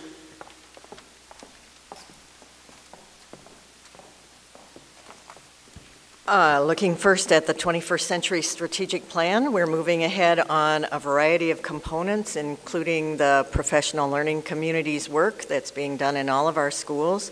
We have a facility strategic plan that's moving forward and a technology plan that's moving forward. All will come together, hopefully sooner than later, to become the 21st Century Strategic Plan that will guide us over the next 3 years. At the Health Science Academy, this year, at this point in time, we have 126 incoming freshmen to Big Sky High School who have indicated their interest in joining the Health Science Academy. One of the hallmarks of an academy process is that all students who are interested join. So there is no criteria that says these can join and those can't join. All the interested students who are incoming 9th graders are invited to join, and at this point there are 126 of them. There will be soon the naming of the second teacher corps, the second group of teachers. That also is done by teachers nominating themselves and then working with Mr. Lebowski on exactly how that will be organized. Moving to the robotics and electronics, it's pretty exciting that our middle school team just finished their competition in Bozeman. This is the first year that we've had a middle school team, and our team finished 17th out of 43 teams in the robotics game, in the robot game, and they were first in the project portion, or the innovative solution. So our young roboticists, if that's a word, had a wonderful time and also stepped up to the plate and showed their strength. I do want to appreciate Scott Edge, who's a teacher at CS Porter, and I may have mentioned to you before, Scott Edge, like many teachers, but Scott Edge is a Pied Piper when it comes to bringing kids into learning how to collaborate. He was ably assisted by Juanita Moore of Washington Middle School and Jan Patrice of Meadow Hill Middle School. We're looking toward moving robotics even into the 5th grade, and part of our collaboration with the University of Montana that has grown out of what we in shorthand call the Washington Foundation Grant, is looking toward bringing a robotics experience to all of our 5th grade teachers, and that will develop into a local competition for our 5th graders and also our middle schoolers moving forward. So we're looking forward to that. And my last little thing, and I know this is more personal to me because I get to work in Region 3, but I was at CS Porter Middle School today when Nick Shepard, who is one of the 7th grade math teachers, came back to CS Porter Middle School to share that their math counts team took 3rd in Missoula. And I know that math counts is a very exciting activity, and I would imagine it's been at CS Porter before, but it had kind of gone into a lull. And the absolute excitement that Mr. Shepard exuded because he had gotten to participate today with those young people was exciting to see. And so I'm proud of them and proud of him. Thank you. Thank you, Mrs. Allen. Trustee Holland. Just one question about the Health Science Academy. Is the model that Big Sky, is the model that they are using that the teachers move with their students, or they stay with the level that they're at? I think it's some of both. I think we will have some teachers moving to with the students at the sophomore level, and others will stay with the first year. Okay. The team will work it out. Okay. Thank you. Other questions? Thank you, Mrs. Allen. All right, we'll move on to high school math requirements. This item was discussed at the January 7th Teaching and Learning Committee meeting. The committee supports the administration's recommendation to require all freshman students who will enroll in the beginning of fall 2013 or thereafter successfully complete a minimum of 3 years of math and the administration recommends the trustees approve this requirement. Is there a motion to approve? Moved by Trustee Toth, seconded by Trustee Knapp. Is there board discussion? Trustee Bixler. Well, one, I'd like to thank the administration for dropping the requirement of having Algebra 3. I think that would have been an onus on the kids that might not have been worth the while. I'm assuming that I was not at TNL, and I apologize for that, but that there will be a variety of math courses that will be able to be available to the kids. They will be taking Algebra 1, and geometry will be required as it has been, and then that third year will be an option of either higher math or other. Mr. Thane, would you like to address that question? I will, thank you. This goes back to the question expressed earlier regarding rigor. As you know, we've delved deeply into the Common Core state standards, and the new math standards are our next area of work. So during the course of this 2012-2013 school year, the district has convened a math committee to learn about the Common Core, what it will require of our students, and what we need to do as a district to respond to the Common Core. We will be moving in 2015 to the Smarter Balanced Assessment. And that assessment will be conducted on juniors rather than sophomores as the present state test is administered. The Common Core state standards will test students through Algebra 2 standards and benchmarks. So the intent is that we need to increase certainly the number of our students who are completing Algebra 2 by the time they reach their junior year. The model that we'll implement will be that the expectation will be that students will take algebra as a freshman if they've not already taken it at 8th grade. And we will develop support courses. So students who in an RTI model may need intervention or support in order to be successful in algebra will actually have 2 class periods of math. We'll replicate that with geometry in the sophomore year. And we would have the expectation that the vast majority of our students would progress to Algebra 2 as juniors, provided the support is appropriate in the freshman and sophomore years. So there will be some evaluation and ongoing work with the development of the curriculum as we progress through this process. But the incoming freshman class of 2013, who will be oriented in our high schools tomorrow, will be the first that fall under this requirement. So we'll provide the necessary supports, we'll continue to evaluate, but the goal is to get students through Algebra 2 or the equivalents. We do have some concurrent enrollment, dual credit options. IB will have some different options, etc. But we'll work toward enhancing the rigor and providing the skills necessary for those students to be successful given the Common Core expectations. I might also add that used to be sort of a diploma privilege in the state of Montana. If you graduated from Montana high school, you were guaranteed automatic enrollment at a state university if you chose that. The University of Montana now has new admission standards, and the new standards will call for Algebra 2 to be admitted directly to the university. There will be some means by which students who have not met that criteria will be admitted, but no longer will there be blanket admission. Algebra 2 will be one of the standards, that the university assesses in its admission requirements. Trustee Toth. Yeah, I had a great discussion of this in the TNL meeting, and some of the details that, like Mark referred to tonight, and we were almost going to put this on the consent agenda, but it was because of this notification and getting the word out to the public on this new change, we decided to bring it here for board discussion. I mean, there was a couple things that we discussed in depth about. You referred to taking some of these math classes in middle school, some of those students that advance that way, that they're working on the details of fleshing that out to what courses would be available. And I think we talked about, again, that help mouth class would not, count. Correct. That's correct.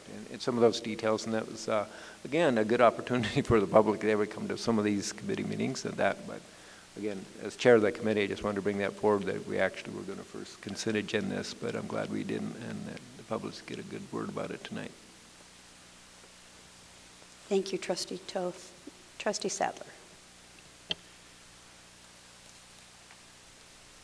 Because of the Common Core, we're doing this, adding the 3, because we have to prepare for them. That's why I understand, and that would be the prudent thing to to do, because if our students are going to be tested on a subject, they need to have that subject.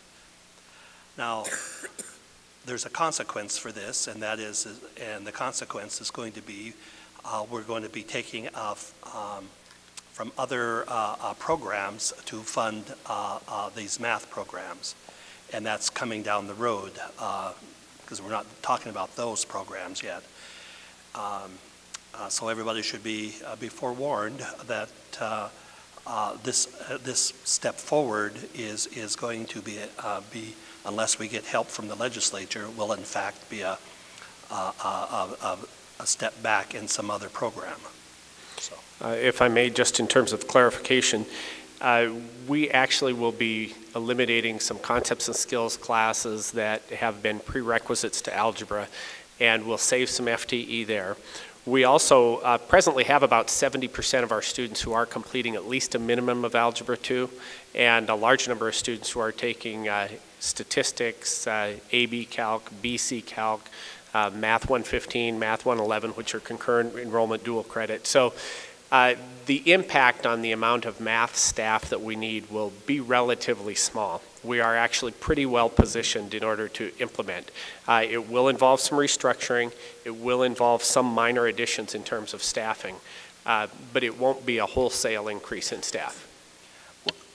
What I was referring to, we had a teacher from Hellgate who referred to this, and it was her public comment was that is in fact impacting the students, and that was what I was referring to. Not that I'm not going to, not that I don't support this. It's just that she did say that, and that must be based upon some information. So we should be aware of that when you say not too impactful. In fact, it is going to have some impact. We just haven't figured it out yet. It'll be a minor number of sections, but yes, there will be some impact, but most of that staff will be recouped through the restructuring. Well, that's good. Thanks. Anything else for Mr. Thane? All right, we do have a motion on the floor. Is there public comment?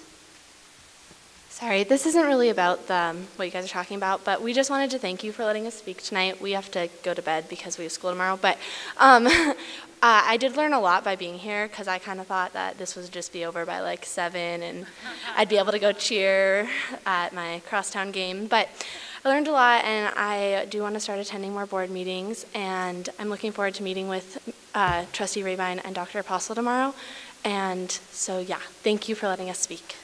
You're so welcome. Thank you all the students for being here and for hanging in with us till almost 10:30. We appreciate you. Ms. Bixler, are you going to hang in there a little bit longer? You were so welcome.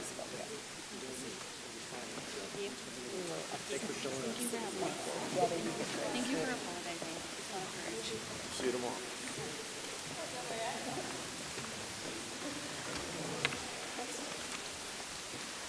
Okay, is there any public comment on this item? Seeing none, all in favor of supporting the motion to approve? And that passes unanimously. Thank you, trustees. Okay, we will move on to item number 8D, to approve the grant application from the Dennis and Phyllis Washington Foundation. The grant summary is in our packet. Is there a motion to approve? I have a comment, if you don't mind. Dr. Apostle.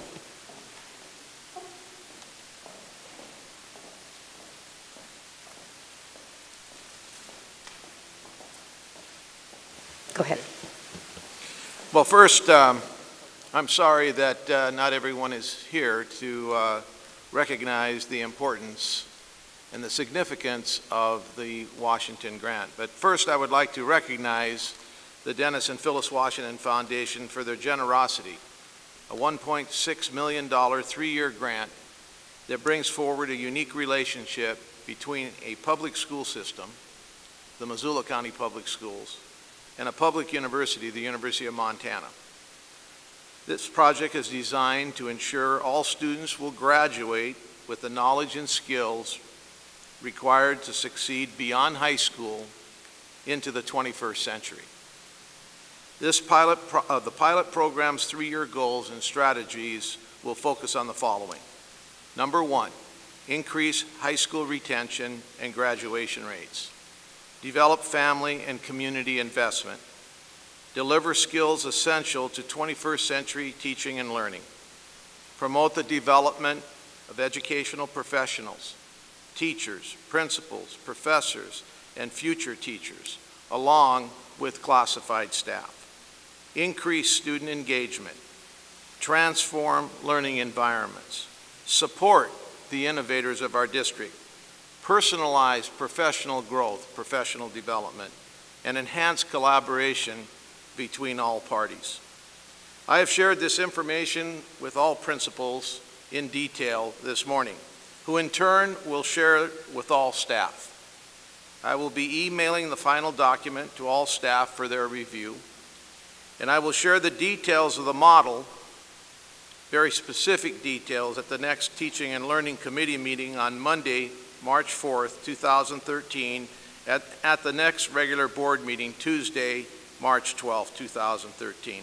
I would also like to thank 2 people that were very instrumental in making this happen, and that's Mike Halligan and Larry Simpkins, and of course to our Mayor, John Engen, who introduced me to Mike Halligan and Larry Simpkins almost 3.5 years ago. This is a great opportunity for our school district. It's a great opportunity to have the resources to train our staff in support of our major initiatives. And we're very grateful to the Washington Foundation. Thank you, Dr. Apostle. Is there a motion to approve? It's been moved by Dr. Knapp and seconded by Trustee Lem. Is there board comment? Dr. Knapp. Question, will this be on the website for the general public to look at as well? Yes. Any other board comment? Trustee Sadler. I understand that some of these funds will help teachers get their master's degrees in STEM, is that? The University of Montana is currently working on a master's degree in STEM. They have a ways to go yet, but that's part of the plan. That's a direct outcome of the grant. So a teacher will, in effect, by participating, will get a master's degree in that. In science, technology, engineering, and math. That is correct. Okay, well, that sounds like a great benefit. Thank you. Trustee Wills. I also want to thank the Washington Foundation for this truly fabulous grant to help our school district.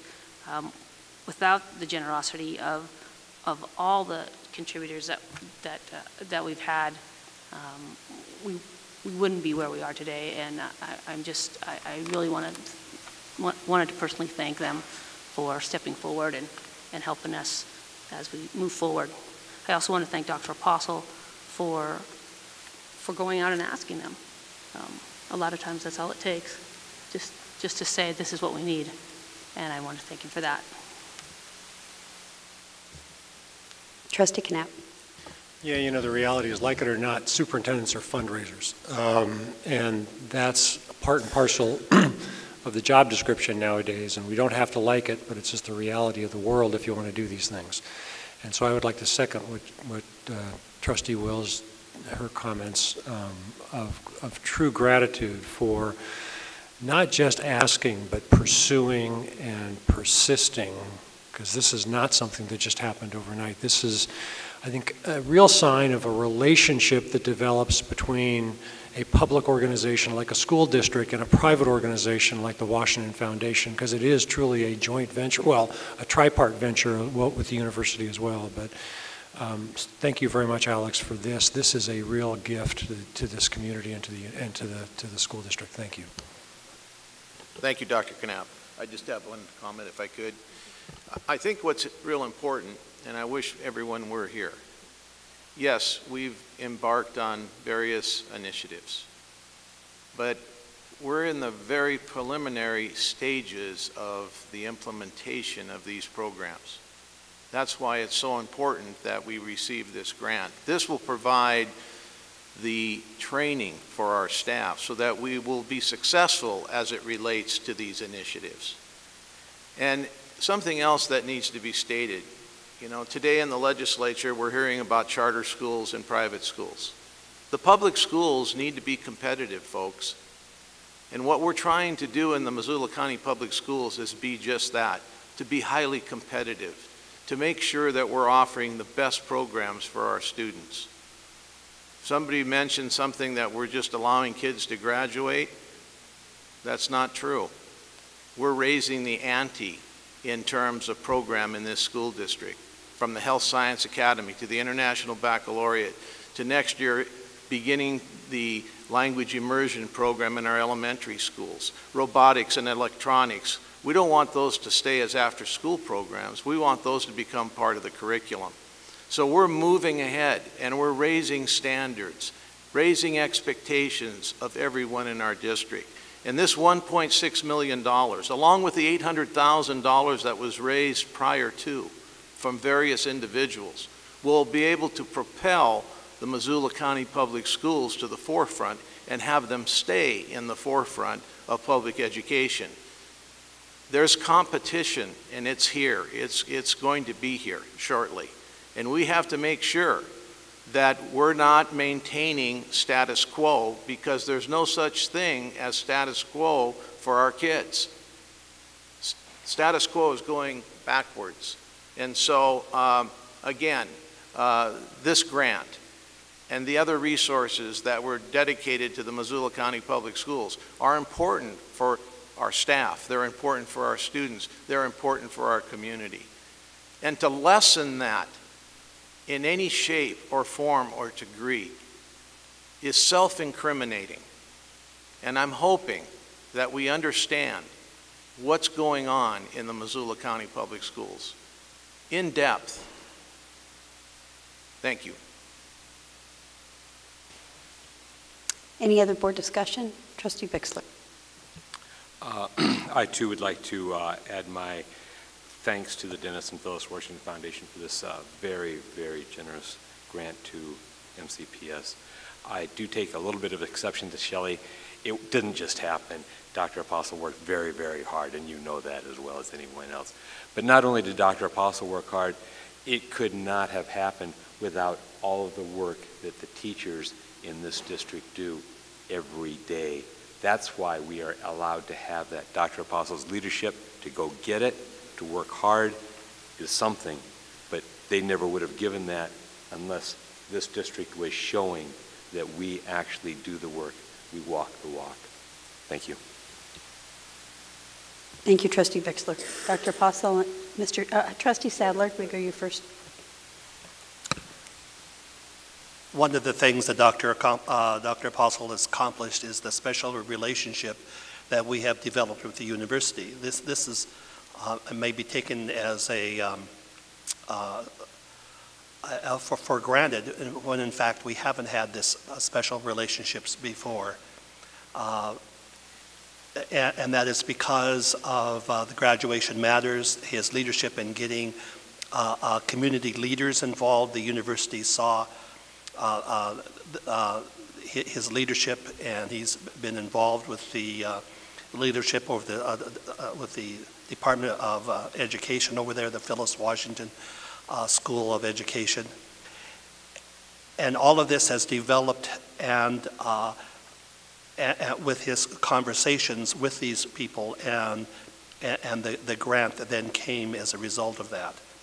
I want to tell you, Dr. Apostle, I fully support your efforts that you have done for this district, and also the efforts you put in to get the foundation funding for us, because I think the end effect will be a much better district. Thank you, Trustee Sadler. Dr. Apostle. Thank you, trustees, for your support. I must say and echo what Trustee Bixler mentioned. You know, as we were pursuing these resources, let's put it that way, the community, the Washington Foundation, the University of Montana, recognize the outstanding work of our teachers. You know, as a superintendent, I provide the vision. I go out and try to get the support. But what happens every single day, there's no question who does that. There's no question who makes that happen. And at the same time, these various individuals and corporations, they see what's going on. And they're not going to invest their money in an organization that is not performing. And it takes all of us to make that happen. There's no doubt about that. So this is a very important step in the destiny of the Missoula County Public Schools. We need to really hone in on it, take advantage of it, and keep going. And if we do a good job, there's always the potential for this stream of support and resources to continue. And that's ultimately what we're trying to do. Trustee Toth. I'd like to thank the foundation also for this grant, but I'd also like to remind the public and, you know, board members, we've had this discussion before in some of the committees leading up to this is, you may, I'd say erroneously in a way, use the thing strings attached, but because I want to use the better word for what it meant for this grant, and that's accountability. And the foundation would not have probably, and I can't say they would or would not have, I can't read their minds, but they looked for a system that would show accountability down the road in the things that are listed here, student achievement being one of them. You know, they were going to do a lot of work on preschoolers and the community involvement for starting us all on that very best foundation we can for our kids across the district-wide. So that accountability, a lot of people might be aware of this, was part and parcel of this whole application and reception packet. Any other board discussion? Thank you, Trustee Toth. Board comment?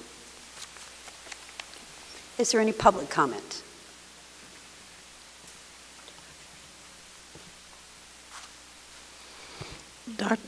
Dr. Apostle, I'd like to thank you for mentioning classified personnel as being recipients of some of that training. I think the jobs that are happening in that within the school district and that are wonderfully held in that by teachers and administration teams that do a good job. But sometimes in the comments in that, when we're talking about the great work in that, we seem to forget that there are also a support staff and classified folks that enable these folks to do what they do best. I appreciate it. Thank you. Dave Hamilton, Sentinel High School. I apologize for not being quick enough on the previous public comment, and if I could speak to the math thing, I would like to. If that's not appropriate, I won't.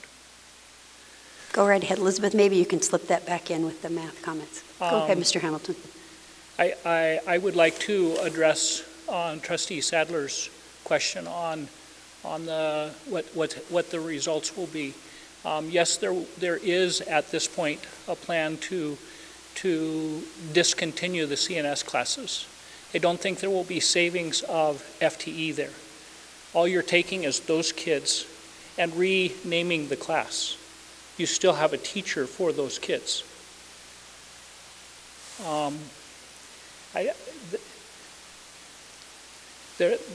Then you are adding on the support class, the second class. And the emails that we've seen within departments of the three schools is that the support numbers will be anywhere from 20 to 40% of the freshmen that are taking Algebra 1. That's a significant hit. You're right. You can teach those classes with math people and you will have exactly what you're talking about. You can teach them with the resource room people who aren't certified to teach math and get well-meaning people that know about study skills, and maybe that will do what we want to do with those kids. As a person in the trenches, I have deep reservations. If I could give an analogy to what I think is happening potentially, is that there are all kinds of teachers here with all kinds of experience tonight, And we could just say, hey, they have enough experience, let's just make them administrators. Are we not doing the same thing with kids that are coming into the freshman level saying they're ninth graders, therefore they're Algebra 1 students? Let's be careful.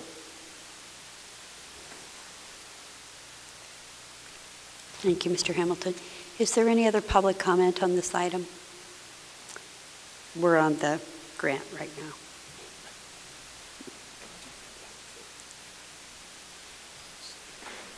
All right, one more, but please keep it short. I need to also mention two people that were from the university that we're counting on in terms of this grant that are going to be the support mechanism for everything we're doing, and that's Bobby Evans, of course, the Dean of the College of Education, and of course the blessing of that Royce Engstrom has for the program. Without those two people, nothing would work. So very much appreciated in terms of all their efforts. Thank you, Dr. Apostle. Okay, where are we? We just finished public comment. All those who in favor of approving, and that passes unanimously. All right. Oops. Thank you. Okay, we'll move on to approving the refunding of the high school bond, to approve the resolution relating to the general obligation refunding bond, Series 2013. And the committee supports the administration's recommendation that we approve this resolution. Mr. McHugh, would you like to offer any background information before we go to a motion? Happy to, and I'll be brief. The discussion begins on page 93. It's about 30 pages worth resolution plus attachments. The bottom line is the numbers, and those are found on pages 123 and 124, and with some slight variation in the net present value savings. What you're seeing is that at the time we first talked about this refunding back in October at the F&O committee meeting, we were hoping to see a $72,000 savings and with a sale threshold of $44,000. When we went through and accomplished the sale at the end of January, the actual net savings was approximately $76,000, with the gross savings $79,000. This is a 10.5% savings. So we did better than what we expected. And the only other thing I'll point out is just Aaron Rudio from D.A. Davidson has been gracious enough to come here tonight, and he is willing to answer some questions, and I am certainly to be blamed for forcing him to sit here this evening, but I don't feel too badly about that. I'm just kidding, Aaron. I also wanted to thank Dan Simmons, our bond counsel from Dorsey Whitney, Chairperson Tony Rabine, who met with Aaron and I on a phone conference call when we did the pricing call, and again tomorrow we'll be meeting with Dan Simmons to sign closing documents, and then Lenore Jacobs and Dan Parrish in my office for their assistance. So this is a good thing, and we're at the home stretch, and it looks great now, but I know Aaron was sweating a little bit, and with the volatility of the market between October and when we went through our final pricing call and the actual sale that took place at the end of January. So this is a good thing. Aaron, you want to add anything or answer any questions? I think this thing works. I heard it earlier today. Madam Chairman, members of the board, indeed we did get the bond refunding accomplished. It's actually kind of the last stroke in taking the overall debt, which is actually quite low for the district, and you have kind of ridiculously low overall borrowing costs. Your interest rate on average for this transaction, which goes out through 2020, is just a little bit over 1% on average. I think any of us would take that if we were borrowing ourselves. So you have in your packet the board items that include the resolution for your consideration today. Pat mentioned that's about 30 to 40 pages. I would be happy to read that if we, no, okay. But you do have, I think it's page 123 and 124 that's got the summary information. Pat mentioned that the annual savings that we're looking at, depending on how you calculate that, that's somewhere between $70,000 and $80,000 a year for the remainder of the life of that bond issue. The total net savings for you are just under $600,000 over that time period, and the net present value, discounting all of those savings cash flows back into a today's dollar kind of figure, are still about $573,000. So worked out very well for the district. Markets are very volatile right now, so I'm glad we got it done. In fact, if we were going out this week and trying to do it, we wouldn't be able to yield the same kind of savings for district taxpayers. So it worked out very well. And indeed, these transactions don't happen without the work of Pat McHugh and Dan Parrish in the accounting supervisor's office. It's something outside of the day-to-day and the norm, so it's in addition to the regular duties, and getting it done on time is due to them. So thanks to the board for having D.A. Davidson as your underwriter on this, and I'm glad it worked out for you. Be happy to answer any questions. Thanks, Aaron, for being here. Before we go to questions, we need a motion. So we can go to board discussion, please. Is there a motion to approve? Moved by Trustee Sadler. Is there a second? Seconded by Trustee Bixler. Board discussion. So board members have questions. If you'll hang in there with us, Mr. Rudio. Trustee Sadler, let's start with you. Okay, who gets the $79,000? The savings accrues directly to the taxpayers, so over the next, between now and 2020, you will levy that much less. Yeah. So taxpayers actually will receive a reduction in the amount of their taxes. That's right. Okay, I just want to make that clear. That's a wonderful thing, thanks. And Trustee Holland. Sure. How does the process happen? Is it your responsibility as our underwriter to periodically take a look at what's going on and therefore bring a recommendation to Pat? Is that how the process works? Sure, and at different times it happens, you know, that it flows different ways. Pat may ask us to take a look at it, or oftentimes we will come to the district and say, this is what available given current market rates. Well, I just want to say thank you to you then, and to Pat and to Dan for doing this, because it's pretty remarkable when we can save taxpayers money. So, thank you.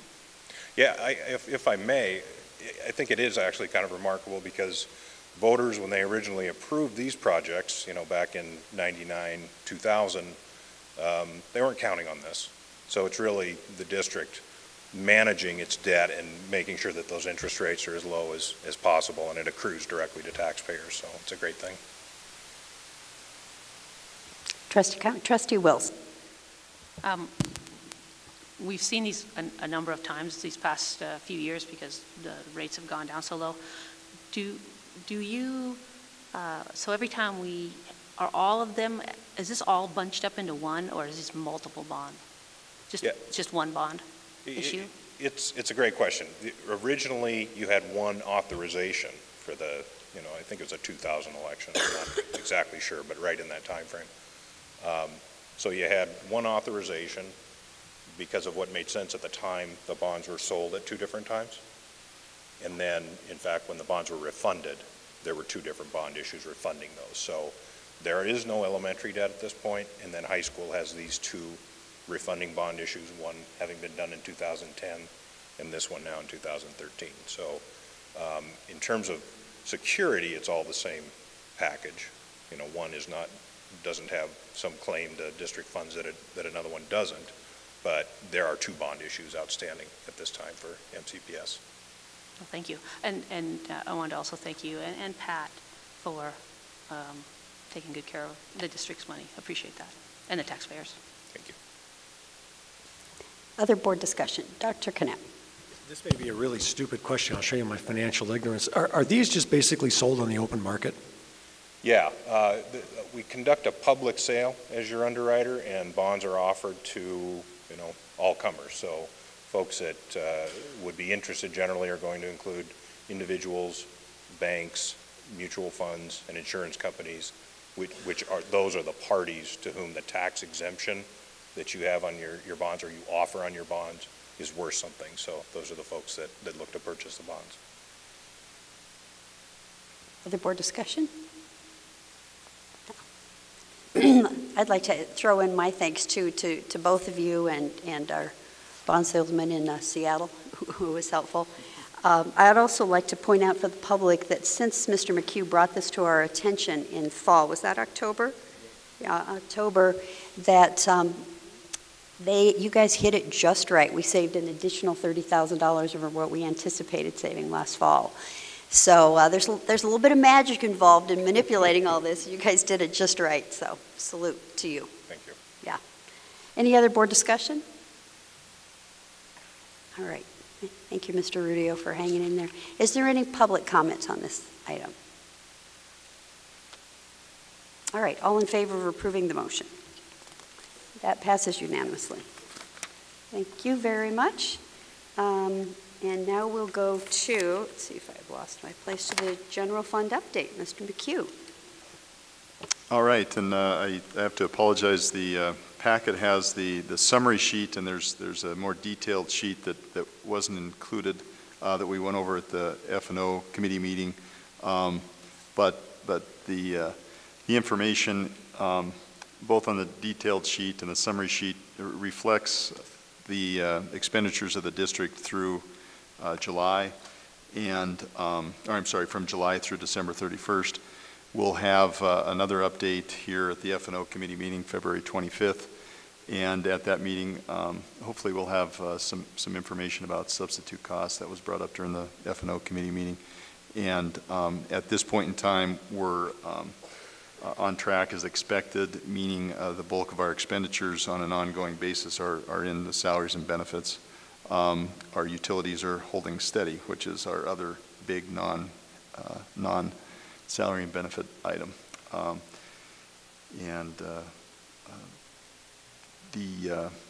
think at the F&O committee meeting, I did talk a little bit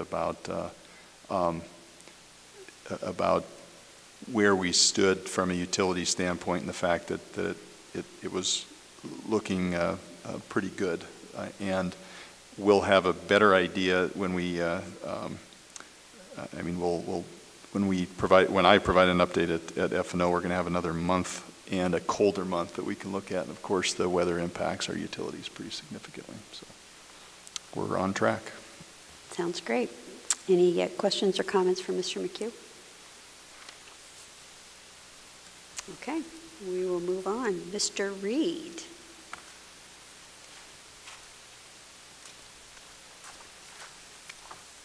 That young man back there in the corner is waiting for us to get out of here so they can bust these chairs down.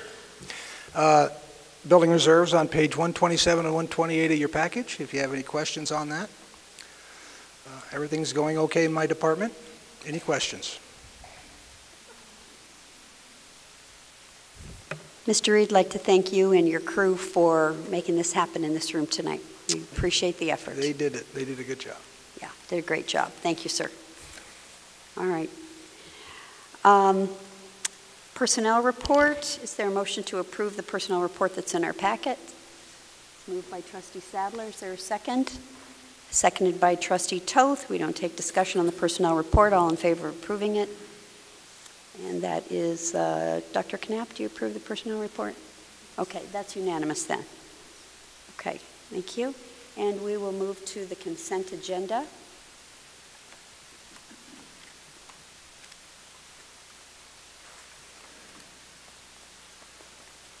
I can put my hands on it. Okay, under teaching and learning, to approve an out-of-country travel request. Sentinel World Languages teachers, or languages students will travel to Costa Rica next spring. Under finance and operations, to approve claims and extracurricular report, approve out-of-district attendance agreements, approve grant application summaries, grant permission to bid notification system, grant permission to bid remodel at Dickinson Adult Lifelong Learning Center, and under personnel negotiations and policy, to approve the reclassification of MMCEO positions.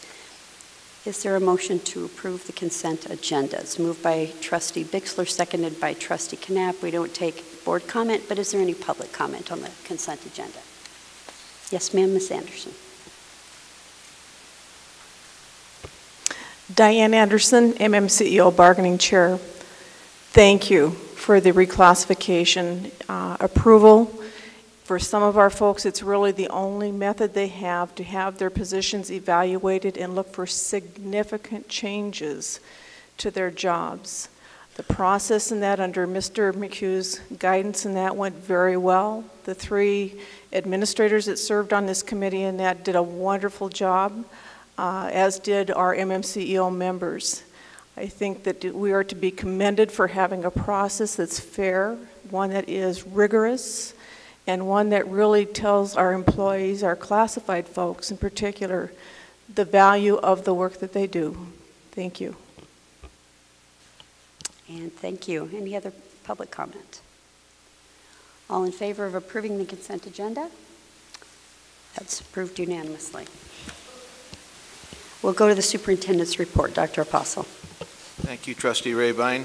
Just very quickly, I want to recognize the fact that we had a special board meeting on February 7th to notify the board of the school district's intent to move towards a tech levy and for that levy to be on the ballot on May 7th. Very quickly, I will tell you that we will go into more detail on this tech levy at the February 25th Finance and Operations meeting, and then again to the March 12th board meeting. The elementary tech levy, at least at this point in time, will increase from $302,000 to $850,000, an increase of $548,000. And at the high school, it'll increase from $450,000 to $750,000, and of course a $300,000 increase. And as I mentioned, we will get into more detail and updated information as it relates to the tech levy at the Finance and Operations meeting on February 25th, and for final recommendation on March 12th. I want to communicate some important dates. No school, President's Day holiday on Monday, February 18th. The administration building will be closed. The special board meeting trustee interviews and litigation strategy will be Tuesday, February 19th at 6 p.m. in the Business Building Boardroom. AA Caucus Day on the Hill, Wednesday, February 20th, a very important date to remember for all of us. And of course, that's at the Capitol Building in Helena, Montana. Finance and Operations meeting, like I just mentioned, Monday, February 25th at 12 noon in the Business Building Boardroom. We start our safety committee meetings as promised. The first one being the Mental Health, Safety, and Security Advisory Committee. Their first meeting will be Monday, February 25th from 5 p.m. to 7:30 p.m. in the boardroom. Then the very next night, Public Safety, Tuesday, February 26th from 5 p.m. to 7:30 p.m. again in the Business Building Boardroom. And then Personnel, Negotiations, and Policy Committee, Wednesday, February 27th, 12 noon in the Administration Building, Room 14. And then we come back to the Facilities, Safety, and Security Advisory Committee meeting Wednesday, February 27th from 5 p.m. to 7:30 p.m. in the Business Building Boardroom. Teaching and Learning Committee meeting Monday, March 4th, 12 noon in Room 14 in the Administration Building. A budget study session Thursday, March 7th, 6 p.m., Business Building, and then, of course, a regular board meeting on Tuesday, March 12th, 6 p.m. in the Business Building Boardroom. Thank you. Thank you, Dr. Apostle. There's no old business, so we'll move to new business to approve the superintendent's evaluation and contract extension. Board of Trustees found that Dr. Apostle exceeds expectations in all areas pertinent to his evaluation period and unanimously recommended the extension of Dr. Apostle's contract through June of 2016. Is there a motion to approve? Moved by Trustee Bixler, seconded by Trustee Lem. Is there board discussion? Is there public comment? Seeing none, all in favor of approving the motion? Yes, that is approved unanimously. Thank you very much. And on to approve 457B Plan Amendment. The administration is requesting the Board of Trustees approve the modification to the 450CB Deferred Compensation Plan to allow discretionary employee contributions, and the administration recommends that we approve this. Is there a motion to approve? Moved by Trustee Knapp, seconded by Trustee Bixler. Is there board comment? Seeing none, is there public comment? Seeing none, all in favor of approving the motion. And that is approved unanimously. Thank you very much. And this meeting is adjourned at 11 p.m.